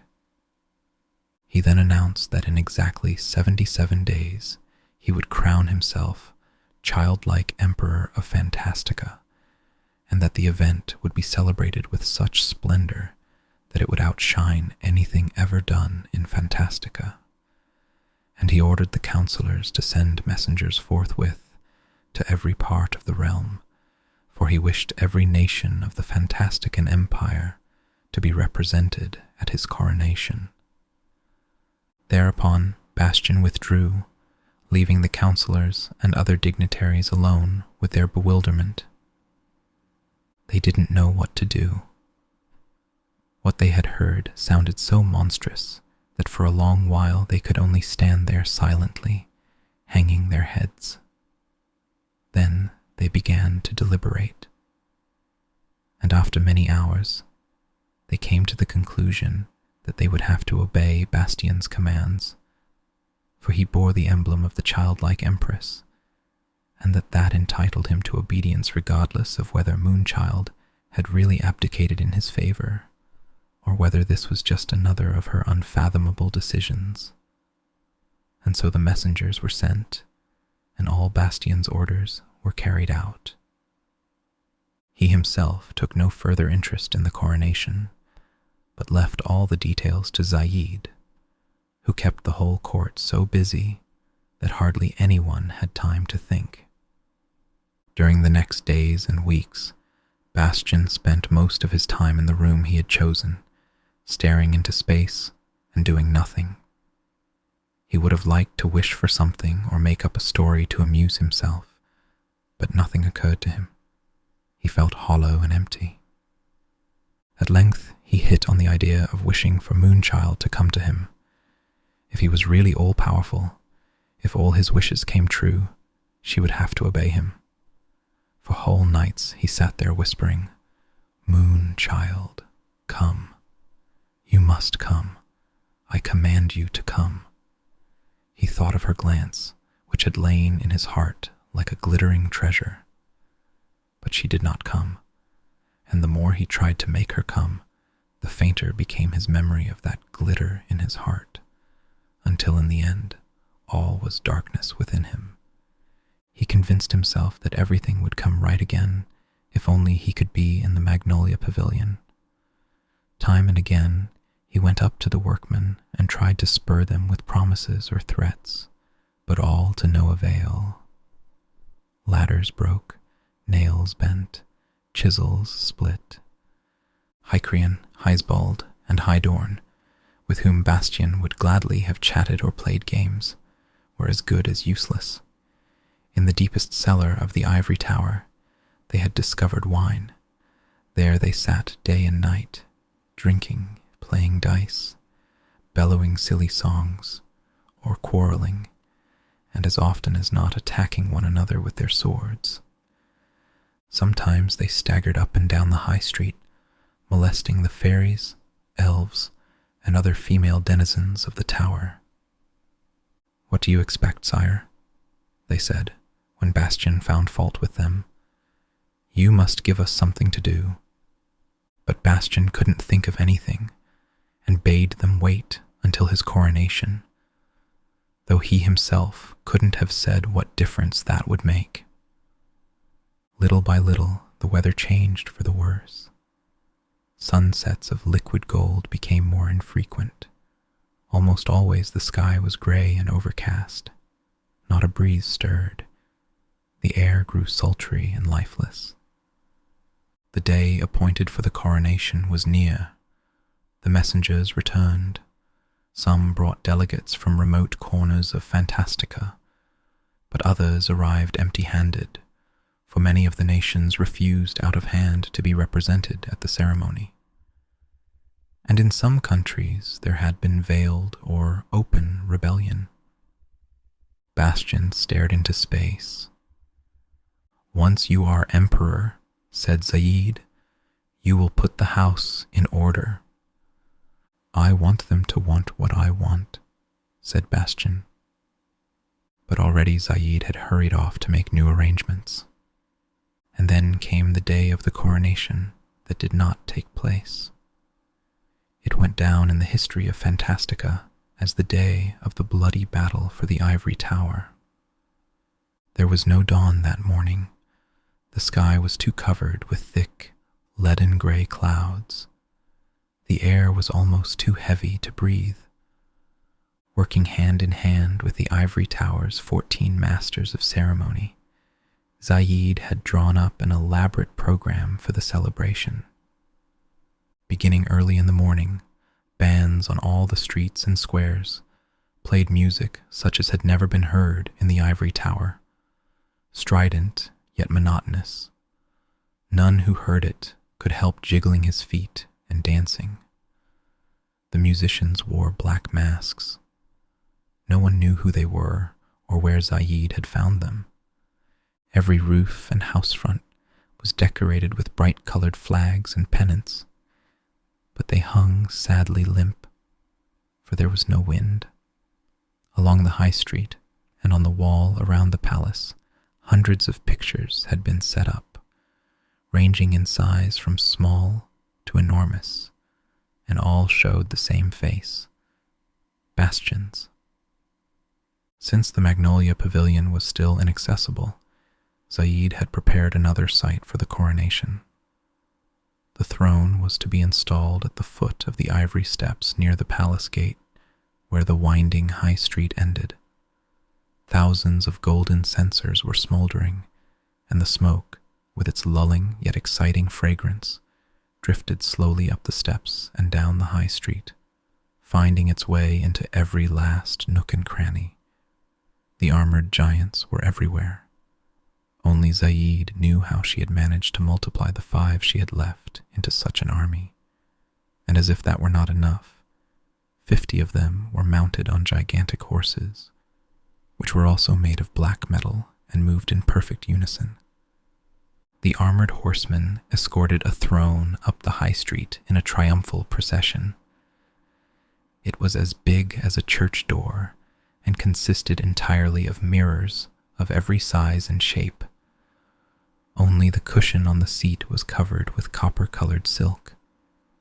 Strangely, This enormous glittering object glided up the spiral street unaided, without being pushed or pulled. It seemed to have a life of its own. When it stopped at the great ivory gate, Bastian stepped out of the palace and sat down on it. In the midst of all that glitter and splendor, he looked like a tiny doll. The crowd of onlookers, who were held back by a cordon of armored giants, burst into cheers. But for some inexplicable reason, their cheers sounded thin and shrill. Then began the most tedious and wearisome part of the ceremony. The messengers and delegates from all over the Fantastican Empire had to form a line, which extended from the mirror throne down the entire spiraling high street and deep into the labyrinthine garden. Every single delegate, when his turn came, had to bow down before the throne, touch the ground 3 times with his forehead, kiss Bastian's right foot, and say, "In the name of my nation and my species, I beseech you, to whom we all owe our existence, to crown yourself childlike Emperor of Fantastica." This had been going on for 2 or 3 hours when a sudden tremor passed through the crowd. A young faun came dashing up the high street, reeled with exhaustion, pulled himself together, ran till he reached Bastian, and threw himself on the ground, gasping for breath. Bastian bent down to him. "How dare you interrupt this august ceremony?" "War, sire," cried the faun. "Atreyu has gathered a host of rebels and is on his way here with 3 armies. They demand that you give up Auran. If you will not, they mean to take it by force." The rousing music and the shrill cries of jubilation gave way to a deathly silence. Bastian turned pale. Then the 3 knights, Hisbald, Hycrian, and Hydorn, appeared on the run. They seemed to be in a remarkably good humor.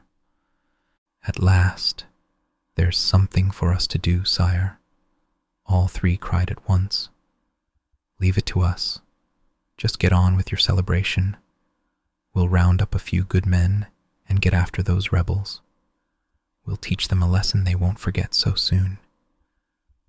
Among the thousands of creatures present, quite a few were utterly useless for military purposes, but most were able to handle some weapon or to fight with their teeth or claws.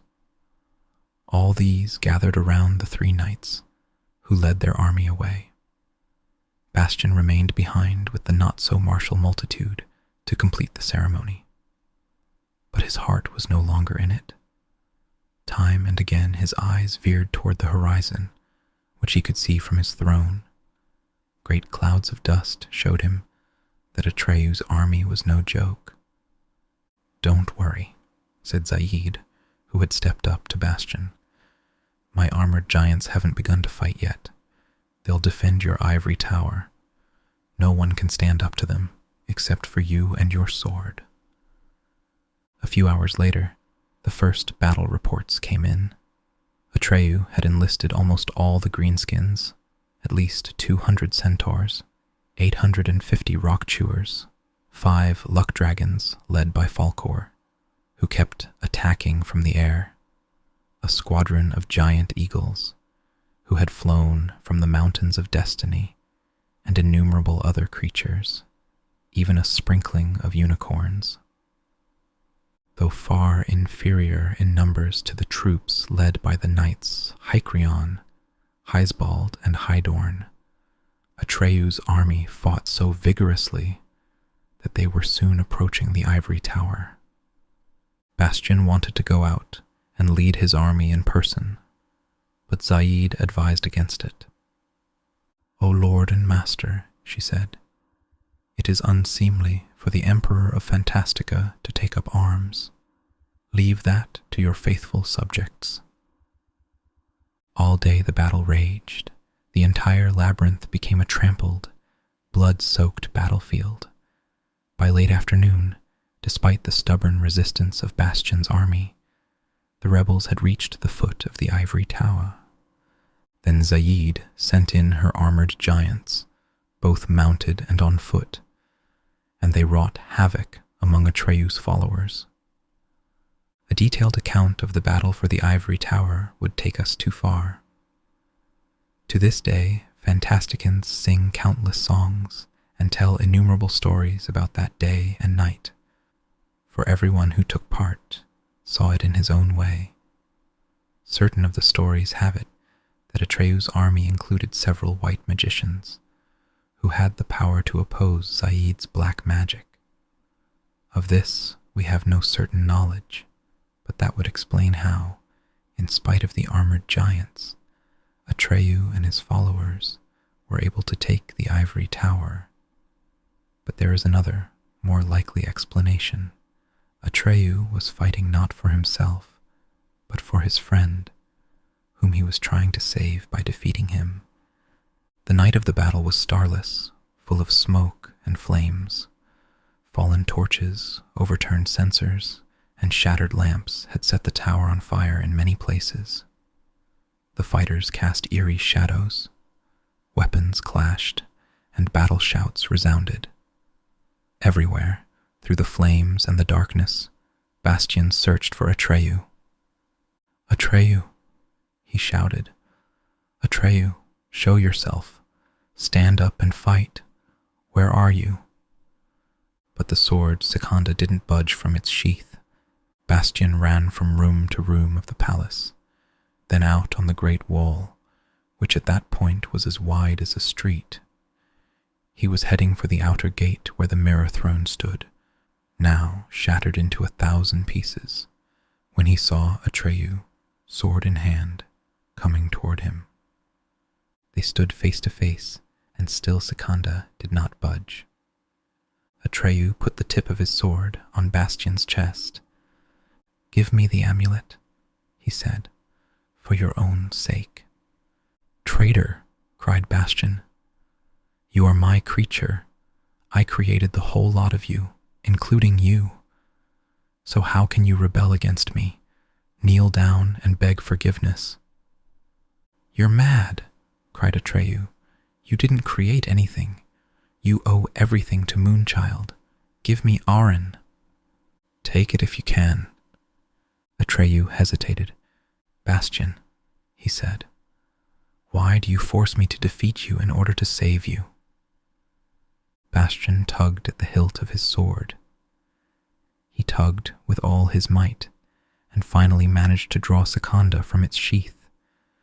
But it did not leap into his hand of its own accord, and at the same moment, a sound was heard, a sound so terrible that even the warriors on the high street outside the gate stood as though frozen to the spot, looking up at the two adversaries. Bastian recognized that sound. It was the hideous cracking and grinding he had heard when Gruggerman turned to stone. Secunda's light went out, and then Bastian remembered how the lion had predicted what would happen if someone were to draw the sword of his own will, but by then it was too late to turn back. Atreyu tried to defend himself with his own sword, but wielded by Bastian, Secunda cut it in two and struck Atreyu in the chest. Blood spurted from a gaping wound. Atreyu staggered back and toppled from the wall. But at that moment, a white flame shot through the swirling smoke, caught Atreyu in his fall, and carried him away. The white flame was Falkor, the luck dragon.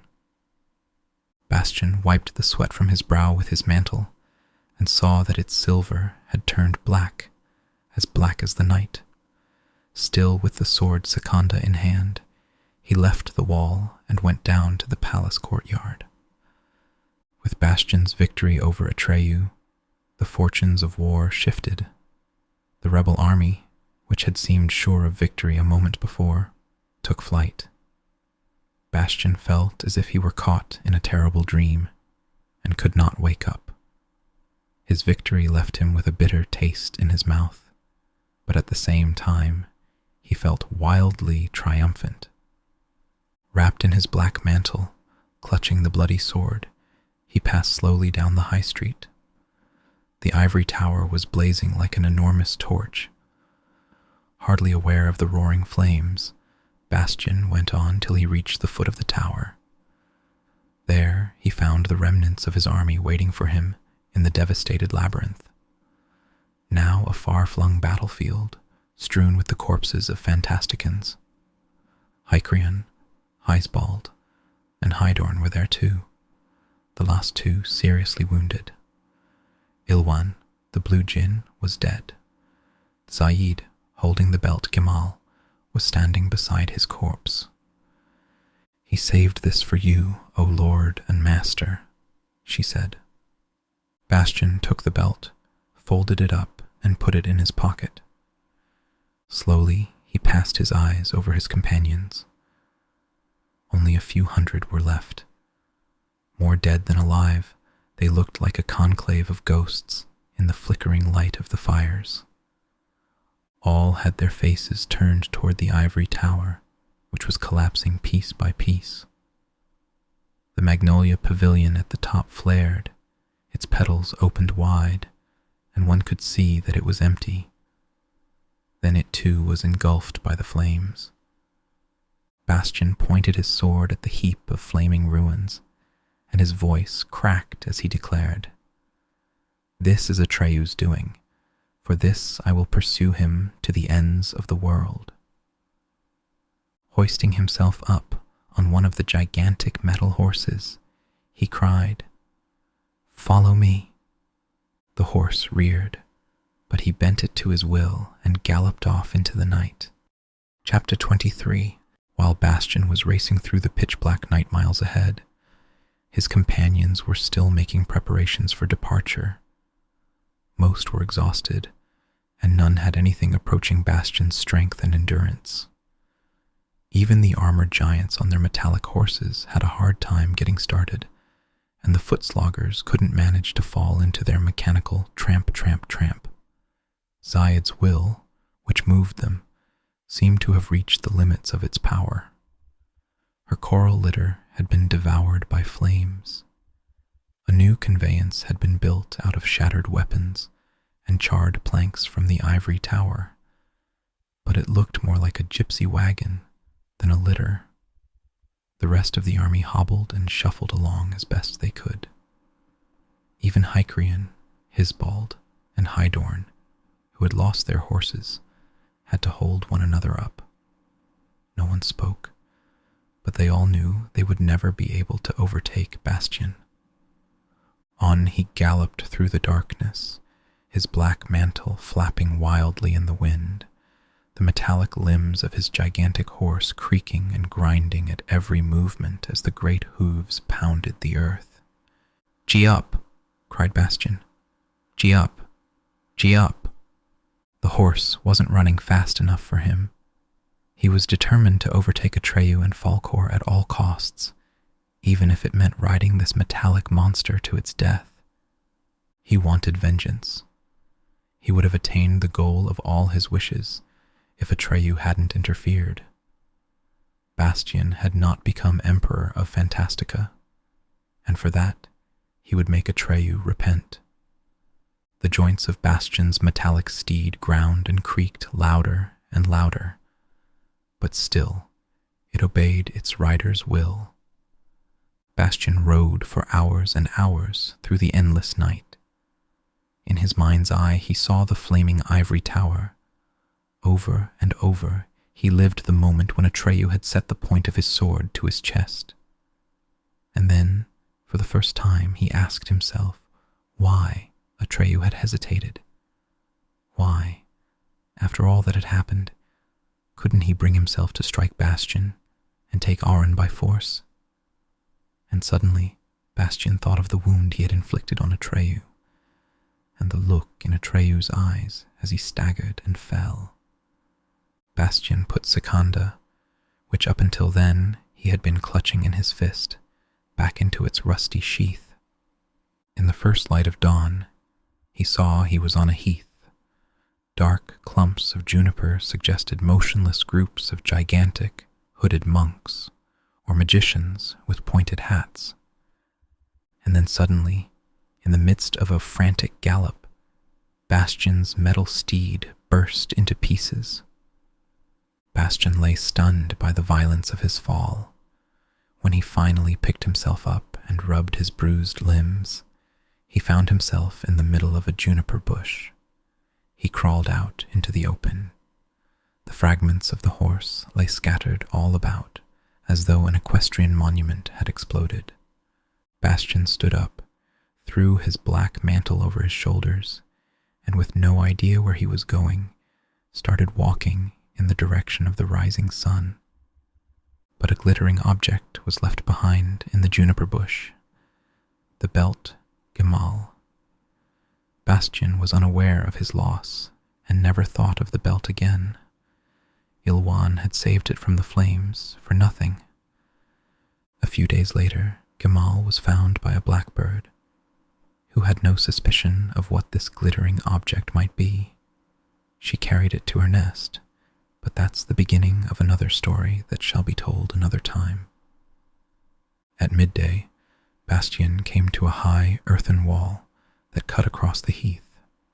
He climbed to the top of it. Behind it, in a crater-like hollow, lay a city. At least the quantity of buildings made Bastian think of a city, but it was certainly the weirdest one he had ever seen. The buildings seemed to be jumbled every which way without rhyme or reason, as though they had been emptied at random out of a giant sack. There were neither streets nor squares, nor was there any recognizable order.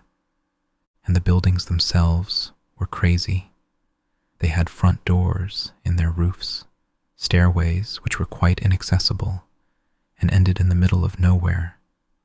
Towers slanted, balconies dangled vertically. There were doors where one would have expected windows, and floors in the place of walls. Bridges stopped halfway, as though the builders had suddenly forgotten what they were doing. There were towers bent like bananas and pyramids standing on their tips. In short, the whole city seemed to have gone mad. Then Bastian saw the inhabitants, men, women, and children. They were built like ordinary human beings, but dressed as if they had lost the power to distinguish between clothing and objects intended for other purposes. On their heads, they wore lampshades, sand pails, soup bowls, waste paper baskets, or shoe boxes. Their bodies were swathed in towels, carpets, big sheets of wrapping paper, or barrels.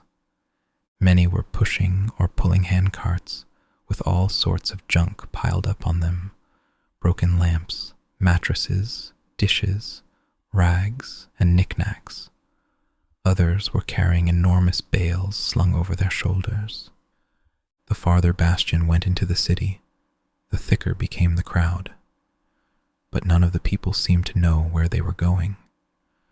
Several times Bastian saw someone dragging a heavily laden cart in one direction, then, after a short time, doubling back, and a few minutes later changing direction again.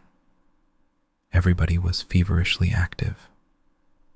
Bastian decided to speak to one of these people. "What's the name of this place?"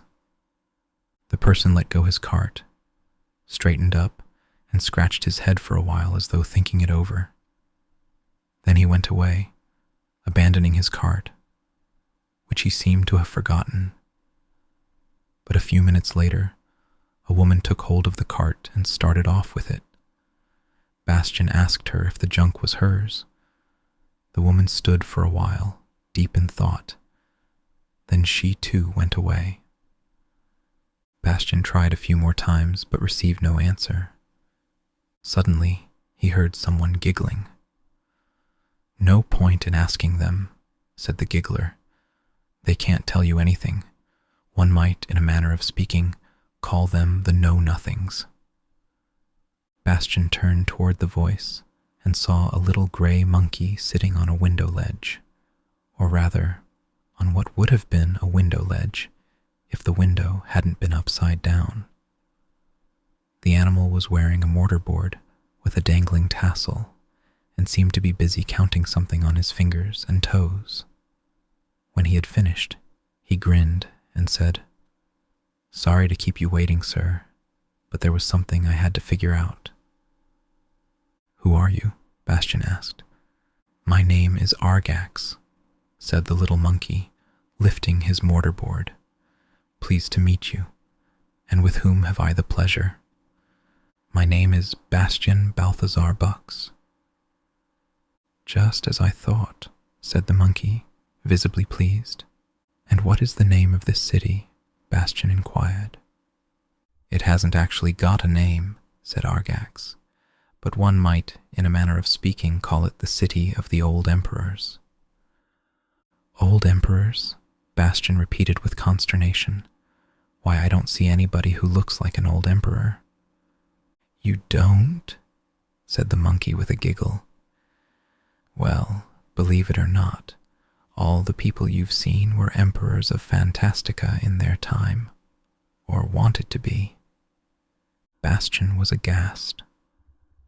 "How do you know that, Argax?" The monkey lifted his mortarboard and grinned. "I, in a manner of speaking, am the superintendent here." Bastian looked around. Not far away, an old man had dug a pit. He put a lighted candle into it, then shoveled earth over the candle. The monkey giggled. "What would you say to a little tour of the town, sir, to get acquainted in a manner of speaking with your future residents?" "No," said Bastian. "What are you talking about?" The monkey jumped up on his shoulder. "Let's go," he whispered. "It's free of charge. You've already paid the admission fee." Bastian obeyed the monkey's orders, though he would rather have run away. He grew more miserable with every step. He watched the people and was struck by the fact that they didn't talk. They were all so busy with their own concerns that they didn't even seem to see one another. "What's wrong with them?" Bastian asked. "Why are they so odd?" "Nothing odd about them," said Argax. "They're just like you, in a manner of speaking, or rather, they were in their time." Bastian stopped in his tracks. "What do you mean by that? Do you mean that they're humans?" Argax jumped up and down on Bastian's shoulder. "Exactly," he said gleefully. Bastian saw a woman in the middle of the street trying to spear peas with a darning needle. How did they get here? What are they doing here? "Oh, there have always been humans who couldn't find their way back to their world," Argax explained. "First they didn't want to, and now, in a manner of speaking, they can't." Bastian looked at a little girl who was struggling to push a doll's carriage with square wheels. "Why can't they?" he asked. "They'd have to wish it, and they've stopped wishing. They used up their last wish for something else." "Their last wish?" said Bastian, going deathly pale. "Can't a person go on wishing as long as he pleases?" Argax giggled again. Then he tried to take off Bastian's turban and pick lice out of his hair. "Stop that!" Bastian cried.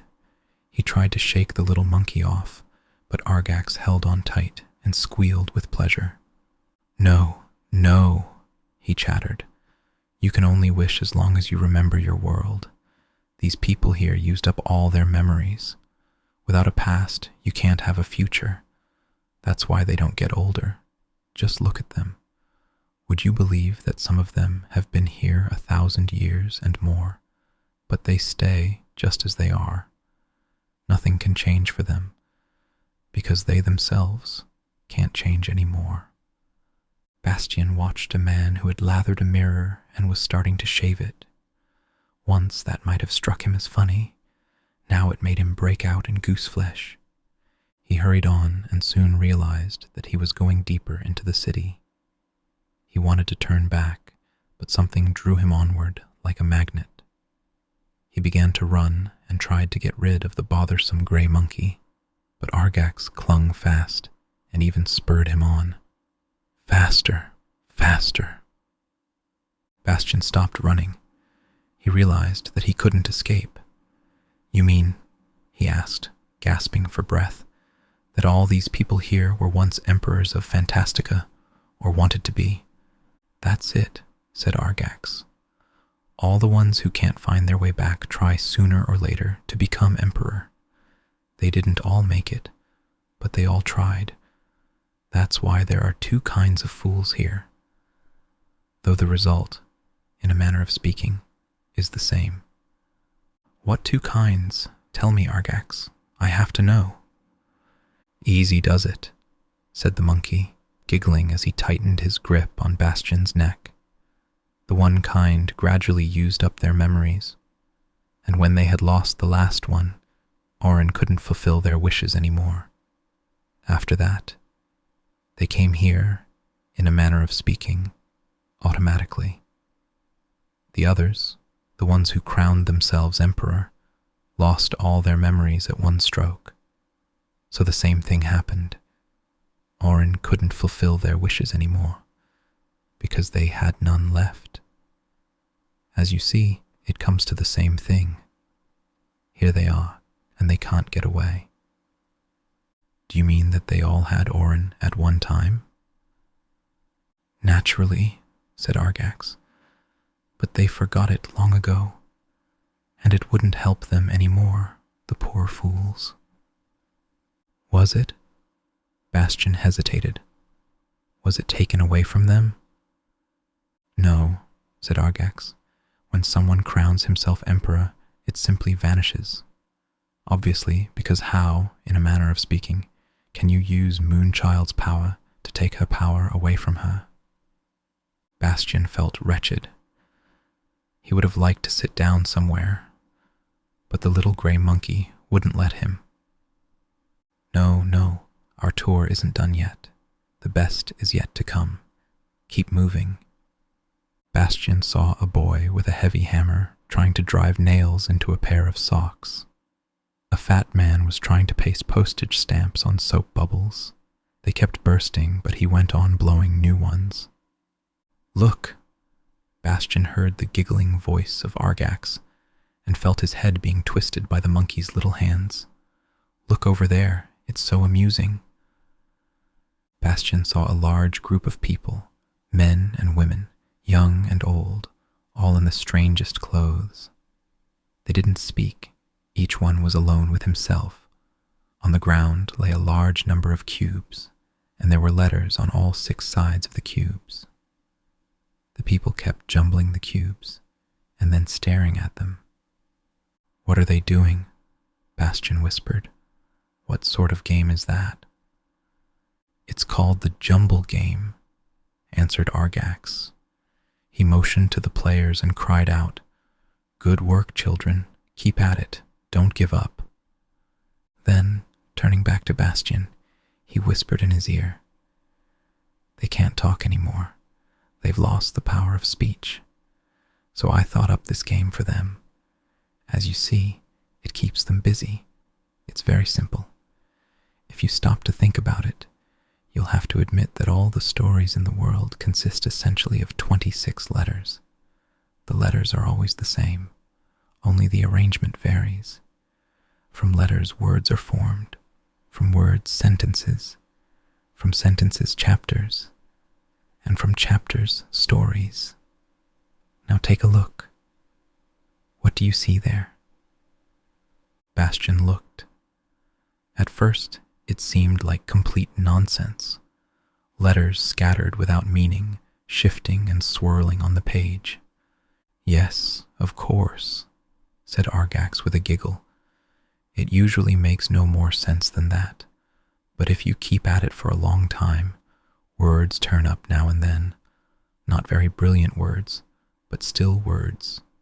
Spinach cramp, for instance, or sugar brush, or nose polish.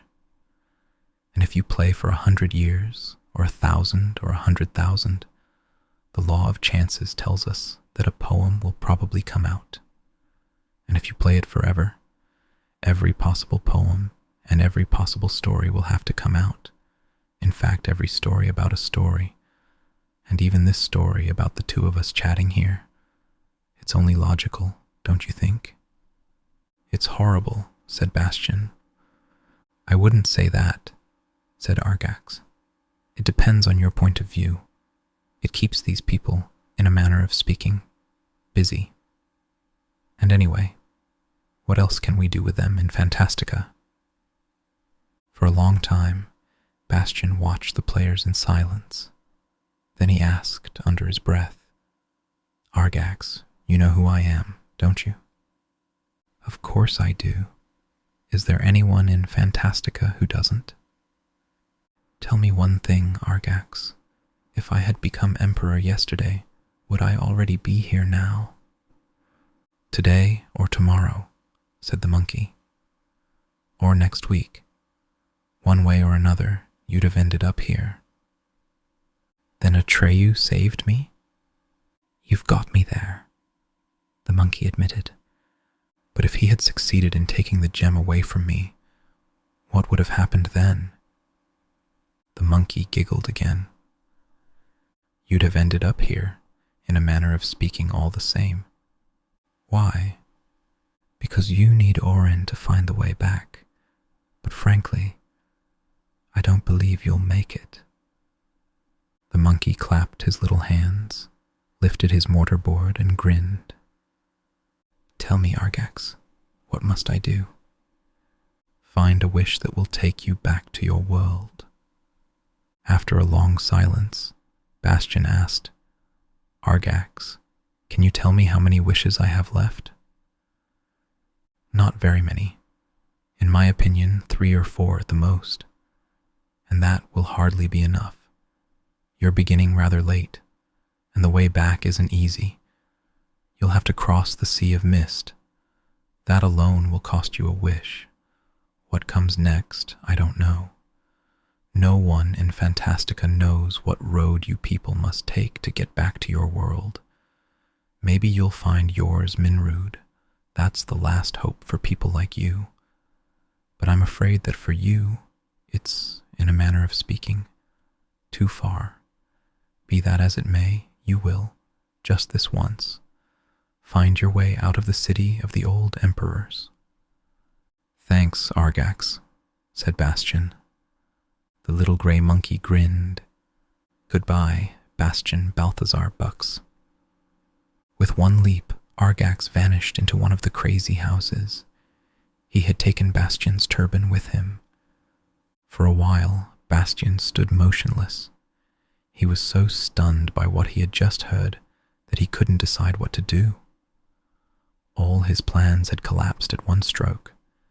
His thoughts seemed to have been stood on end, like the pyramid he had seen.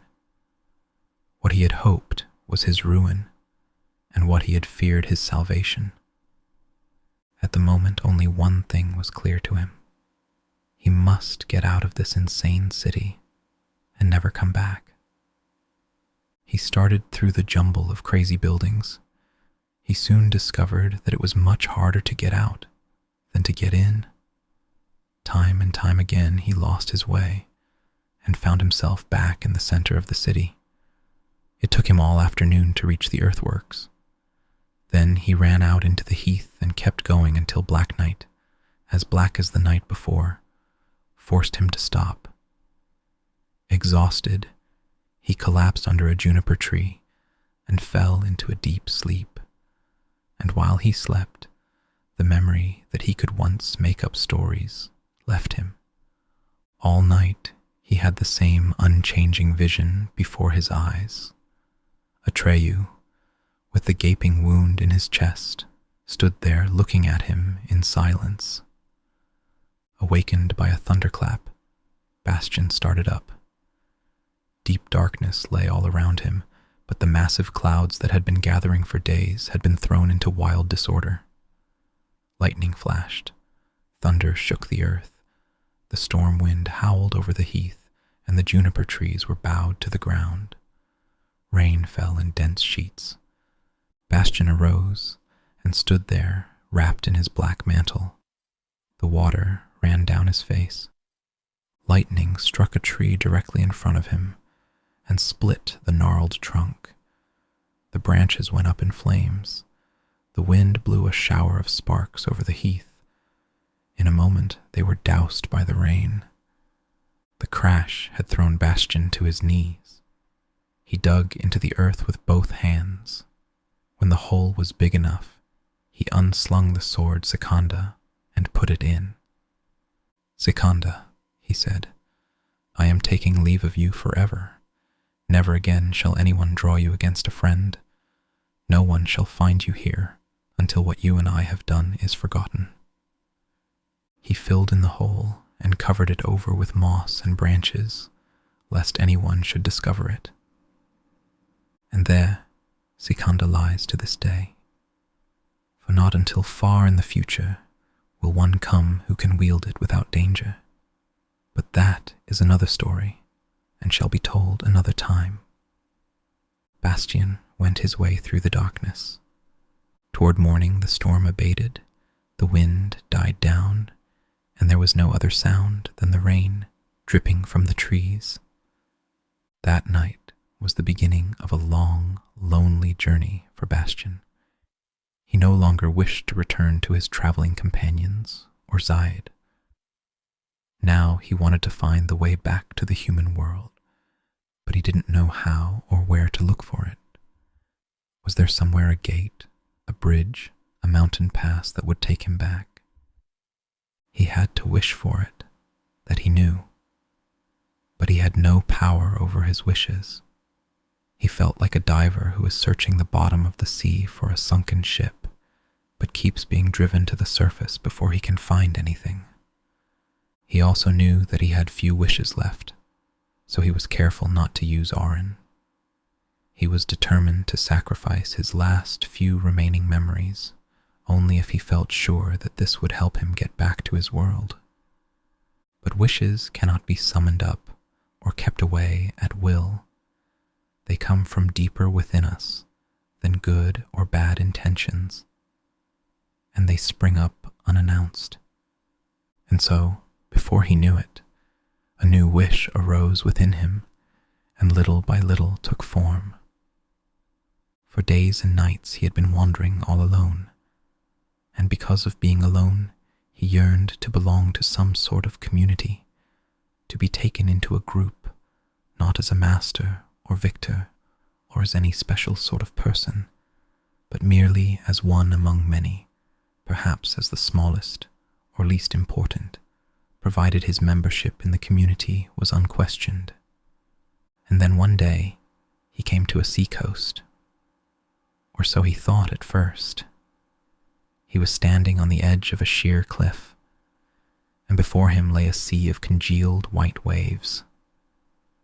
It was some time before he realized that these waves were not really motionless, but were moving very slowly, that there were currents and eddies that moved as imperceptibly as the hands of a clock.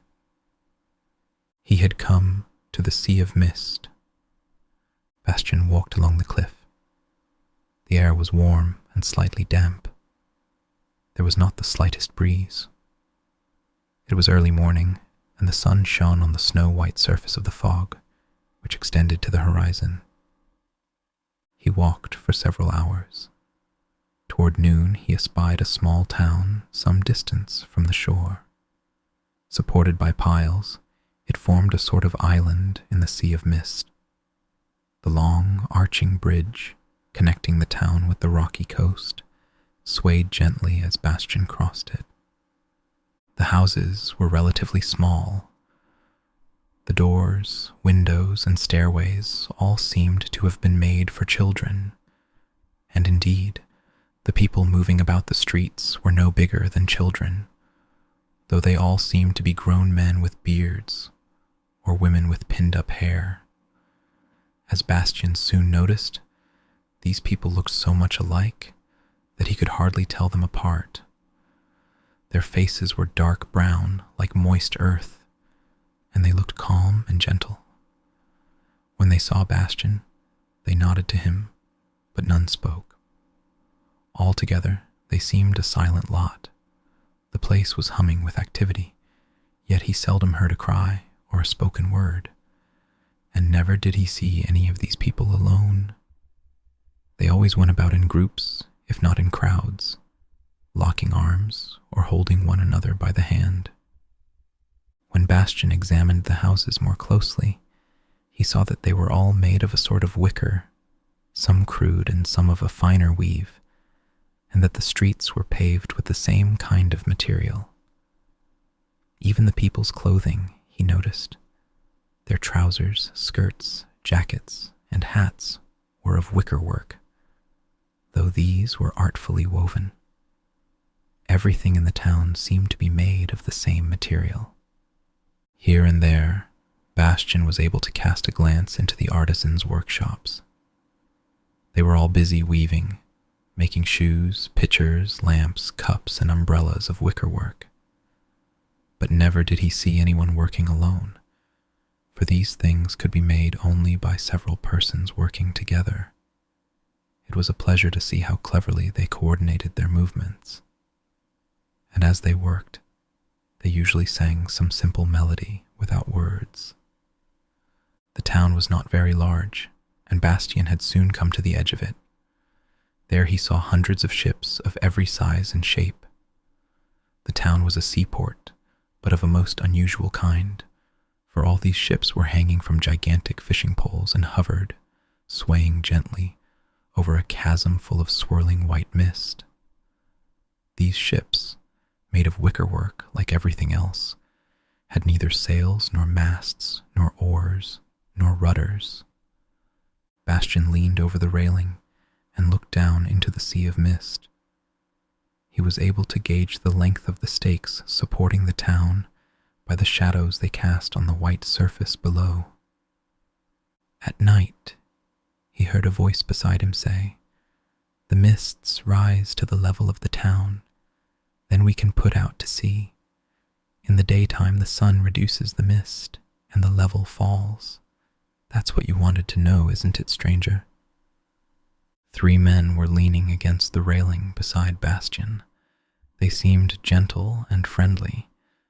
They got to talking, and in the course of his conversation with them, Bastian learned that the town was called Iskal or Basketville. Its inhabitants were known as Iskalnari. The word meant roughly the partners. The 3 were mist sailors. Not wishing to give his name for fear of being recognized, Bastian introduced himself as someone. The 3 sailors told him the Iskalnari had no names for individuals and didn't find it necessary. They were all Iskalnari, and that was enough for them. Since it was lunchtime, they invited Bastian to join them, and he gratefully accepted. They went to a nearby inn, and during the meal, Bastian learned all about Basketville and its inhabitants. The Sea of Mist, which they called the Skyden, was an enormous ocean of white vapor which divided the 2 parts of Fantastica from each other. No one had ever found out how deep the Skyden was, or where all this mist came from. It was quite possible to breathe below the surface of the mist, and to walk some distance on the bottom of the sea near the coast, where the mist was relatively shallow, but only if one was tied to a rope and could be pulled back. For the mist had one strange property: it fuddled one's sense of direction. Any number of fools and daredevils had died in the attempt to cross the Skaden alone and on foot. Only a few had been rescued. The only way to reach the other side was in the ships of the Yiskalnari. The wickerwork from which the houses, implements, clothing, and ships of Iskal were made was woven from a variety of rushes that grew under the surface of the sea not far from the shore. These rushes, as can easily be gathered from the foregoing, could be cut only at the risk of one's life. Though unusually pliable and even limp in ordinary air, they stood upright in the sea because they were lighter than the mist. That was what made the wickerwork ships mist-worthy, and if any of the Iskalnari chanced to fall into the mist, his regular clothing served the purpose of a life jacket. But the strangest thing about the Iskalnari, so it struck Bastian, was that the word I seemed unknown to them. In any case, they never used it, but in speaking of what they thought or did, always said, we. When he gathered from the conversation that the 3 sailors would be putting out to sea that night, he asked if he could ship with them as a cabin boy. They informed him that a voyage on the Skaden was very different from any other ocean voyage, because no one knew how long it would take or exactly where it would end up. When Bastian said that didn't worry him, they agreed to take him on. At nightfall, the mists began to rise, and by midnight they had reached the level of Basketville. The ships that had been dangling in midair were now floating on the white surface. The moorings of the one on which Bastian found himself, a flat barge about 100 feet long, were cast off, and it drifted slowly out into the sea of mist. The moment he laid his eyes on it, Bastian wondered what propelled this sort of ship, since it had neither sails nor oars nor propeller. He soon found out that sails would have been useless, for there was seldom any wind on the Skaden, and that oars and propellers do not function in mist. These ships were moved by an entirely different sort of power. In the middle of the deck, there was a round, slightly raised platform. Bastian had noticed it from the start and taken it for a sort of captain's bridge. Indeed, it was occupied throughout the voyage by 2 or more sailors. The entire crew numbered 14. The men on the platform held one another clasped by the shoulders and looked fixedly forward. At first sight, they seemed to be standing motionless. Actually, they were swaying very slowly, in perfect unison, in a sort of dance, which they accompanied by chanting over and over again a simple and strangely beautiful tune. At first, Bastian regarded this song and dance as some sort of ceremony, the meaning of which escaped him. Then, on the 3rd day of voyage, he asked one of his 3 friends about it. Evidently surprised at Bastian's ignorance, the sailor explained that those men were propelling the ship by thought power. More puzzled than ever, Bastian asked if some sort of hidden wheels were set in motion. No, one of the sailors replied. When you want to move your legs, you have only to think about it. You don't need wheels, do you? The only difference between a person's body and a ship was that to move a ship at least 2, Iskalnari had to merge their thought powers into one. It was this fusion of thought powers that propelled the ship. If greater speed was desired, more men had to join in. Normally, thinkers worked in shifts of 3. The others rested, for easy and pleasant as it looked, thought propulsion was hard work, demanding intense and unbroken concentration, but there was no other way of sailing the Skaden. Bastian became the student of the mist navigators and learned the secret of their cooperation, dance and song without words. Little by little, in the course of the long voyage, he became one of them. During the dance, he felt his thought power merging with those of his companions to form a whole, and this gave him a strange and indescribable sense of harmony and self-forgetfulness. He felt accepted by a community, at one with his companions, and at the same time he totally forgot that the inhabitants of the world from which he came, and to which he was seeking the way back, were human beings, each with his own thoughts and opinions. Dimly, he remembered his home and parents, but nothing more. His wish to be no longer alone had come true. But now, deep in his heart, a new wish arose and began to make itself felt. One day it struck him that the Iskalnari lived together so harmoniously, not because they blended different ways of thinking, but because they were so much alike that it cost them no effort to form a community. Indeed, they were incapable of quarreling or even disagreeing, because they did not regard themselves as individuals. Thus, there were no conflicts or differences to overcome, and it was just this sameness, this absence of stress that gradually came to pall on Bastian. Their gentleness bored him, and the unchanging melody of their songs got on his nerves. He felt that something was lacking, something he hungered for, but he could not yet have said what it was. This became clear to him some time later when a giant mist crow was sighted. Stricken with terror, the sailors vanished below deck as fast as they could, but one was not quick enough. The monstrous bird swooped down with a cry, seized the poor fellow, and carried him away in its beak. When the danger was past, the sailors emerged and resumed their song and dance as though nothing had happened. Their harmony was undisturbed, and far from grieving, they didn't waste so much as a word on the incident. "Why should we grieve?" said one of them when Bastian inquired.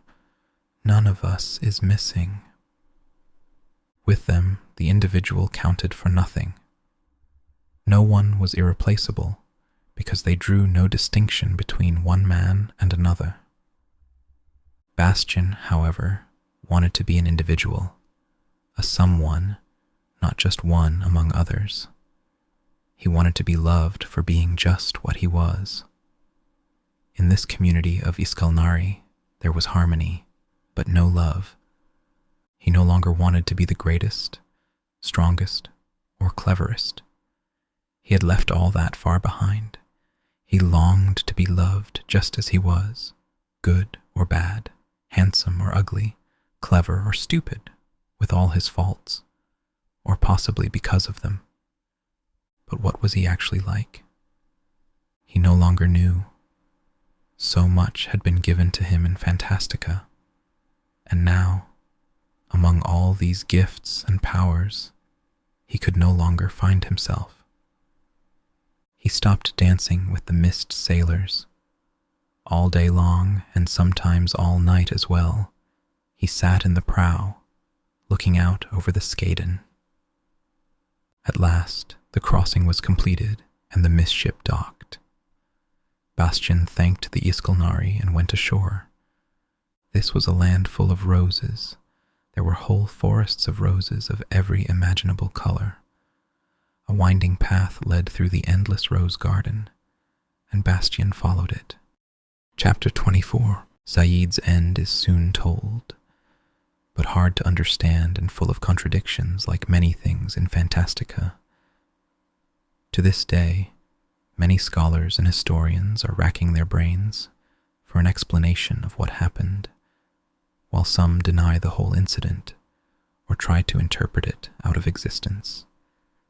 Here we shall simply state the facts, leaving others to explain them as best they can. Just as Bastian was arriving at the town of Iskal, Saeed and her black giants reached the spot where his metallic horse had collapsed under him. In that moment, she suspected that she would never find him, and her suspicions became a certainty when she came to the earthen wall and saw Bastian's footprints on it. If he had reached the city of the old emperors, he was lost to her plans, regardless of whether he stayed there or whether he managed to escape. In the first case, he would become powerless, like everyone there, no longer able to wish for anything. And in the second, all wishes for power and greatness would die within him. For her, Saeed, the game was over in either case. She commanded her armored giants to halt. Strangely, they did not obey but marched on, She flew into a rage, jumped out of her litter, and ran after them with outstretched arms. The armored giants, foot soldiers and riders alike, ignored her commands, turned about, and trampled her with their feet and hooves. At length, when Zaid had breathed her last, the whole column stopped like run-down clockwork. When Heisbald, Hydorn, and Hycrion arrived with what was left of the army, they saw what had happened. They were puzzled, because they knew it was Zaid's will alone that had moved the hollow giants. So, they thought, it must have been her will that they should trample her to death. But knotty problems were not the knight's forte, so in the end they shrugged their shoulders and let well enough alone. But what were they to do next? They talked it over, and deciding that the campaign was at an end, discharged the army and advised everyone to go home. They themselves, however, felt bound by the oath of fealty they had sworn to Bastian, and resolved to search all Fantastica for him. That was all well and good, but which way were they to go? They couldn't agree, so deciding that each would search separately, they parted and hobbled off each in a different direction. All three had countless adventures, and Fantastica knows numerous accounts of their futile quest. But these are other stories, and shall be told another time. For years the hollow, black-metalled giants stood motionless on the heath not far from the city of the old emperors. Rain and snow fell on them, they rusted, and little by little sank into the ground, some vertically, some at a slant. But to this day, a few of them can be seen. The place is thought to be cursed, and travelers make a wide circle around it. But let's get back to Bastian. While following the winding path through the rose garden, he saw something that amazed him, because in all his wanderings in Fantastica, he had never seen anything like it. It was a pointing hand, carved from wood.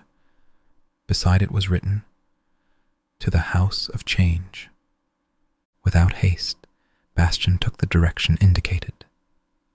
He breathed the fragrance of the innumerable roses and felt more and more cheerful, as though looking forward to a pleasant surprise.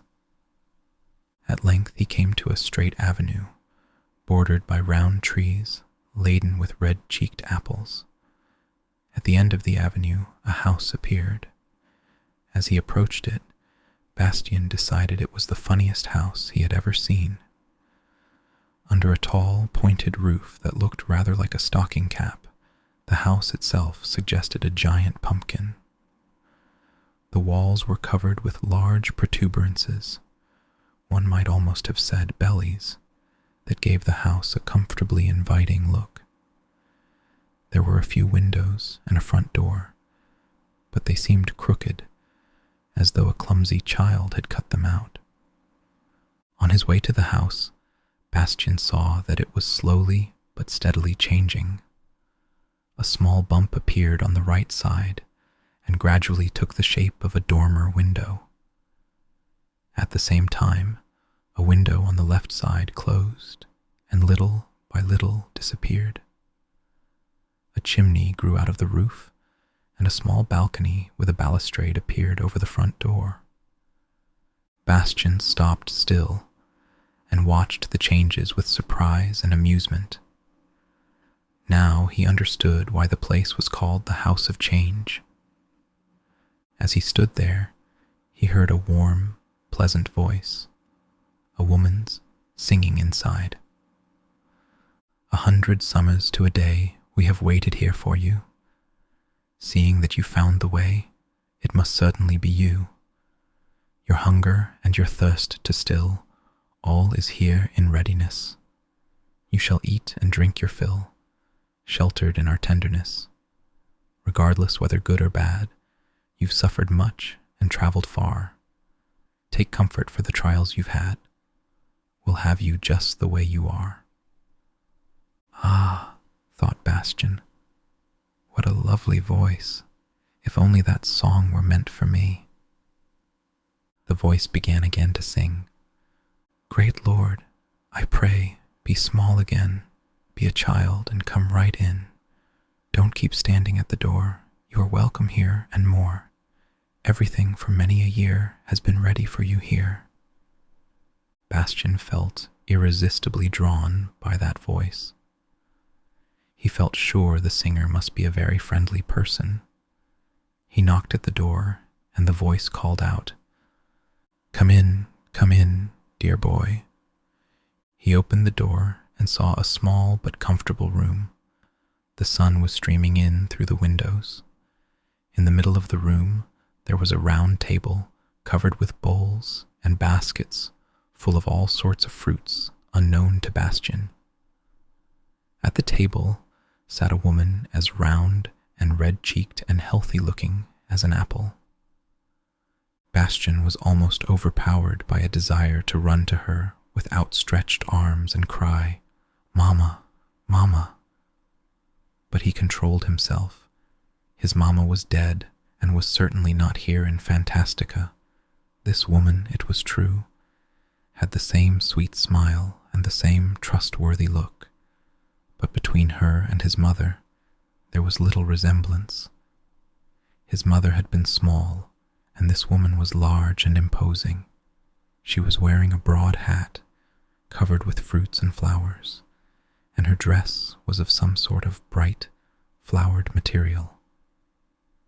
It was some time before Bastian realized that it consisted of leaves, flowers, and fruits. As he stood looking at her, he was overcome by a feeling that he had not known for a long time. He could not remember when and where. He knew only that he had sometimes felt that way when he was little.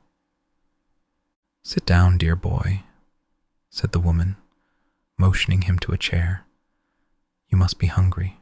Do have a bite to eat." "I beg your pardon," said Bastian. "You're expecting a guest? I've only come here by accident." "Really?" said the woman with a smile. "Oh, well, it doesn't matter. You can have a bite to eat all the same. Meanwhile, I'll tell you a little story. Go on, don't stand on ceremony." Bastian took off his black mantle, laid it on a chair, and hesitantly reached for a fruit. Before biting into it, he asked, "What about you? Aren't you eating? Or don't you care for fruit?" The woman laughed heartily. Bastian didn't know why. "Very well," she said after composing herself. "If you insist, I'll have something to keep you company, but in my own way. Don't be frightened." With that, she picked up a watering can that was on the floor beside her, held it over her head, and sprinkled herself. "Oh," she said, "that is refreshing." Now it was Bastian's turn to laugh. Then he bit into the fruit and instantly realized that he had never eaten anything so good. He took a second fruit, and that was even better. "You like it?" asked the woman, watching him closely. Bastian couldn't answer because his mouth was full. He chewed and nodded. "I'm glad," the woman said. "I've taken a lot of pains with that fruit. Eat as much as you please." Bastian took a third fruit, and that was a sheer delight. He sighed with well-being. "And now, I'll tell you the story," said the woman. "But don't let it stop you from eating." Bastian found it hard to listen, for each new fruit gave him a more rapturous sensation than the last. "A long, long time ago," the flowery woman began, "our childlike empress was deathly ill, for she needed a new name, and only a human could give her one. But humans had stopped coming to Fantastica. No one knew why. And if she had died, that would have been the end of Fantastica. Then one day, or rather one night, a human came after all. It was a little boy, and he gave the childlike empress the name of Moonchild. she recovered, and in token of her gratitude, she promised the boy that all his wishes in her empire would come true until he found out what he really and truly wanted. Then the little boy made a long journey from one wish to the next, and each one came true. And each fulfillment led to a new wish.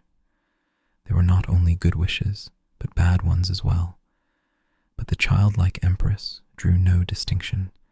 In her eyes, all things in her empire are equally good and important. In the end, the ivory tower was destroyed, and she did nothing to prevent it. But with every wish fulfillment, the little boy lost a part of his memory of the world he had come from.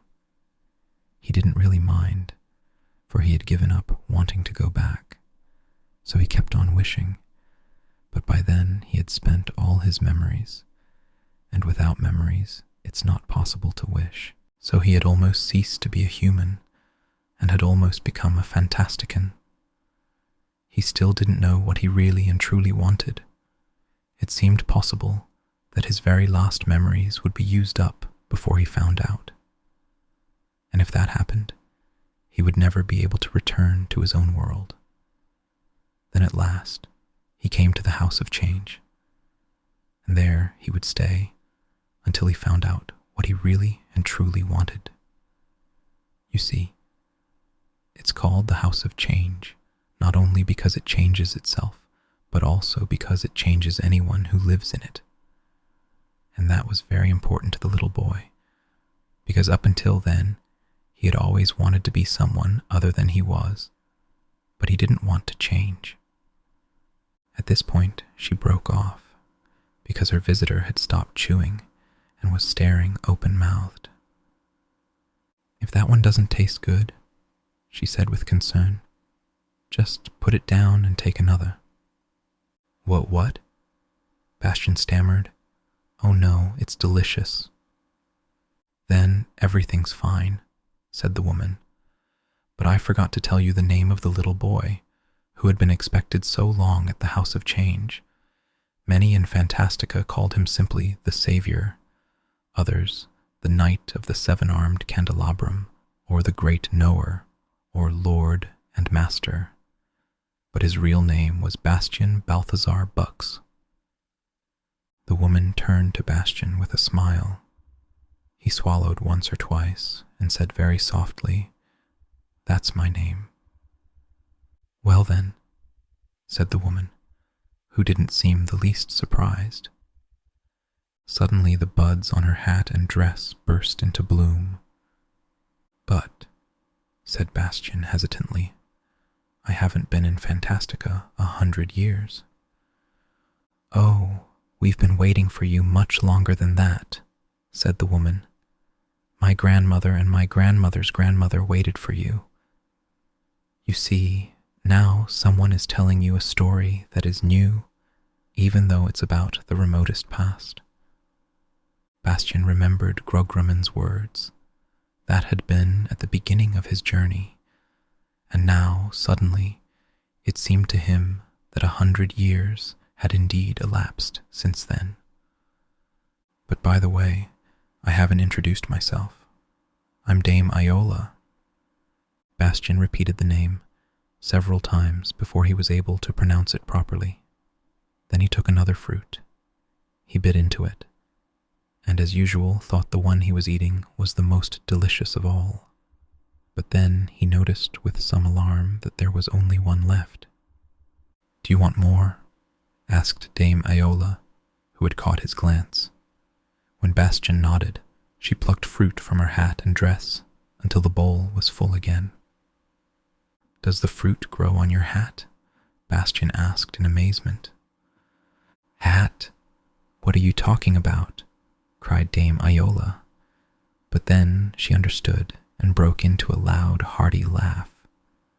"So you think it's a hat I've got on my head? Not at all, dear boy. It all grows out of me, just as your hair grows out of you. That should show you how glad I am that you've finally come. That's why I'm flowering and bearing fruit. If I were sad, I'd wither. But come now. Don't forget to eat." Bastian was embarrassed. "I don't know," he said. "Is it all right to eat something that comes out of somebody?" "Why not?" asked Dame Iola. "Babies drink milk that comes out of their mothers. There's nothing better." "That's true," said Bastian with a slight blush, "but only when they're very little."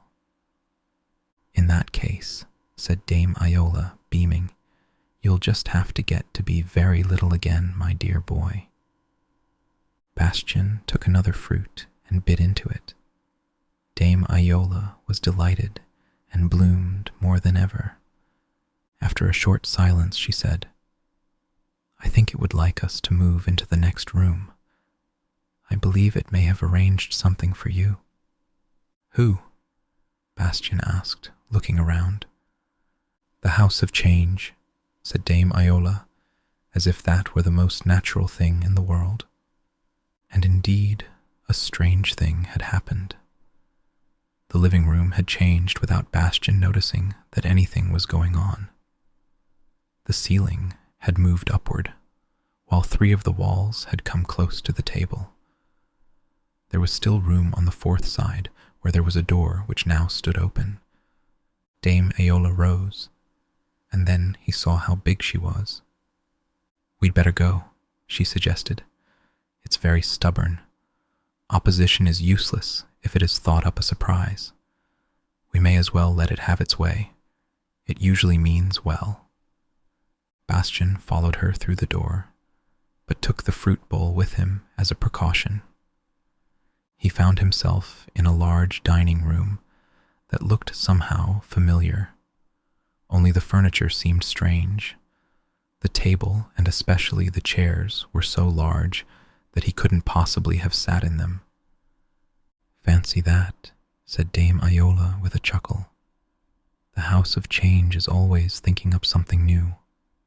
Now, for your benefit, it has provided a room as it must look to a small child." "You mean," said Bastian, "that this room wasn't here before?" "Of course not. The House of Change is very wide awake, you see. This is its way of taking part in our conversation. I think it's trying to tell you something." Then she sat down in one of the chairs at the table, while Bastian tried in vain to climb up on the other. Dame Iola had to pick him up and put him on it, but even then his nose was barely level with the tabletop. He was glad he had taken the bowl of fruit and kept it on his lap. If it had been on the table, it would have been beyond his reach. "Do you often have to change rooms this way?" he asked. "Not often," said Dame Iola. "Never more than 3 or 4 times a day. Sometimes the House of Change will have its little jokes, and then the rooms are suddenly reversed. The floor on top and the ceiling at the bottom, that sort of thing. But it's only being bumptious, and it stops when I give it a piece of my mind. All in all, it's a well-behaved house, and I feel very comfortable in it. We have good laughs together." "But isn't it dangerous?" Bastian asked. "For instance, if you're asleep at night and the room gets smaller and smaller." "What nonsense, dear boy," cried Dame Iola, pretending to be angry. "It's very fond of me, and it's fond of you too. It's glad to have you here."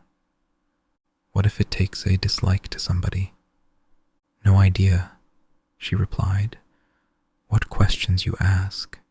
There's never been anyone here but you and me."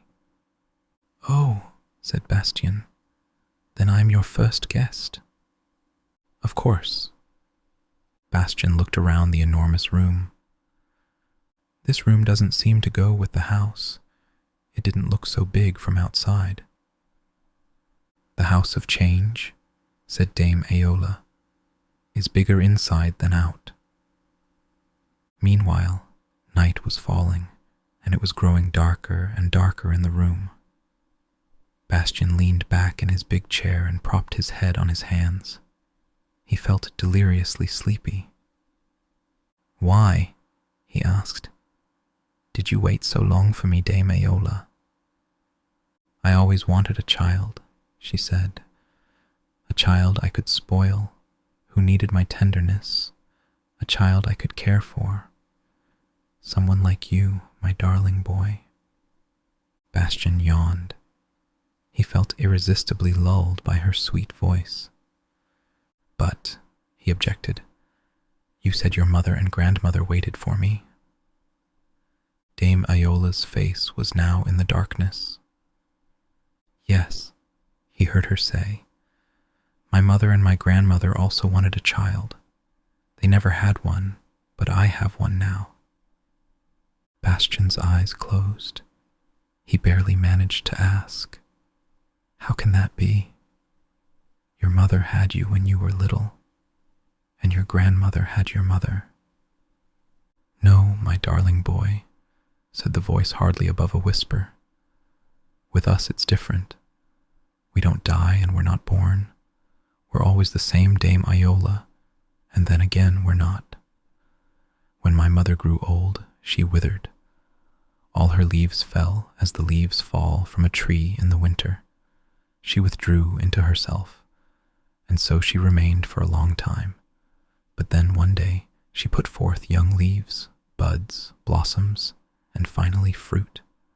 And that's how I came into being, for I was the new Dame Aola, and it was just the same with my grandmother when she brought my mother into the world. We Dames Aola can only have a child if we wither first, and then we're our own child and we can't be a mother anymore. That's why I'm so glad you're here, my darling boy. Bastian spoke no more. He'd slipped into a sweet half-sleep in which he heard her words as a kind of chant. He heard her stand up and cross the room and bend over him. She stroked his hair and kissed him on the forehead. Then he felt her pick him up and carry him out in her arms. He buried his head in her bosom like a baby. Deeper and deeper, he sank into the warm, sleepy darkness. He felt that he was being undressed and put into a soft, sweet-smelling bed. And then he heard her lovely voice singing far in the distance. Sleep, my darling, good night. Your sufferings are past. Great Lord, be a little child at last. Sleep, my darling. Sleep tight. When he woke up the next morning, he felt better and happier than ever before. He looked around and saw that he was in a cozy little room, lying in a crib. Actually, it was a very large crib, or rather, it was as large as a crib must look to a baby. For a moment, this struck him as ridiculous, because he certainly wasn't a baby anymore, and he was still in possession of all the powers and gifts that Fantastica had given him. The Childlike Empress's amulet was still hanging from his neck, but in the very next moment he stopped caring whether it was ridiculous or not. No one but him and Dame Aola would ever find out, and they both knew that everything was just as it should be. He got up, washed, dressed, and left the room. A flight of wooden steps took him to the big dining room, which had turned into a kitchen overnight. Dame Aola had breakfast all ready for him. She too was in high spirits. Her flowers were in full bloom. She sang and laughed and even danced around the kitchen table with him. After breakfast, she sent him outside to get some fresh air. In the great rose garden around the House of Change, it was summer, a summer that seemed eternal. Bastian sauntered about, watched the bees feasting on the flowers, listened to the birds that were singing in every rose bush, played with the lizards, which were so tame that they crawled up on his hand, and with the hares which let him stroke them. From time to time he crept under a bush, smelled the sweet scent of the roses, blinked up at the sun, and thinking of nothing in particular, let the time glide by like a brook. Days became weeks. He paid no attention. Dame Iola was merry, and Bastian surrendered himself to her motherly care and tenderness. It seemed to him that without knowing it, he had long hungered for something which was now being given him in abundance, and he just couldn't get enough of it. He spent whole days rummaging through the house of change from attic to cellar. He never got bored, because the rooms were always changing, and there was always something new to discover. Clearly, the house was at pains to entertain its guest. It produced playrooms, railway trains, puppet theatres, jungle gyms. There was even a big merry-go-round, or else he would explore the surrounding country.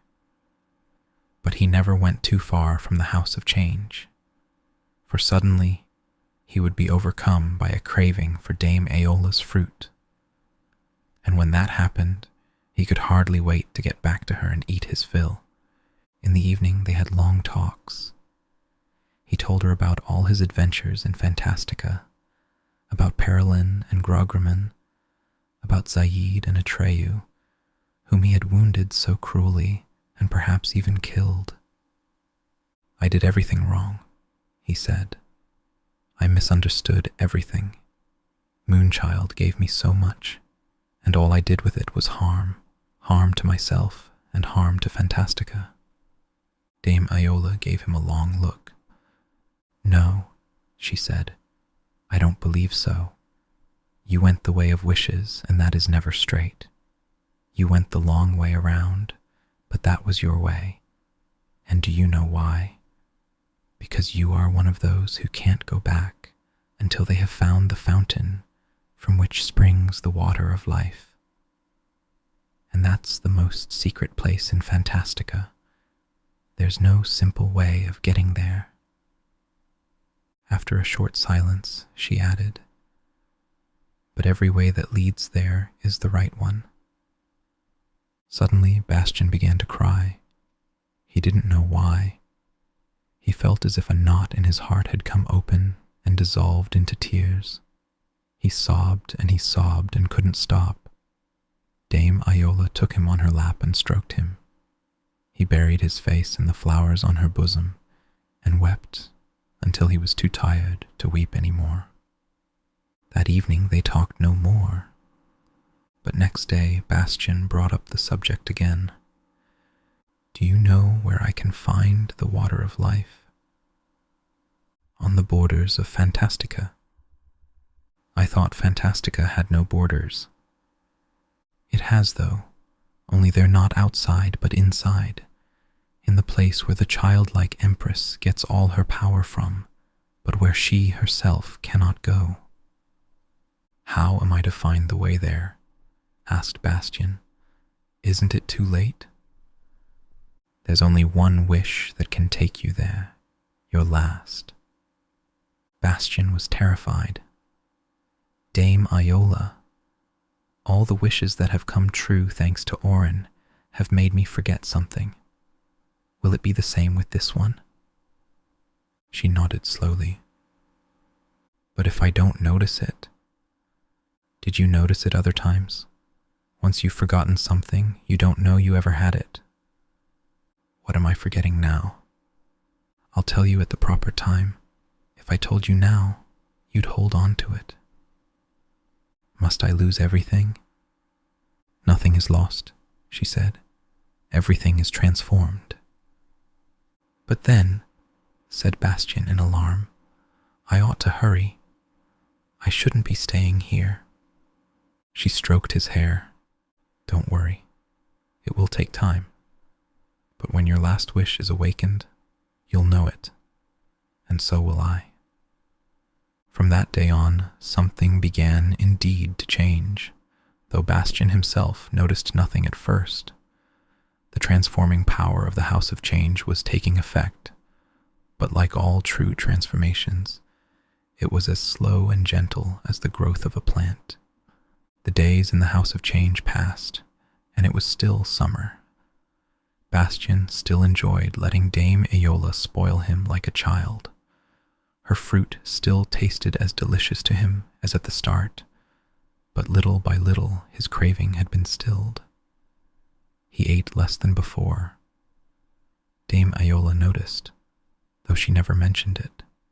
He also felt that he had had his fill of her care and tenderness, and as his need for them dwindled, a longing of a very different kind made itself felt, a desire that he had never felt before, and that was different in every way from all his previous wishes, the longing to be capable of loving. With surprise and dismay, he recognized that he could not love, and the wish became stronger and stronger. One evening, as they were sitting together, he spoke of it to Dame Aola. After listening to him, she said nothing for a long while. She looked at Bastian with an expression that puzzled him. "Now you have found your last wish," she said finally. "What you really and truly want is to love." "But why can't I, Dame Aola?" "You won't be able to until you have drunk of the water of life," she said, "and you can't go back to your own world unless you take some of it back for others." Bastian was bewildered. "But what about you?" he asked. "Haven't you drunk of it?" "No," said Dame Aola. "It's different for me. I only needed someone to whom I could give my excess." "But isn't that love?" Dame Aola pondered a while. Then she said, "It was the effect of your wish. Can't Fantasticans love? Are they like me?" he asked anxiously. She answered, "There are some few creatures in Fantastica, so I'm told, who get to drink of the water of life. But no one knows who they are, and there is a prophecy, which we seldom speak of, that sometime in the distant future, humans will bring love to Fantastica. Then the two worlds will be one, but what that means, I don't know."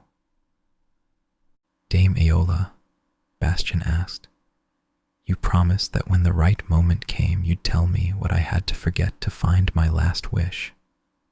Has the time come?" She nodded. "You had to forget your father and mother. Now you have nothing left but your name." Bastian pondered.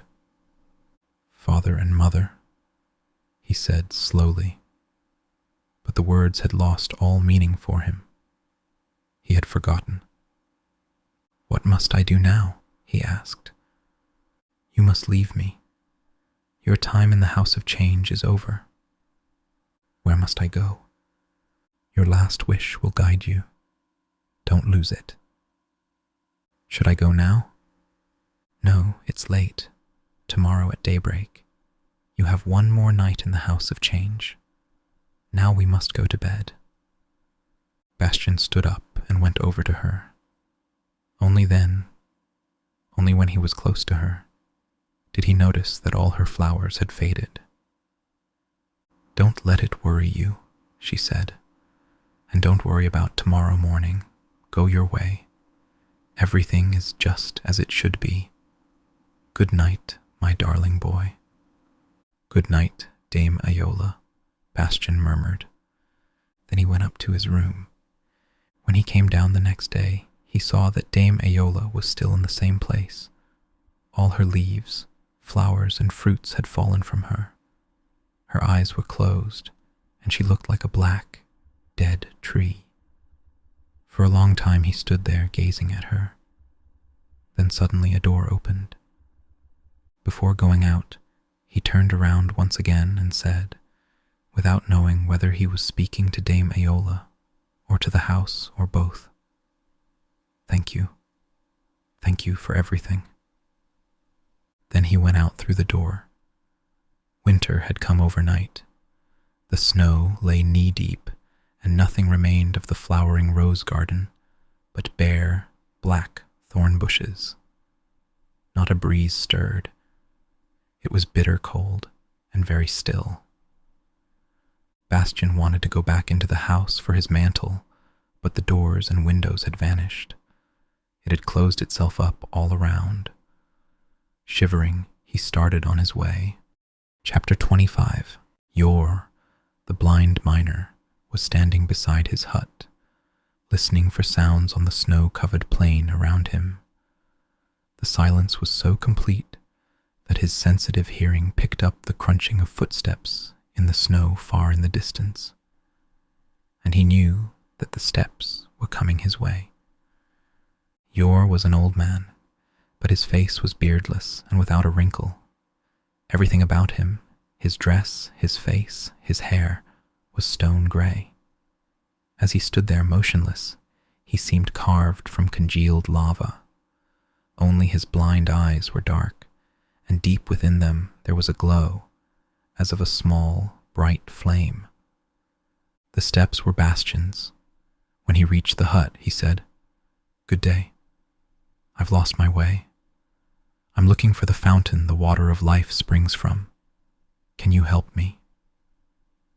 The miner replied in a whisper, "You haven't lost your way, but speak softly, or my pictures will crumble."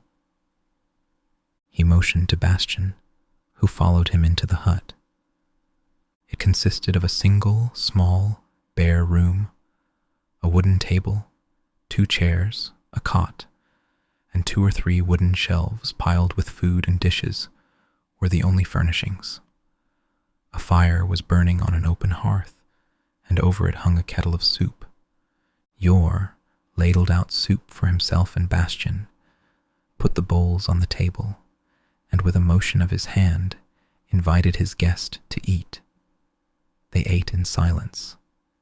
Then the miner leaned back. His eyes looked through Bastian and far into the distance as he asked in a whisper, "Who are you?" "My name is Bastian Balthazar Bux." "Ah, so you still know your name?" "Yes. And who are you?" "I am Yor. People call me the blind miner, but I am blind only in the daylight. In the darkness of my mine, I can see." "What sort of mine is it?" "The Minraud mine, they call it. It's a picture mine." "A picture mine?" said Bastian in amazement. "I never heard of such a thing." Yor seemed to be listening for something. "And yet," he said, "it's here for just such as you, for humans who can't find the way to the water of life." "What kind of pictures are they?" Bastian asked. Yor shut his eyes and was silent for a while. Bastian didn't know whether to repeat his question. Then he heard the miner whisper, "Nothing gets lost in the world. Have you ever dreamed something and when you woke up not known what it was?" "Yes," said Bastian. "Often." Yor nodded. Then he stood up and beckoned Bastian to follow him. Before they left the hut, he dug his fingers into Bastian's shoulders and whispered, but not a word, not a sound. "Understand? What you are going to see is my work of many years. The least sound can destroy it. So tread softly and don't talk." Bastian nodded, and they left the hut. Behind it, there was a wooden head frame, below which a shaft descended vertically into the earth. Passing these by, the miner led Bastian out into the snow-covered plain. And there in the snow lay the pictures, like jewels bedded in white silk. They were paper-thin sheets of colored, transparent isinglass, of every size and shape, some round, some square, some damaged, some intact, some as large as church windows, others as small as snuff-box miniatures. They lay, arranged more or less according to size and shape, in rows extending to the snowy horizon. What these pictures represented, it was hard to say. There were figures in weird disguise that seemed to be flying through the air in an enormous bird's nest, donkeys in judges' robes, clocks as limp as soft butter, dressmakers' dummies standing in deserted, glaringly lighted squares.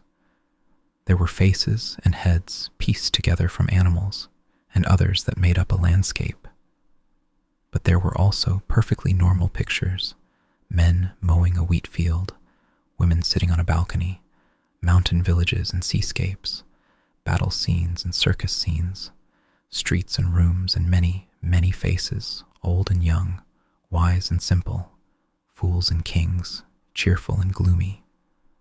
There were gruesome pictures, executions and death dances, and there were comical ones, such as a group of young ladies riding a walrus, or a nose walking about and being greeted by passers-by. The longer Bastian looked at the pictures, the less he could make of them. He and Yor spent the whole day walking past row after row of them, and then dusk descended on the great snowfield. Bastian followed the miner back to the hut. After closing the door behind them, Yor asked in a soft voice, "Did you recognize any of them?" "No," said Bastian. The miner shook his head thoughtfully. "Why?" Bastian asked. "What are they?" "They are forgotten dreams from the human world," Yor explained. "Once someone dreams a dream, it can't just drop out of existence. But if the dreamer can't remember it, what becomes of it? It lives on in Fantastica, deep under our earth. There the forgotten dreams are stored in many layers. The deeper one digs, the closer together they are. All Fantastica rests on a foundation of forgotten dreams." Bastian was wide-eyed with wonderment. "Are mine there too?" he asked. Yor nodded. "And you think I have to find them?" "At least one," said Yor. "One will be enough." "But what for?" Bastian wanted to know. Now the miner's face was lit only by the faint glow of the hearth fire. Again his blind eyes looked through Bastian and far into the distance. "Listen to me, Bastian Balthazar Bux," he said. "I'm no great talker. I prefer silence. But I will answer this one question. You are looking for the water of life. You want to be able to love. That's your only hope of getting back to your world. To love, that's easily said. But the water of life will ask you, love whom? Because you can't just love in general. You've forgotten everything but your name. And if you can't answer, it won't let you drink. So you'll just have to find a forgotten dream, a picture that will guide you to the fountain. And to find that picture, you will have to forget the one thing you have left, yourself. And that takes hard, patient work. Remember what I've said, for I shall never say it again." After that, he lay down on his wooden cot and fell asleep. Bastian had to content himself with the hard, cold floor. But he didn't mind. When he woke up the next morning feeling stiff in all his joints, Yor was gone. To the mine, no doubt, Bastian decided. He took a dish of the hot soup, which warmed him but didn't taste very good. Too salty. It made him think of sweat and tears. Then he went out into the snow-covered plain and walked past the pictures. He examined one after another attentively, for now he knew how important it was, but he found none that meant anything in particular to him. Toward evening, Yor came up from the mine. Bastian saw him step out of the pit cage. In a frame on his back, he was carrying different-sized sheets of paper-thin isinglass. Bastian followed him in silence as he went far out into the plain and carefully bedded his new finds in the soft snow at the end of a row. One of the pictures represented a man whose chest was a birdcage with 2 pigeons in it. Another, a woman of stone, riding on a large turtle. One very small picture showed a butterfly with letters on its wings, and many more. but none meant anything to Bastian. Back in the hut with the miner, he asked, "What will become of the pictures when the snow melts?" "It's always winter here," said Yor. They had no other conversation that evening. In the following days, Bastian kept searching among the pictures for one with some special meaning for him, but in vain. In the evening, he sat in the hut with the miner. Since the miner kept silent, Bastian got into the habit of saying nothing, and little by little he adopted Yor's careful way of moving for fear of making the pictures crumble. "Now I've seen all the pictures," Bastian said one night. "None of them is for me." "That's bad," said Yor. "What should I do?" Bastian asked. "Should I wait for you to bring up new ones?" Yor thought it over, then he shook his head. "If I were you," he whispered, "I'd go down into the mine and dig for myself." "But I haven't got your eyes," said Bastian. "I can't see in the dark." "Weren't you given a light for your long journey?" Yor asked, looking through Bastian. "A sparkling stone or something that might help you now?" "Yes," said Bastian sadly, "but I used Alza here for something else." "That's bad," Yor said again. "Then what do you advise?" Bastian asked. After a long silence, the miner replied, "Then you'll just have to work in the dark." Bastian shuddered. He still had all the strength and fearlessness Oren had given him, but the thought of crawling on his belly in the black underground darkness sent the shivers down his spine. He said nothing more, and they both lay down to sleep. The next morning, the miner shook him by the shoulders. Bastian sat up. "Eat your soup and come with me," said Yor. Bastian obeyed. He followed the miner to the shaft and got into the pit cage with him. Together they rode down into the mine. At first, a faint beam of light followed them down the shaft, but it vanished as the cage went deeper. Then a jolt signaled that they had reached the bottom. Here below it was much warmer than on the wintry plain. The miner walked very fast, and trying to keep up for fear of losing him in the darkness, Bastian was soon covered with sweat. They twined their way over endless passages and galleries, which sometimes opened out into spacious vaults, as Bastian could tell by the echo of their footfalls. Several times Bastian bruised himself against jutting stones or wooden props, but Yor took no notice.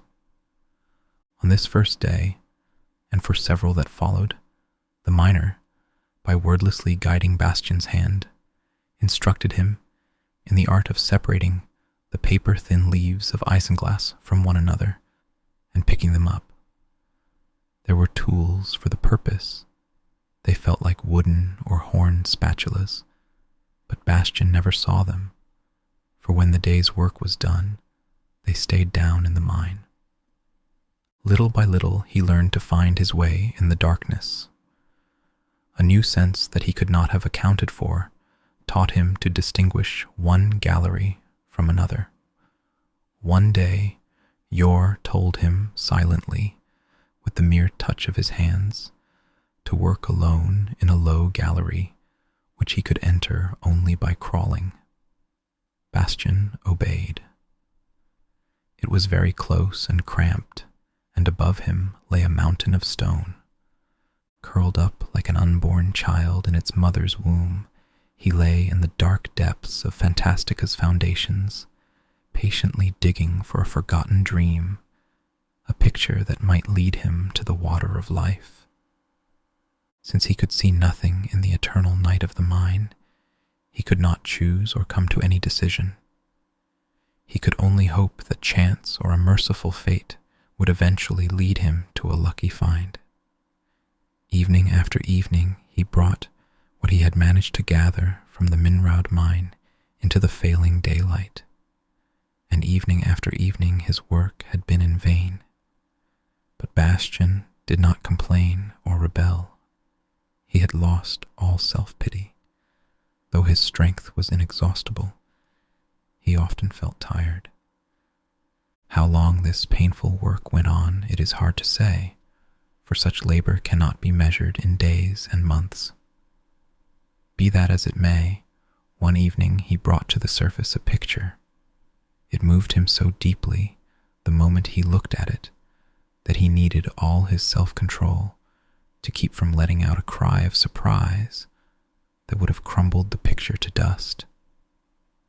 On the fragile sheet of isinglass, it was not very large, about the size of a usual book page, he saw a man wearing a white smock and holding a plaster cast in one hand. His posture and the troubled look on his face touched Bastian to the heart. But what stirred him the most was that the man was shut up in a transparent but impenetrable block of ice. While Bastian looked at the picture that lay before him in the snow, a longing grew in him for this man whom he did not know, a surge of feeling that seemed to come from far away. Like a tidal wave, almost imperceptible at first, it gradually built up strength till it submerged everything in its path. Bastian struggled for air. His heart pounded. It was not big enough for so great a longing. That surge of feeling submerged everything that he still remembered of himself, and he forgot the last thing he still possessed, his own name. Later on, when he joined Yor in the hut, he was silent. The miner was silent too, but for a long while he faced Bastian, his eyes once again seeming to look through him and far into the distance. And for the first time since Bastian had come, a smile passed briefly over the miner's stone-gray features. That night, tired as he was, the boy who no longer had a name could not sleep. He kept seeing the picture before his eyes. It was as though this man wanted to say something to him, but could not, because of the block of ice he was imprisoned in. The boy without a name wanted to help him, wanted to make the ice melt. As in a waking dream, he saw himself hugging the block of ice, trying in vain to melt it with the heat of his body. But then, all at once, he heard what the man was trying to say to him. He heard it not with his ears, but deep in his heart. "Please help me. Don't leave me. I can't get out of this ice alone. Help me. Only you can help me." When they awoke next morning at daybreak, the boy without a name said to Yor, "I won't be going down into the mine with you anymore. Are you going to leave me?" The boy nodded. "I'm going to look for the water of life." "Have you found the picture that will guide you?" "Yes. Will you show it to me?" Again the boy nodded. They went out into the snow where the picture lay. The boy looked at it, but Yor directed his blind eyes at the boy's face, as though looking through it into the distance. For a long while he seemed to be listening for some sound. At length he nodded. "Take it with you," he whispered, "and don't lose it. If you lose it, or if it is destroyed, you will have nothing left in Fantastica. You know what that means." The boy, who no longer had a name, stood with bowed head and was silent for a while. Then he said, just as softly, "Thank you, Yor, for what you have taught me." They pressed each other's hands. "You've been a good miner," Yor whispered. "You've worked well." Then he turned away and went to the mine shaft. Without turning around, he got into the pit cage and descended into the depths. The boy without a name picked the picture out of the snow and plodded out into the snow-covered plain. He had been walking for many hours. Yor's hut had long since disappeared below the horizon. On all sides there was nothing to be seen but the endless snow-covered plain. But he felt that the picture, which he was holding carefully in both hands, was pulling him in a certain direction. Regardless of how far it might be, he was determined to follow this pull, for he was convinced that it would take him to the right place. Nothing must hold him back. He felt sure of finding the water of life. Suddenly, he heard a clamor in the air, as though innumerable creatures were screaming and twittering. Looking up into the sky, he saw a dark cloud like a great flock of birds. But when the flock came closer, he saw what it really was, and terror stopped him in his tracks. It was the butterfly clowns, the schlammoofs. Merciful heavens, thought the boy without a name. If only they haven't seen me. They'll shatter the picture with their screams. But they had seen him. Laughing and rollicking, they shot down and landed all around him in the snow. Hurrah, they croaked, opening wide their motley-colored mouths. At last we've found him, our great benefactor. They tumbled in the snow, threw snowballs at one another, turned somersaults, and stood on their heads. Be still. Please be still. The boy without a name whispered in desperation. The whole chorus screamed with enthusiasm. What did he say? He said we were too still. Nobody ever told us that before. What do you want of me? Asked the boy. Why won't you leave me alone? All whirled around him, cackling. Great benefactor, great benefactor. Do you remember how you saved us when we were the Akaris?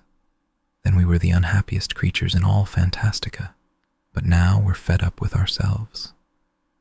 At first, what you did to us was a lot of fun, but now we're bored to death. We flit and we flutter, and we don't know where we're at. We can't even plan any decent games, because we haven't any rules. You've turned us into preposterous clowns, that's what you've done. You've cheated us. I meant well, said the horrified boy. Sure, you meant well by yourself, the schlammoofs shouted in chorus. Your kindness made you feel great, didn't it? But we paid the bill for your kindness, you great benefactor. What should I do? The boy asked. What do you want of me? We've been looking for you, screamed the schlammoofs with grimacing clown faces. We wanted to catch you before you could make yourself scarce. Now we've caught you, and we won't leave you in peace until you become our chief. We want you to be our head schlamoof, our master schlamoof, our general schlamoof. You name it. But why? The boy asked imploringly. The chorus of clowns screamed back. We want you to give us orders. We want you to order us around, to make us do something, to forbid us to do something. We want you to give us an aim in life. I can't do that. Why don't you elect one of your number? No, we want you. You made us what we are. No, the boy panted. I have to go. I have to go back. Not so fast, great benefactor, cried the butterfly clowns. You can't get away from us. You think you can sneak away from Fantastica, don't you? You'd like that, wouldn't you? But I'm at the end of my rope, the boy protested. What about us? The chorus replied. Go away, cried the boy. I can't bother with you any more. Then you must turn us back, cried the shrill voices. Then we'd rather be Akaris. The lake of tears has dried up. Amarganth is on dry land now, and no one spins fine silver filigree anymore. We want to be Akaris again. I can't, the boy replied. I no longer have any power in Fantastica. In that case, the whole swarm bellowed, whirling and swirling about. "We'll kidnap you." Hundreds of little hands seized him and tried to lift him off the ground. The boy struggled with might and main, and the butterflies were tossed in all directions. But like angry wasps, they kept coming back. Suddenly, in the midst of this hubbub, a low yet powerful sound was heard, something like the booming of a bronze bell. In a twinkling, the schlammoofs took flight, and their cloud soon vanished in the sky. The boy who had no name knelt in the snow. Before him, crumbled into dust, lay the picture. Now all was lost. Now nothing could lead him to the water of life.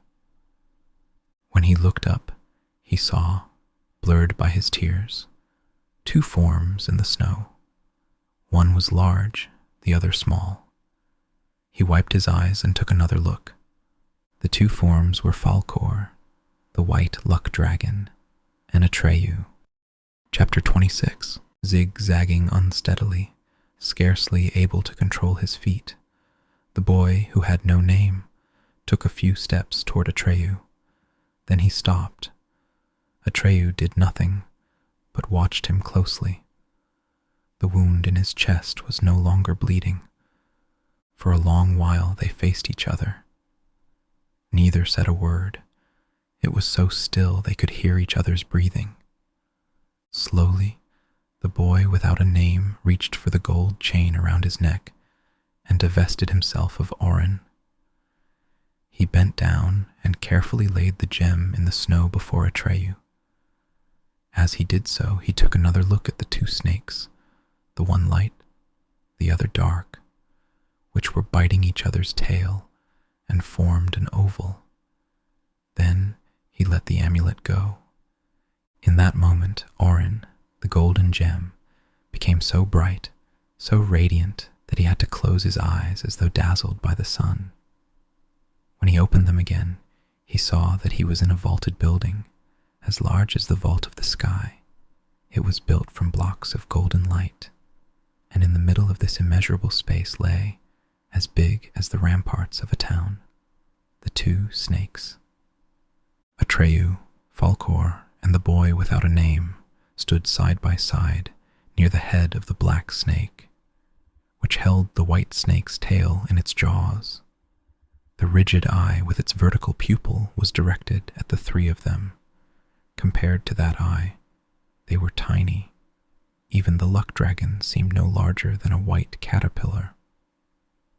The motionless bodies of the snakes glistened like some unknown metal, the one black as night, the other silvery white. The havoc they could wreak was checked only because they held each other prisoner.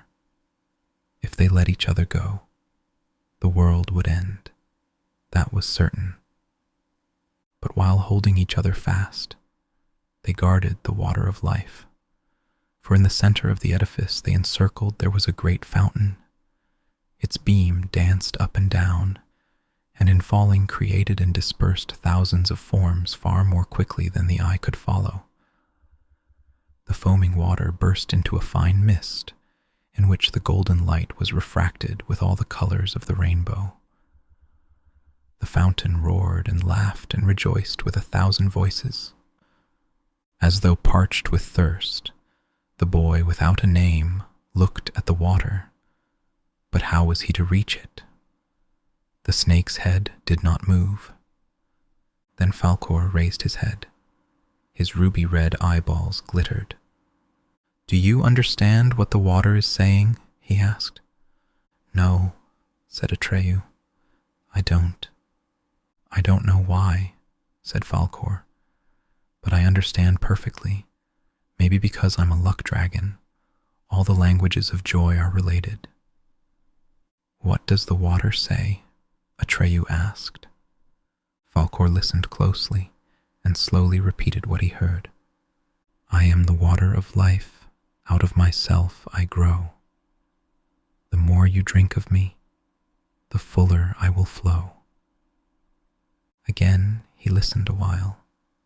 Then he said, "It keeps saying, 'Drink, drink, do what you wish."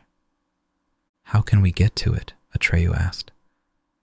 "It's asking us our names," Falkor reported. "I'm Atreyu," Atreyu cried. "I'm Falkor," cried Falkor. The boy, without a name, was silent. Atreyu looked at him, then took him by the hand and cried, "He's Bastian Balthazar Bux." "It asks," Falkor translated, "why he doesn't speak for himself." "He can't," said Atreyu. "He has forgotten everything." Falkor listened again to the roaring of the fountain. "Without memory," it says, "he cannot come in. The snakes won't let him through." Atreyu replied, "I have stored up everything he told us about himself and his world. I vouch for him." Falkor listened. "It wants to know by what right." "I am his friend," said Atreyu. Again Falkor listened attentively. "That may not be acceptable," he whispered to Atreyu. "Now it's speaking of your wound. It wants to know how that came about." "We were both right," said Atreyu, "and we were both wrong. But now Bastian has given up Auron of his own free will." Falkor listened and nodded. "Yes," he said, "it accepts that. This place is Auron. We are welcome, it says."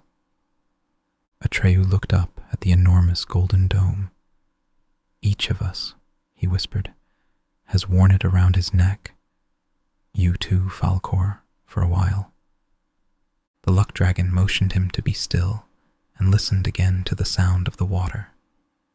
Then he translated, "Auron is the door that Bastian has been looking for. He carried it with him from the start. But, it says, the snakes won't let anything belonging to Fantastica cross the threshold. Bastian must therefore give up everything the Childlike Empress gave him. Otherwise, he cannot drink of the water of life." "But we are in her sign," cried Atreyu.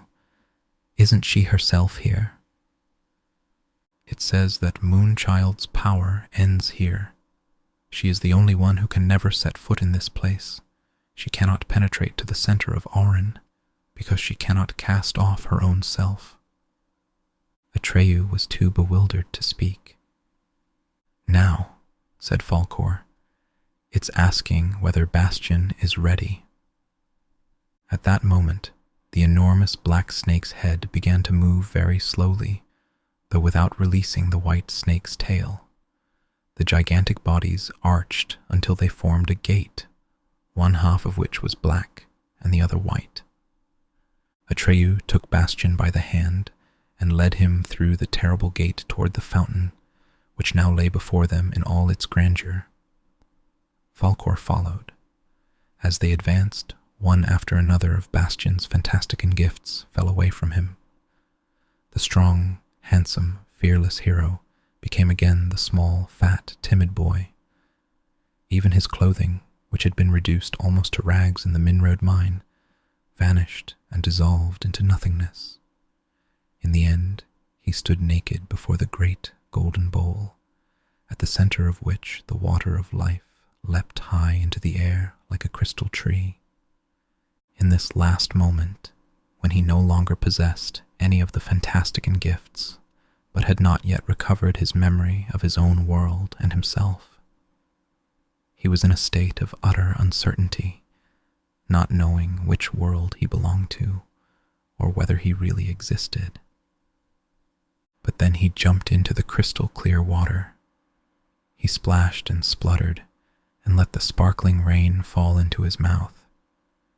He drank till his thirst was quenched, and joy filled him from head to foot, the joy of living and the joy of being himself. He was newborn, and the best part of it was that he was now the very person he wanted to be. If he had been free to choose, he would have chosen to be no one else, because now he knew that there were thousands and thousands of forms, of joy in the world, but that all were essentially one and the same, namely, the joy of being able to love. And much later, long after Bastian had returned to his world, in his maturity and even in his old age, this joy never left him entirely. Even in the hardest moments of his life, he preserved a lightheartedness that made him smile and that comforted others. "Atreyu," he cried out to his friend, who was standing with Falkor at the edge of the great golden bowl. "Come on in. Come and drink. It's wonderful." Atreyu laughed and shook his head. "No," he called back. "This time we're only here to keep you company." "This time?" Bastian asked. "What do you mean by that?" Atreyu exchanged a glance with Falkor. Then he said, "Falkor and I have already been here. We didn't recognize the place at first because we were asleep when we were brought here and when we were taken away, but now we remember." Bastian came out of the water. "Now I know who I am," he said, beaming. "Yes," said Atreyu, and nodded. "And now I recognize you. Now you look the way you did when I saw you in the magic mirror gate." Bastian looked up at the foaming, sparkling water. "I'd like to bring my father some," he shouted. "But how?" "I don't think you can do that," said Atreyu. "It's not possible to carry anything from Fantastica across the threshold." "For Bastian it is," said Falkor, whose voice had resumed its full bronze resonance. "He can do it." "You really are a luck dragon," said Bastian. Falkor motioned him to be still while he listened to the roaring voice of the water. Then he said, "The water says you must be on your way now, and so must we." "Which is my way?" Bastian asked. "Out through the other gate," Falkor answered, "where the white snake's head is lying." "All right," said Bastian, "but how will I get out? The white head isn't moving." Indeed, the white snake's head lay motionless. It held the black snake's tail in its jaws and stared at Bastian out of its great eyes. "The water asks you," Falkor translated, "whether you completed all the stories you began in Fantastica." "No," said Bastian, "none of them really." Falkor listened a while. His face took on a worried look. "In that case," it says, "the white snake won't let you through. You must go back to Fantastica and finish them all." "All the stories?" Bastian stammered. "Then I'll never be able to go back. Then it's all been for nothing." Falkor listened eagerly. "What does it say?" Bastian wanted to know. "Hush," said Falkor. After a while he sighed. Arid said, "It says there's no help for it unless someone promises to do it in your place, but no one can do that." "I can. I will," said Atreyu. Bastian looked at him in silence. Then he fell on his neck and stammered, "Atreyu, Atreyu, I'll never forget this." Atreyu smiled. "That's good, Bastian. Then you won't forget Fantastica either." He gave him a brotherly pat on the back, then quickly turned around and headed for the black snake's gate, which was still upraised and open as when they had entered. "Falkor," said Bastian, "how will you and Atreyu finish the stories I have left behind?" The white dragon winked one of his ruby-red eyes and replied, "With luck, my boy, with luck." Then he followed his friend and master. Bastian watched as they passed through the gate on their way back to Fantastica. They turned again and waved to him. Then, as the black snake's head sank to the ground, Atreyu and Falkor vanished from Bastian's sight. Now he was alone. He turned towards the white snake's head. It had risen, and the snake's body now formed a gate, just as the black snake's body had done. Quickly, Bastian cupped his hands, gathered as much of the water of life as he could hold, ran to the gate, and flung himself into the empty darkness beyond. "Father!" he screamed. "Father, I am Bastian, Balthazar, Bux. Father, Father, I am Bastian, Balthazar, Bux." Still screaming, he found himself in the schoolhouse attic, which long ago he had left for Fantastica. At first, he didn't recognize the place, and because of the strange objects around him, the stuffed animals, the skeleton, and the paintings, he thought for a brief moment that this might be a different part of Fantastica. But then, catching sight of his school satchel and the rusty 7-armed candelabrum with the spent candles, he knew where he was. How long could it have been since he started on his long journey through the Neverending Story? Weeks, months, years. He had once read about a man who had spent just an hour in a magic cave. When he returned home, 100 years had passed, and of all the people he had known as a child, he remembered only one, and he was an old man. Bastian was aware of the gray daylight, but he could not make out whether it was morning or afternoon. It was bitter cold in the attic, just as on the night of Bastian's departure. He disentangled himself from the dusty army blankets, put on his shoes and coat, and saw to his surprise that they were wet as they had been the day when it had rained so hard. He looked for the book he had stolen that day, the book that had started him on his adventure. He was determined to bring it back to that grumpy Mr. Coriander. What did he care if Mr. Coriander punished him for stealing it or reported him to the police? A person who had ridden on the back of the many-colored death didn't scare so easily. But the book wasn't there. Bastian looked and looked. He rummaged through the blankets and looked in every corner. Without success, the Neverending Story had disappeared. "Oh well," Bastian finally said to himself. "I'll have to tell him it's gone. Of course he won't believe me.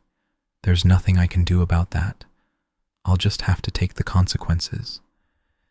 But maybe he won't even remember the book after all this time. Maybe the bookshop isn't even there anymore." He would soon find out how much time had elapsed. If when he passed through the schoolhouse, the teachers and pupils he ran into were unknown to him, he would know what to expect. But when he opened the attic door and went down the stairs, there wasn't a sound to be heard. The building seemed deserted. And then the school clock struck 9. That meant it was morning, so classes must have begun. Bastian looked into several classrooms. All were empty. When he went to a window and looked down into the street, he saw a few pedestrians and cars, so the world hadn't come to an end. He ran down the steps and tried to open the big front door, but it was locked. He went to the janitor's office, rang the bell and knocked, but no one stirred. What was he to do? He couldn't just wait for someone to turn up. Even if he had spilled the water of life, he wanted to go home to his father. Should he open a window and shout until somebody heard him and had the door opened? No, that would make him feel foolish. It occurred to him that he could climb out of a window, since the windows could be opened from the inside. But the ground floor windows were all barred.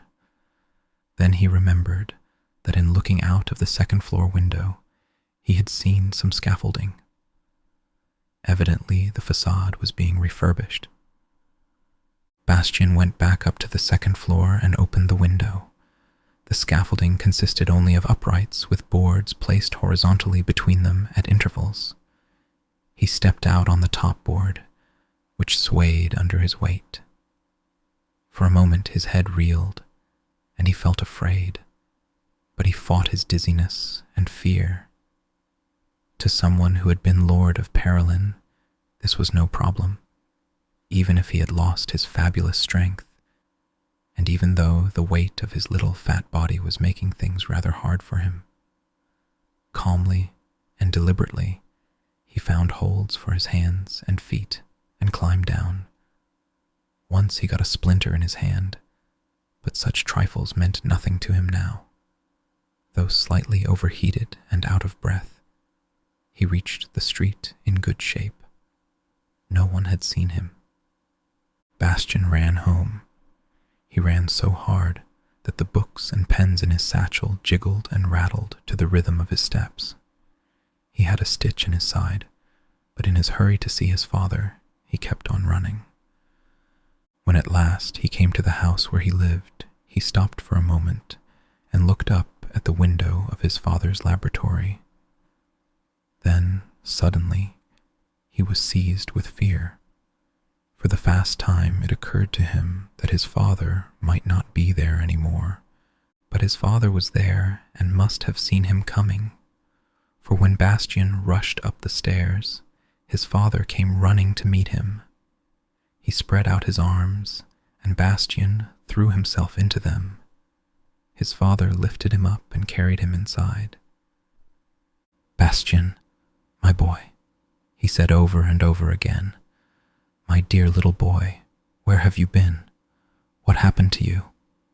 A few minutes later, they were sitting at the kitchen table, and Bastian was drinking hot milk and eating breakfast rolls, which his father had lovingly spread with butter and honey. Then the boy noticed that his father's face was pale and drawn, his eyes red, and his chin unshaven. But otherwise he looked the same as he had long ago, when Bastian went away, and Bastian told him so. "Long ago?" his father asked in amazement. "What do you mean? How long have I been gone?" "Since yesterday, Bastian, since you went to school. But when you didn't come home, I phoned your teachers and they told me you hadn't been there. I looked for you all day and all night, my boy. I feared the worst. I put the police on your trail." "Oh God, Bastian, what happened? I've been half crazy with worry. Where have you been?" Then Bastian began to tell his father about his adventures. He told the whole story in great detail. It took many hours. His father listened as he had never listened before. He understood Bastian's story. At about midday, he interrupted Bastian for a little while. First, he called the police to tell them his son had come home and that everything was all right. Then he made lunch for both of them, and Bastian went on with his story. Night was falling by the time Bastian came to the water of life and told his father how he had wanted to bring him some, but had spilled it. It was almost dark in the kitchen. His father sat motionless.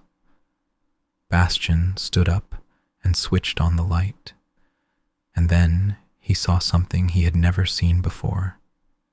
He saw tears in his father's eyes, and he knew that he had brought him the water of life after all. Bastian's father sat him down on his lap and hugged him. When they had sat like that for a long while, his father heaved a deep sigh, looked into Bastian's face, and smiled. It was the happiest smile Bastian had ever seen on his face. "From now on," said his father, "everything is going to be different between us. Don't you agree?" Bastian nodded. He couldn't speak. His heart was too full. Next morning, the winter's first snow lay soft and clean on Bastian's windowsill. The street sounds that came to him were muffled. "Do you know what, Bastian?" said his father at breakfast. "I think we two have every reason to celebrate. A day like this happens only once in a lifetime, and some people never have one. So I suggest that we do something really sensational. I'll forget about any work and you needn't go to school. I'll write an excuse for you. How does that sound? School, said Bastian. Is it still operating? When I passed through the building yesterday, there wasn't a soul. Not even the janitor was there. Yesterday, said his father. Yesterday was Sunday. Bastian stirred his cocoa thoughtfully. Then he said in an undertone, I think it's going to take me a little while to get used to things again. Exactly, said his father. And that's why we're giving ourselves a little holiday. What would you like to do? We could go for a hike in the country, or we could go to the zoo. Either way, we'll treat ourselves to the finest lunch the world has ever seen. This afternoon, we could go shopping and buy anything you like. And tonight, how about the theater? Bastian's eyes sparkled. Then he said firmly, Wonderful. But there's something I must do first. I have to go and tell Mr. Coriander that I stole his book and lost it. Bastian's father took his hand. If you like, he said, I'll attend to that for you. No, said Bastian, it's my responsibility. I want to do it myself, and I think I should do it right away. He stood up and put on his coat. His father said nothing, but the look on his face was one of surprise and respect. Such behavior in Bastian was something new. I believe, he said finally, that I too will need a little time to get used to things. Bastian was already in the entrance hall. I'll be right back, he called. I'm sure it won't take long. Not this time. When he came to Mr. Coriander's bookshop, his courage failed him after all. He looked through the pane with the ornate lettering on it.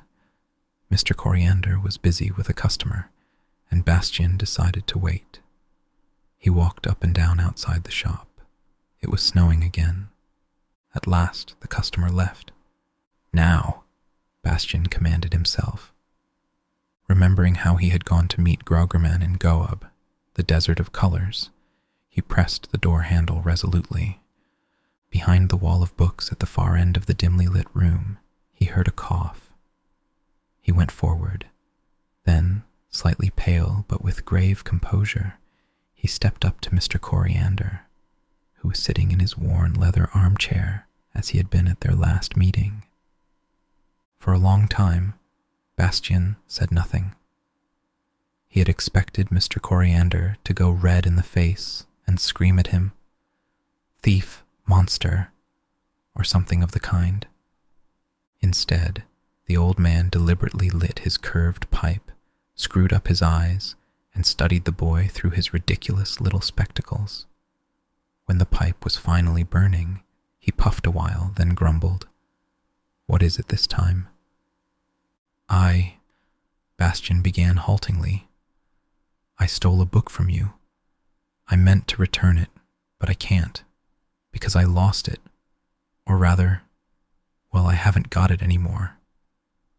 Mr. Coriander stopped puffing and took his pipe out of his mouth. "What sort of book?" he asked. "The one you were reading the last time I was here. I walked off with it.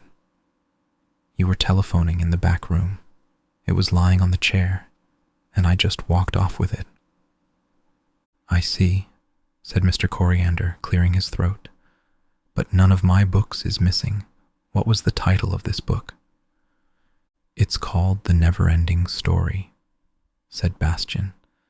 "It's bound in copper-colored silk that shimmers when you move it around. There are 2 snakes on the cover, a light one and a dark one, and they're biting each other's tails. Inside it's printed in 2 different colors, and there are big, beautiful capitals at the beginning of the chapters." "This is extremely odd," said Mr. Coriander. "I've never had such a book. You can't have stolen it from me. Maybe you swiped it somewhere else." "Oh no," Bastian assured him. "You must remember. It's—" He hesitated, but then he blurted it out. "It's a magic book. While I was reading it, I got into the Neverending Story, and when I came out again, the book was gone." Mr. Coriander watched Bastian over his spectacles. "Would you be pulling my leg by any chance?" "No," said Bastian in dismay. "Of course not. I'm telling you the truth. You must know that." Mr. Coriander thought for a while, then shook his head. "Better tell me all about it. Sit down, boy. Make yourself at home." He pointed his pipe stem at a second armchair, facing his own, and Bastian sat down. "And now," said Mr. Coriander, "tell me the whole story, but slowly, if you please, and one thing at a time." And Bastian told his story. He told it a little more briefly than he had to his father, but since Mr. Coriander listened with keen interest and kept asking for details, it was more than 2 hours before Bastian had done. Heaven knows why, but in all that long time, they were not disturbed by a single customer. When Bastian had finished, Mr. Coriander puffed for a long while, as though deep in thought. At length he cleared his throat, straightened his little spectacles, looked Bastian over, and said, "One thing is sure. You didn't steal this book from me, because it belongs neither to me, nor to you, nor to anyone else. If I'm not mistaken, the book itself comes from Fantastica. Maybe at this very moment, who knows, someone else is reading it." "Then you believe me?" Bastian asked. "Of course I believe you," said Mr. Coriander. "Any sensible person would." "Frankly," said Bastian, "I didn't expect you to." "There are people who can never go to Fantastica," said Mr. Coriander, "and others who can, but who stay there forever. And there are just a few who go to Fantastica and come back, like you, and they make both worlds well again." "Oh," said Bastian, blushing slightly, "I don't deserve any credit. I almost didn't make it back. If it hadn't been for Atreyu, I'd have been stuck in the city of old emperors for good." Mr. Coriander nodded and puffed at his pipe. He grumbled. "You're lucky having a friend in Fantastica. God knows it's not everybody who can say that." "Mr. Coriander," Bastian asked, "how do you know all that? I mean, have you ever been in Fantastica?" "Of course I have," said Mr. Coriander. "But then," said Bastian, "you must know Moonchild." "Yes, I know the Childlike Empress," said Mr. Coriander, "though not by that name. I called her something different, but that doesn't matter." "Then you must know the book," Bastian cried. "Then you have read the Neverending Story." Mr. Coriander shook his head. Every real story is a never-ending story. He passed his eye over the many books that covered the walls of his shop from floor to ceiling, pointed the stem of his pipe at them, and went on.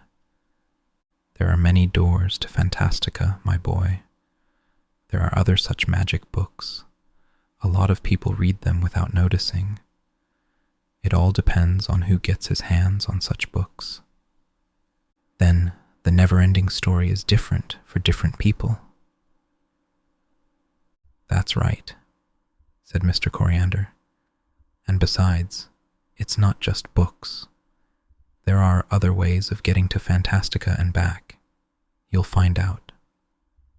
"Do you think so?" Bastian asked hopefully. "But then I'd have to meet Moonchild again, and no one can meet her more than once."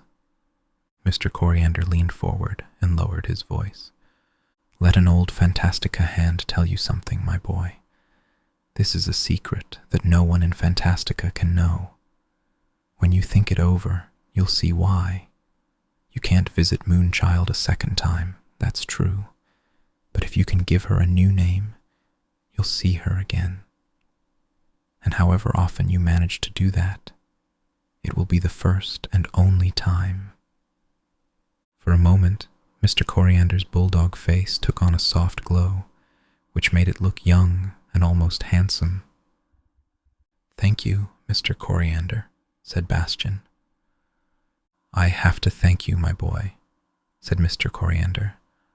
"I'd appreciate it if you dropped in to see me now and then. We could exchange experiences. There aren't many people one can discuss these things with." He held out his hand to Bastian. "Will you?" "Gladly," said Bastian, taking the proffered hand. "I have to go now. My father's waiting, but I'll come and see you soon." Mr. Coriander took him to the door. Through the reversed writing on the glass pane, Bastian saw that his father was waiting for him across the street. His face was one great beam. Bastian opened the door so vigorously that the little glass bells tinkled wildly and ran across to his father. Mr. Coriander closed the door gently and looked after father and son. "Bastian Balthazar Bucks," he grumbled. "If I'm not mistaken, you will show many others the way to Fantastica, and they will bring us the water of life." Mr. Coriander was not mistaken, but that's another story and shall be told another time. And this is where we finish our tale.